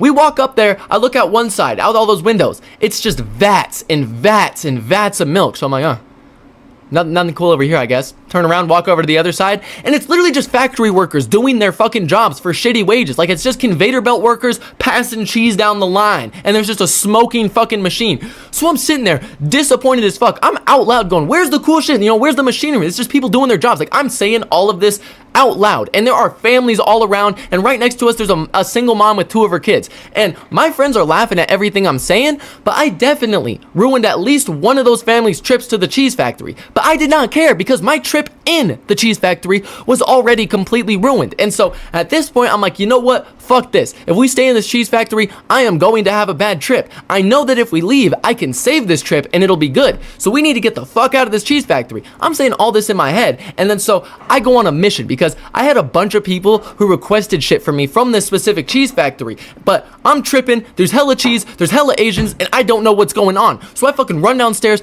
I'm looking at all this cheese. And what I didn't know at the time was my girlfriend requested a cheese that didn't even exist. And like, I'm from Idaho, not Wisconsin. I'm not no cheesehead. I don't know the difference with that shit. So I'm tripping ass. I run downstairs. I'm looking at all of this cheese, and there is so much cheese. This cheese is disorienting the fuck out of me. The more cheese I look at, the more I fucking confused I get. I practically can't tell from my fucking up from down, my left from right, or my straight from my gay. I am fucked up right now. So I'm looking at all this cheese. I'm looking around, and I'm trying to find the fucking cheese that everyone had specifically requested.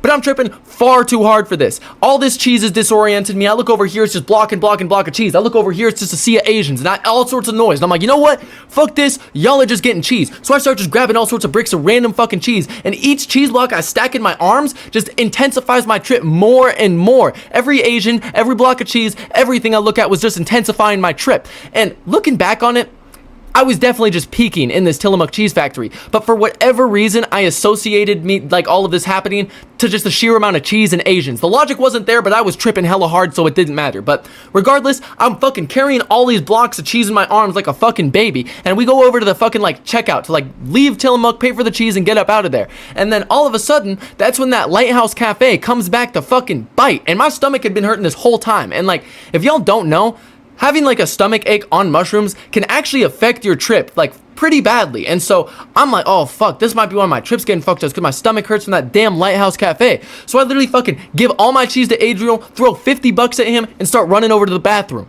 But the thing is, mushrooms and shitting do not go well together. They do not work together. And if you have consistently tripped, you probably know this. But you're basically just a useless body sitting there waiting to be done. Just a shitty, useless fucking body. It genuinely feels like going back to the infant state. Like just sitting there waiting for your fucking diaper to be changed or something. So I had my worst druggy fiend moment ever when this happened to me, probably like 2 years back. I took 4 grams of mushrooms and I was in the Fred Meyer bathroom and I was peeking right then and there in that bathroom trying to fucking shit, and I couldn't. I just kept looking up and my stall door was wide open and there was almost always someone there just going, oh god, what the fuck, then closing the door, and I tried to lock it, look back up, it was magically that's a story for another time. It was really bad, but point is, having stomach aches can affect your trip for the worse. And so I was fucking fighting those Lighthouse Cafe demons, end up leaving and going to get my cheese. After I get my cheese, Adriel already paid for it, so we go back out to the car. As we're walking out there, I literally can feel all the demons leaving my body, and I'm just going back to a normal trip, fucking happy and laughing, right? So we load up in the car and we get ready to fucking drive up the rest of the coast for our first stop in Rockaway Beach. And so Lighthouse Cafe demons are settled. We're back on the road. We're back to tripping and laughing and listening to fucking like Bob Marley and some fucking reggae music or whatever, and the vibes are there. We're all good now. Rockaway Beach was just under an hour away, and at this point I kind of thought that I'd reached my peak in the cheese factory, but I was still tripping hella hard, so I could not tell. Adriel was still tripping really hard as well, and James was on the come up to peaking. And basically as soon as we got on the road, it started pouring down like a genuine rainstorm. And so I start thinking, I realized that James is most likely going to be tripping hella hard and reach his peak while we're driving through a fucking rainstorm on a windy road next to the ocean. And so I give him the option. I'm like, hey man, just so you know, fucking like I'm on the come down right now, more than tripping. So if you don't feel comfortable to drive, just let me know and I can drive. I was capping my ass off to him. I was still tripping hella hard. I just knew that he would have a better trip and feel more comfortable if he had the option there. So that's why I gave it to him. And plus, I'm experienced with tripping and driving, so I figured I'd offer, especially since it was his mom's car. But regardless, it is pouring down rain. We have the windshield wipers at max, but we can't see shit besides the car's headlights that are coming down the other side of the road. So it's pretty bad. We're driving for a little while, but eventually, as soon as the fucking rainstorm clears up, we are at Rockaway Beach. And so We didn't even initially plan on stopping here. We basically just pulled up and we looked over, we saw town, ocean, weed bag, and got out of the car. It was 4:20. We had pens in the car, but we wanted it all. So we pulled over, got onto this beach. I had my backpack on with the weed bag, and we start walking out there. There is a max of 2 people on this beach as far as the eye can see. So instantly, we all go on a rampage. We start sprinting around, screaming, yelling, just literally being walking, running, talking mushrooms. Because after tripping in the car during a rainstorm and the cheese factory, being on this beach felt like we had just fucking unlocked the full map to a video game or bought some DLCs or something. I don't even know. All I do know was we were on an absolute rampage on this beach.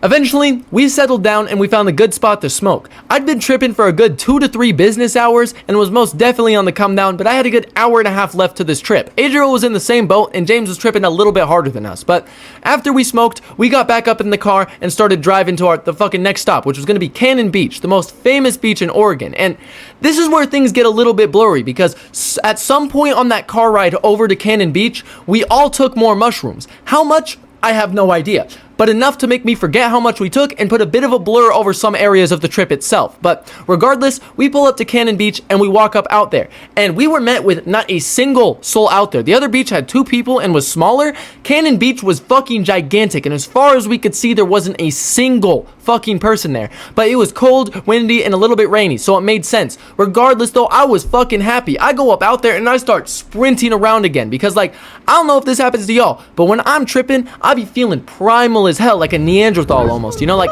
I just want to be in some type of rainforest, covered in mud, dirty, wet, tired, just running around with a spear in my hand, chasing around my prey, just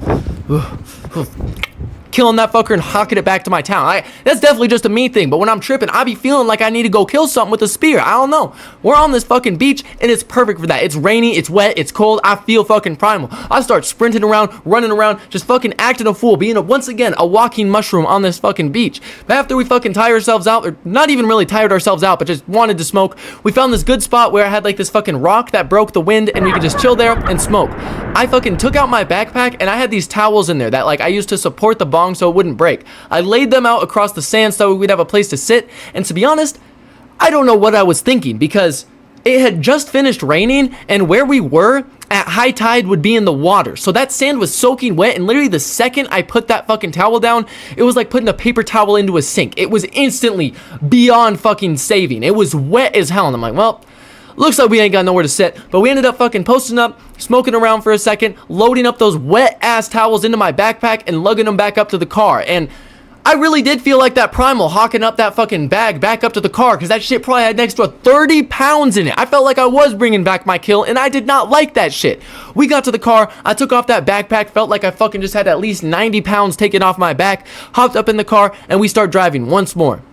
We're all soaking wet, cold as hell, high as hell, and tripping ass. But we're on the way to the main stop of the entire day, Seaside, Oregon. And we had left Cannon Beach at like 4 o'clock. We were way behind schedule. We had so much stuff we wanted to do when we got back to the Airbnb, but from a multitude of things, from traffic, tripping, smoke breaks, pit stops, a lot of reasons, we were very far behind schedule. And so we're heading out to fucking Seaside, knowing that we're gonna have to be a little bit quicker than we want to be. And so we were all about to peak, and we did not even know we were about to peak. As we're driving, James is so focused on driving that he doesn't really know how hard he's tripping. So he starts to take some more shrooms, and he took more, which made Adriel take more, which made me take more. So now we're all just eating more shrooms, even though we are just about to peak and don't even know it. But we're driving to Seaside, and what we didn't know was that Seaside was only 15 to 20 minutes away from Cannon Beach.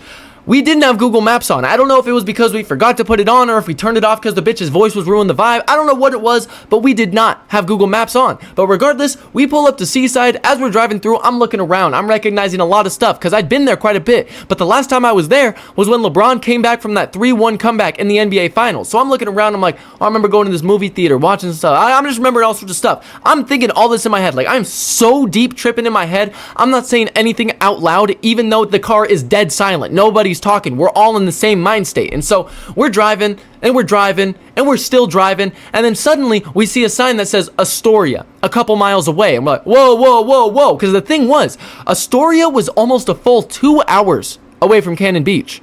Seaside was only 15 to 20 minutes. So I have no idea how the fuck we drove that far. I don't even know how far we fucking drove, but we flipped the bitch and started heading right back into town. We were tripping so hard that we drove through and missed an entire town, even though we'd all acknowledged the fact that we were there just in our heads. All three of us individually acknowledged it in our heads that we were in Seaside. So we flip a bitch, start heading back into Seaside. And we had to drive an extra 20 to 30 minutes before we arrived at Seaside. Again, but this entire time we're driving there, we're all talking like, how the fuck did we miss that entire town? Like, how the fuck does that just happen? We come to the conclusion that we missed Seaside because the town was skinny one way and very long the other way.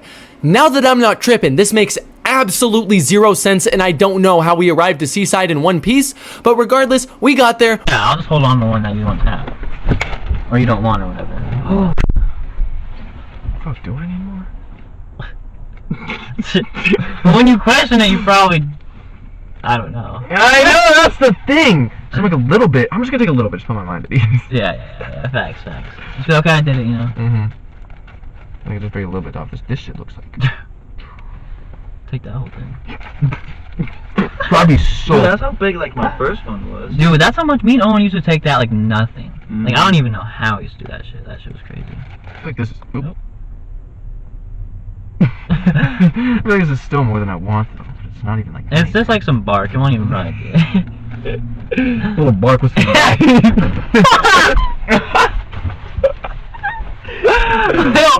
Bark with some bite. That's facts, though. I gotta take my seatbelt off. I need to find it to bar. Schmeal bar. Schmeal bar? Where? Where's the Schmeal bar? I just said that shit. We got there, parked up, and started walking around. We hit the main strip of the town, and like, Seaside is right on the ocean front. It's a very touristy town. Probably the most tourist-trapped, like, fucking town on the entire coast of Oregon. At least that I have been to personally. And so, this was exactly what we were looking for. We start walking around, and we're going down this main strip that has a bunch of shops, like arcades, fucking clothes shops, ice cream places, basically anything you can name that a tourist would want to go to. And so, we're tripping, and we're walking up this fucking road. All of a sudden, in the middle of the fucking street, I see a bunch of trash and cardboard boxes just literally rolling down the road like a fucking tumbleweed. My tripping ass thought this was the funniest thing in the world. I'm like, oh my god, it's a San Francisco tumbleweed. My friends hear that, look at that, and we all start laughing at how it's rolling. And we're being super loud. Like, anyone who looks at us will know that we are not sober. But I mean, it was the 420 weekend. It was 420 actually that day. So like, who in Oregon was sober, you know? But besides the point, at this moment, I realized that we are most definitely gonna have to like keep it down a little bit more and try to hide our trip better now that we're in a very, very public setting. But as we're walking up this strip, we are all peaking the fuck, like we are all tripping so fucking hard. Every single person looks super weird and we're almost laughing every time we look at them. There's so many shops all around us and we want to go on every single one. But for some reason, we're just pointing and going, oh my god, look at that place, and walking right past it instead of going in. We did this for a straight mile until we were just on the beach and there were no more shops to point at and look at while we walked past them. So now we're on the beach and we're just walking around, and at this point, this is just about when the camera that I brought had fucking just died right out in the middle of this fucking trip, which I was super pissed about. But we're on this fucking Oregon beach. I'm tripping harder than I have this entire time, and I'm just staring at this landscape. The sun is shining through the clouds over the ocean with some sun rays. The fucking mountains and the greenness of the fucking Oregon country. It all just looked so beautiful. It was enough to make my tripping ass almost cry just from the sheer beauty of it.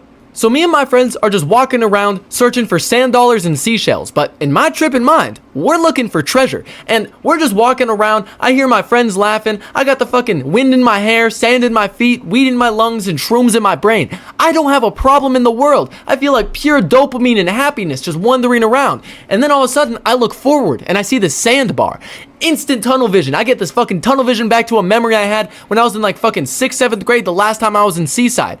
I fucking remember specifically that sandbar right there was only supposed to come out in like the mornings and nights in some weird schedule. Like, we fucking talked to the locals around the town and they told us that they call it fucking like Sand Dollar Island or some shit because there's always full sand dollars there and it only comes out at specific times. But here I was at 5:30 p.m. staring directly at that with a group of at least 10 tourists on there searching for sand dollars too. So instantly I'm like, oh hell no, they aren't finding my sand dollars. I start flipping my shit. I interrupt my friends in their conversation. I'm like, we gotta go over to that sand, we gotta go over to that thing, we gotta go over to that thing. I try to explain to them like that it's a fucking sandbar with fucking sand dollars on it. I thought I did a flawless job. job, but apparently they didn't understand a word of what I was saying, and it probably sounded exactly how I just said it to y'all. And so I just take off, start sprinting over there, and jump over this fucking small little like creek onto the sandbar. And so because it was like low tide, the water was like wrapped around it, but whatever. I fucking run over there, sprint, jump over that shit. My friends follow shortly behind me, and now we're just running around picking up sand dollars and seashells, because like we hadn't found a single sand dollar or seashell this entire time,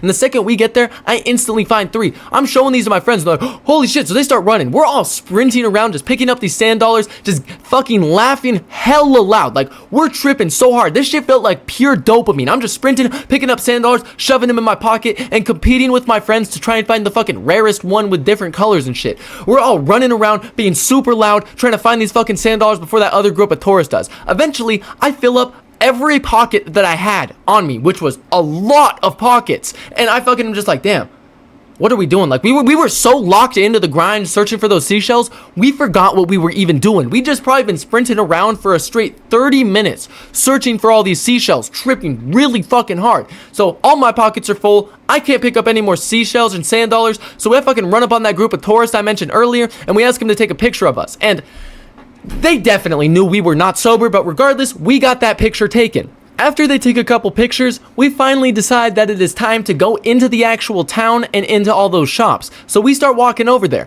But for whatever reason, instead of walking across the shoreline or straight to the sidewalk, we go for these mini sand dunes and tall grass and like start walking through those. It literally feels like a fucking hike. I'm getting my shoes all fucked up. I'm getting sandy, dirty, tired. But for some reason, we just didn't think there was a better option. I really don't know what was going on with that. But eventually, we got off those sand dunes and got up onto the sidewalk. The second we got on that sidewalk, I started peaking. I was tripping so fucking hard. Like, I'm not even, like, I thought that I was peaking when we missed Seaside. Then I thought we were peaking when we were walking up Seaside. Then I thought we were peaking once we were looking for those sand dollars. I just kept tripping harder and harder and harder and harder, which was probably because we just kept taking more shrooms throughout the course of the car ride, and they were all kicking in individually. But I didn't realize that at the time. I was like, oh my, I'm out of my mind right now. And so I'm thinking all this, and all of a sudden I start to realize that James definitely is too, and also Adriel, because we all fucking took the same amount basically, and we're all did it at the same time. And so right as I'm thinking about all this, I get tripped the fuck out by this one wall to our left and all these people walking forward. Like, that event right there happens, and I know I'm being like, whoa, what the fuck? I say that out loud. The second I say that, James says the same thing about the same people and the same wall. So we look at each other and we're like, oh yeah, we're on the same level right now. We're both fucked up. And because we were both thinking about that shit this entire time. So we're looking at that, we're like, okay, we're tripping hella hard. We keep walking. Every single person that walks towards us, we're like, oh my God, like they trip us the fuck out when they get 10 feet ahead of us and then they look normal and walk past us. But then after that happens like 3 times, there's this guy that starts walking towards us, and he is walking fast as hell, wearing a full black leather trench coat, black pant, everything is blacked out. He even had these glasses that were completely blacked out too. He has his arms at fucking 10 and 2 like this, and he just has 2 fingers like this sticking out of either end of both of his sleeves, and he's just walking around going do do do do, and then he fucking just hops the wall and jumps over onto the sand in the beach, and it was like a fucking 9-foot drop, and he probably jumped 3 feet in the air, so it was 12. Then he just landed and went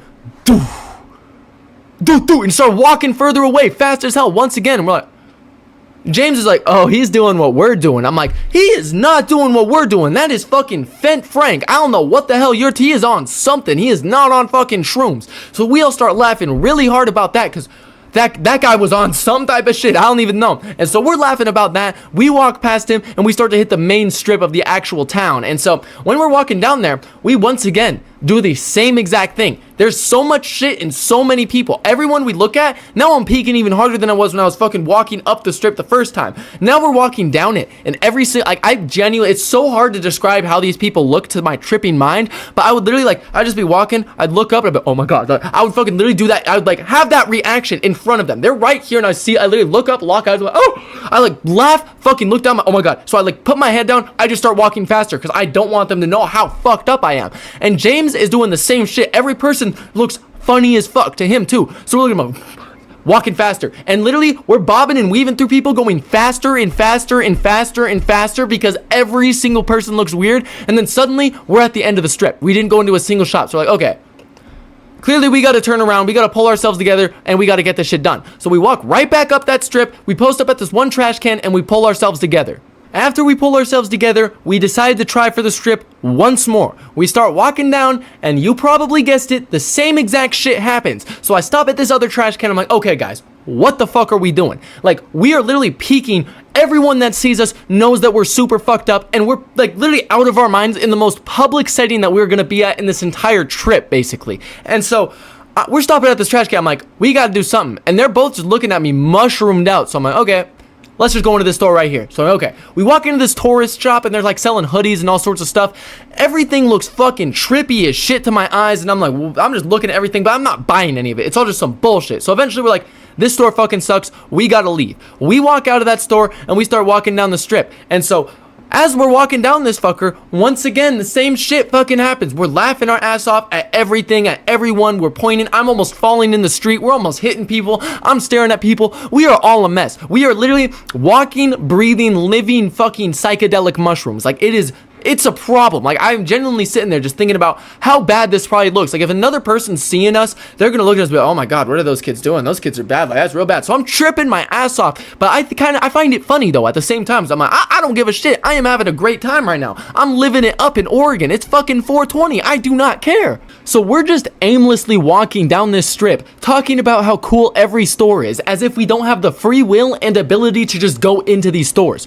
We were so fucked up that we couldn't even use our brains to think about where we were going. We were just pure dopamine, walking around this fucking strip, smiling, laughing, and being obvious as fuck. Every single person that we ran into that looked weird, trippy, anything, we would literally point, gasp, laugh, or do anything. Like, I want to make it very clear, we were so obvious when we looked at people and pointed and fucking did anything. Like, they were looking at us mad pissed because they knew we were fucked up too. And so as we're fucking walking down this shit, we once again aimlessly walk all the way down, bobbing and weaving through people, just laughing and trying to hold back our shit and keep our trip in control. But we just can't. Somehow we end up back at that same trash can. Like, half the times we end up at that trash can, I don't even remember walking back up. I just remember walking down the strip and just appearing at that same trash can. It's like, alright, I guess we're walking down the strip again, and then doing that same thing and just repeating it. Like, we were just stuck in a loop, spawning back at this trash can. So, like, we're basically about to fucking, like, cut it quits, because we can't even put in the brain power to fucking decide what we're gonna do. Like, we're just literally walking mushrooms.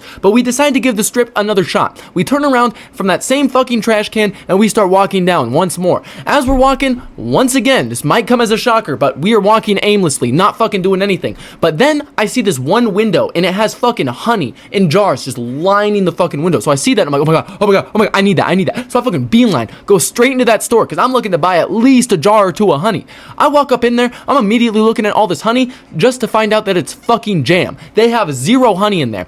I'm fucking disappointed as hell, because there's at least 200 jars of jam, and not one of them is honey. So I'm fucking pissed. I'm looking around. That's when I see James losing his shit. He's like, oh my god, there's so much meat. And I'm like, we're in a jam shop. Where the fuck are you looking at meat? So I turn around to see this gigantic wall of beef jerky, and I'm like, holy shit. He's like, kangaroo meat. Oh my god, kangaroo meat. I've never had kangaroo meat. I need to try kangaroo meat. He's like tweaking about it. He's like, oh my god, it's fucking $30 though. It's $30. He fucking calls me over there. I'm looking at this fucking kangaroo meat. There's a big ass pack right here that costs $30, and then a small pack literally 2 inches away from it that costs like $10. And he just couldn't see the fucking small pack, I guess. Or it was like $15 actually. And so he's like, dude, why isn't there a fucking cheaper one? I need to try kangaroo meat. So I'm literally just fucking like, it's right there, dude. And he's like, oh, no way. He grabs like 3 fucking packs of this. Like, he spends just about as much as he was going to on that big pack and gets less jerky for it. Like, he was tripping hard as hell. He's going to the counter or fucking buying this kangaroo meat jerky, and I'm fucking looking around. That's when I find out that they actually do have honey in this store. But it's not jars of honey. It's those sticks of honey, like those little fucking like things that you bite into, right? And so I'm like, oh, honey, no fucking way. So I'm like, Adriel. He comes over there. I'm like, get some sticks. They're only like fucking 50 cents. So we start getting all these sticks of honey. I call James over after he buys his kangaroo meat,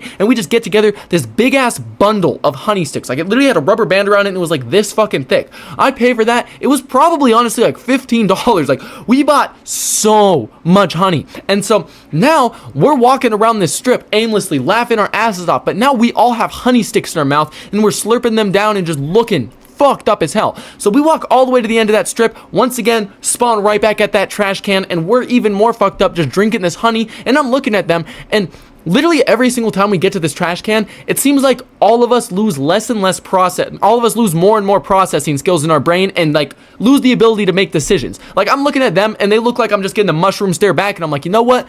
I'm at the same point. We're literally just pointlessly walking around eating honey. So we're just laughing at this trash can. I'm almost falling in the street. James is almost falling into people, and Adriel just looks like he's tripping. We're all fucked up at this trash can, just biting into these honey sticks. So we're deciding where we're gonna go because we're just about to leave, but we want to check out a couple more things. So I'm fucking going to bite into my honey stick, right? That's when I bite it and it sprays all over fucking Adriel. Me and James both see this one.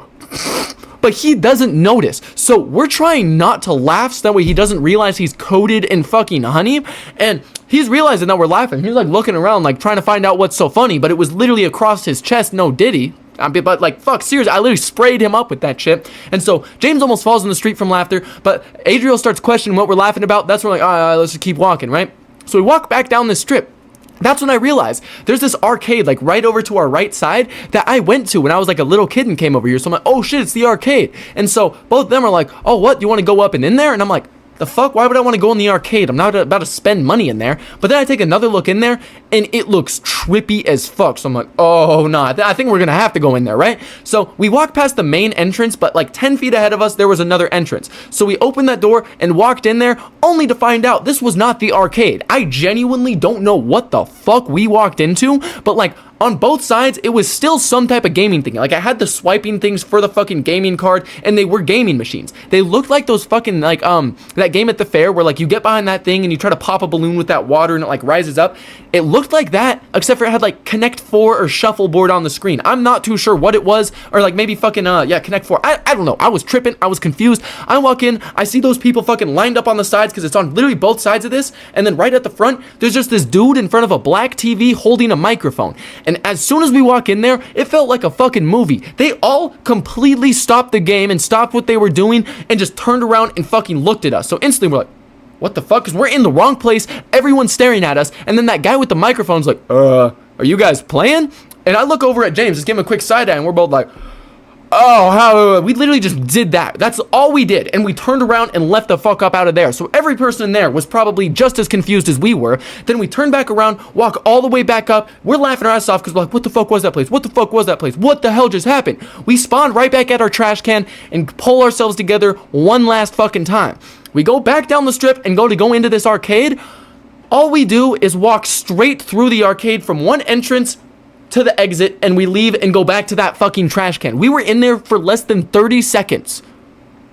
Like, I genuinely don't know what any of the thought process was behind what we were fucking doing. It made zero sense. And so we end up back at that trash can, and so we're like, okay, what the fuck are we doing? And I don't think I've said this, but I want to make it very clear that every single street light on the street had a trash can next to it.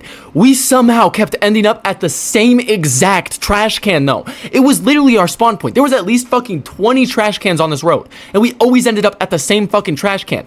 So we're all sitting there mushroom brained the fuck out, and at this point, it's pretty clear that even if there is a shop that we're trying to go to, we are not going to be productive enough to fucking go into the shop. So we're all sitting there thinking like, what's the last thing we want to do before we leave Seaside and head back to our fucking Airbnb? And every single fucking strip that we walk past, they probably had like, I want to say 4 or 5 ice cream shops on this one fucking road, and every single one of them smelled so good because they were making fresh cones in there. So I'm like, no matter what, I'm getting me some ice cream before I leave. And they were all in the same boat. So we start walking around and looking for a trash can. And I'm just now realizing that looking for these ice cream shops is the only time, and this was the first and only time we went to the other side of the street. I actually cannot believe that. I'm just now realizing this. We literally never went to the other side of that fucking street we were tripping hard. But besides the point, we pull up to this ice cream shop across the street, and like I mentioned, every ice cream shop smelled so good. It looked cool, you know, like we needed ice cream from there. This one that we went into out of like the 5 ice cream shops on that road was the only one that didn't smell good. Like, we literally walk in there was 0 scent to it. Every single wall is white. It literally looks like the school whiteboards. Like, it's kind of stained, but completely white. Then they have these rails for the line that are also painted white. And then the ice cream shit is also white. The walls behind, everything in there was white. There wasn't a single picture. There wasn't a single painting, poster. There wasn't even signs. There was fucking nothing. This was literally the saddest, most gray place I've ever been. So I'm sitting in there, and I'm starting to just get sad just being there. I'm like, I don't want this ice cream. It doesn't smell good. It looks plain. Like, why would I want to eat here? James and Adriel are looking around like, okay, man, yeah, like, what should we get? And so I'm just sitting there like, what are you getting? I'm like, I don't want ice cream from here, man. Every other one smells so fucking good. And they're both just like, they do? And I'm like, you're telling me y'all haven't smelt that? And they're like, well, I mean, I don't know. Yeah, they genuinely just didn't know. So we fucking leave there because I'm like, fuck this. I'm getting good ice cream. We walk up into this other fucking ice cream shop. Instantly, it smells amazing. There's fucking actual colors on the walls. It looks like an ice cream shop. So we order our ice cream and we start to walk away. And so at this point, we're walking back to the car so that way we can head back to fucking Tillamook to our Airbnb, right? And as we're walking down, once again, you guessed it, we're bobbing and weaving because everyone looks so fucking funny to us that we're about to lose our shit. We're literally, like I said, just filled with fucking dopamine, waiting to burst. Just give us a reason. We will be on the ground laughing and seizing up. Like, it was bad. And as we're walking, we're bobbing and weaving. All of a sudden, I see this guy with the craziest mustache I've ever seen in my life. Like, oh my God. Like, he like had a picture perfect mustache, and then it was just long and thin out to like right here. He looked like fucking Wario, except for fucking like 6'5". He was way taller than me too. So I'm like looking up at this mustache, like, oh my God, oh my God, I'm starting to laugh, like going exactly like that. And James sees that shit too. He's like, oh my God, Adriel. We're both trying to get Adriel's attention, so we look at this fucking mustache, and he's just refusing to. He's like, no man, I'm not gonna look. We're like, dude, you have to look. For whatever reason, he's just refusing to look until eventually James is like, oh my God, look at this. Just turns around and points up right as that guy is turning to go into a store, and Adriel gets to see it. It was literally the most insane timing, and the fucking mushroom senses must have been kicking in for that timing to work out.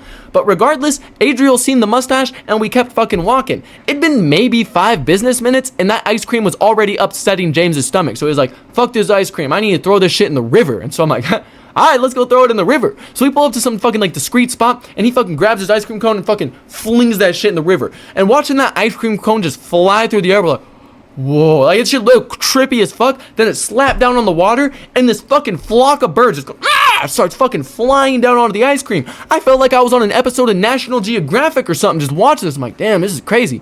After we watch those birds fucking devour that shit, we walk straight back to the car, hop in there, and get ready to head home. We had spent way too much time in Seaside. Like, you can obviously tell, we couldn't keep track of time for shit, and we couldn't even keep track of what we were doing for shit. So we just decided to fucking go home, because initially we were gonna go to Astoria after Seaside, but we'd already driven all the way through Seaside, damn near to Astoria, and then had to turn around. So we're like, you know what, we'll just cut our losses, head home. It's been a fucking adventurous day, so let's just head back to the Airbnb.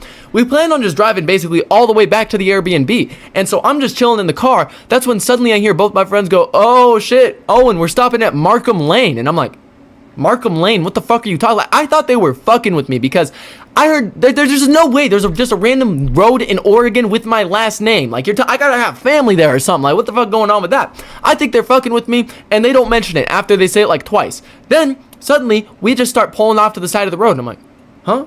Pop out of the car, I just see Markham Lane right fucking there, and I'm like, We stumbled across good old fucking Markham Lane. Motherfucking Markham lives in Markham Lane too, though. Maybe Owen knows him. No, you don't know him. Maybe they're related, though. You never know. Everyone's gonna be like, who the fuck's posted up on this side?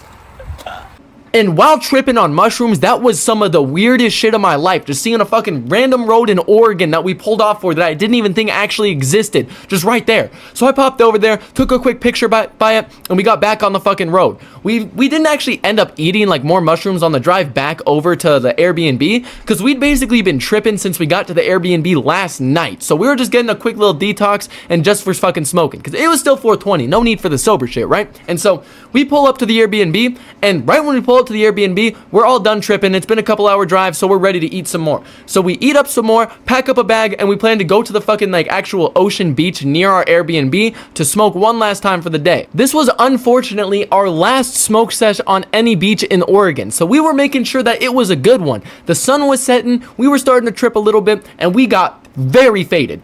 After we were finished smoking and the sun was setting and it was getting cold, we got back in the car, drove back to the Airbnb. Once we got there, we took some more shrooms because we needed to end this trip off with a bang. Well, both trips technically, right? And so we eat up those, go onto the porch of our Airbnb and start smoking again, right? So we smoke, our fucking mushrooms are starting to kick in, so we go inside and we go to watch Roadhouse for the second time, seeming how Adriel didn't remember it the night before. And literally right as we press play on this movie, I feel myself starting to trip really nice. And so that's why I started doing the math in my head. I'm like, you know, if I take some more shrooms right now, they should be kicking in right when it gets to like my favorite point in the movie, meaning I'll be well off by the time it gets there. I'll be laughing my ass off just like last night. So I do just that. I go, I take more. Everybody else follows. We're all fucking tripping very good. Like after we left, after we left Cannon Beach, I lost count of how many fucking mushrooms I was taking. I was just grabbing them and eating them at that point. And so I'm tripping pretty good. We're all watching this fucking movie and I'm fucking working up to my fucking peak of my trip right now, right? And so we're getting up there and the movie's just about to hit its halfway point, which is like what I was planning for my trip to fucking hit in at. And right as it's working up to that halfway point, I'm tripping good as fuck. So we pause the movie, we go outside to smoke because we're at a halfway point, right? So we're smoking up and little did we know this was our biggest mistake. Because, I mean, I really don't even know how long we were out there for. I just remember watching the moon slowly set over the ocean as I tripped harder and harder and got higher and higher. We are all out there laughing our asses off so loud. Like, we're just getting more and more fucked up as, like, fucking minutes pass. And so eventually, we go to head inside and we are all tripping mad hard. And you might be thinking, that's perfect to finish the movie.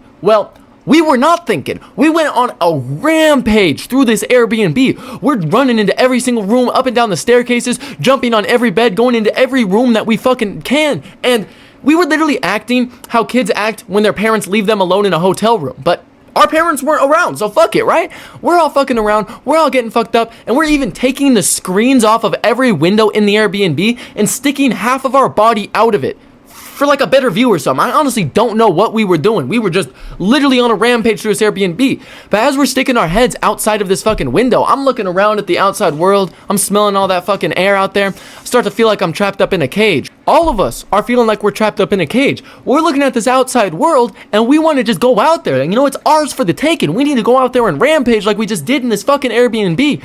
So we all decide we're gonna walk to the fucking ocean, right? And so we all toss on our shoes, toss on all of our fucking clothes, and we fucking head out for an adventure, right? It's probably just past midnight. Like, it's super late.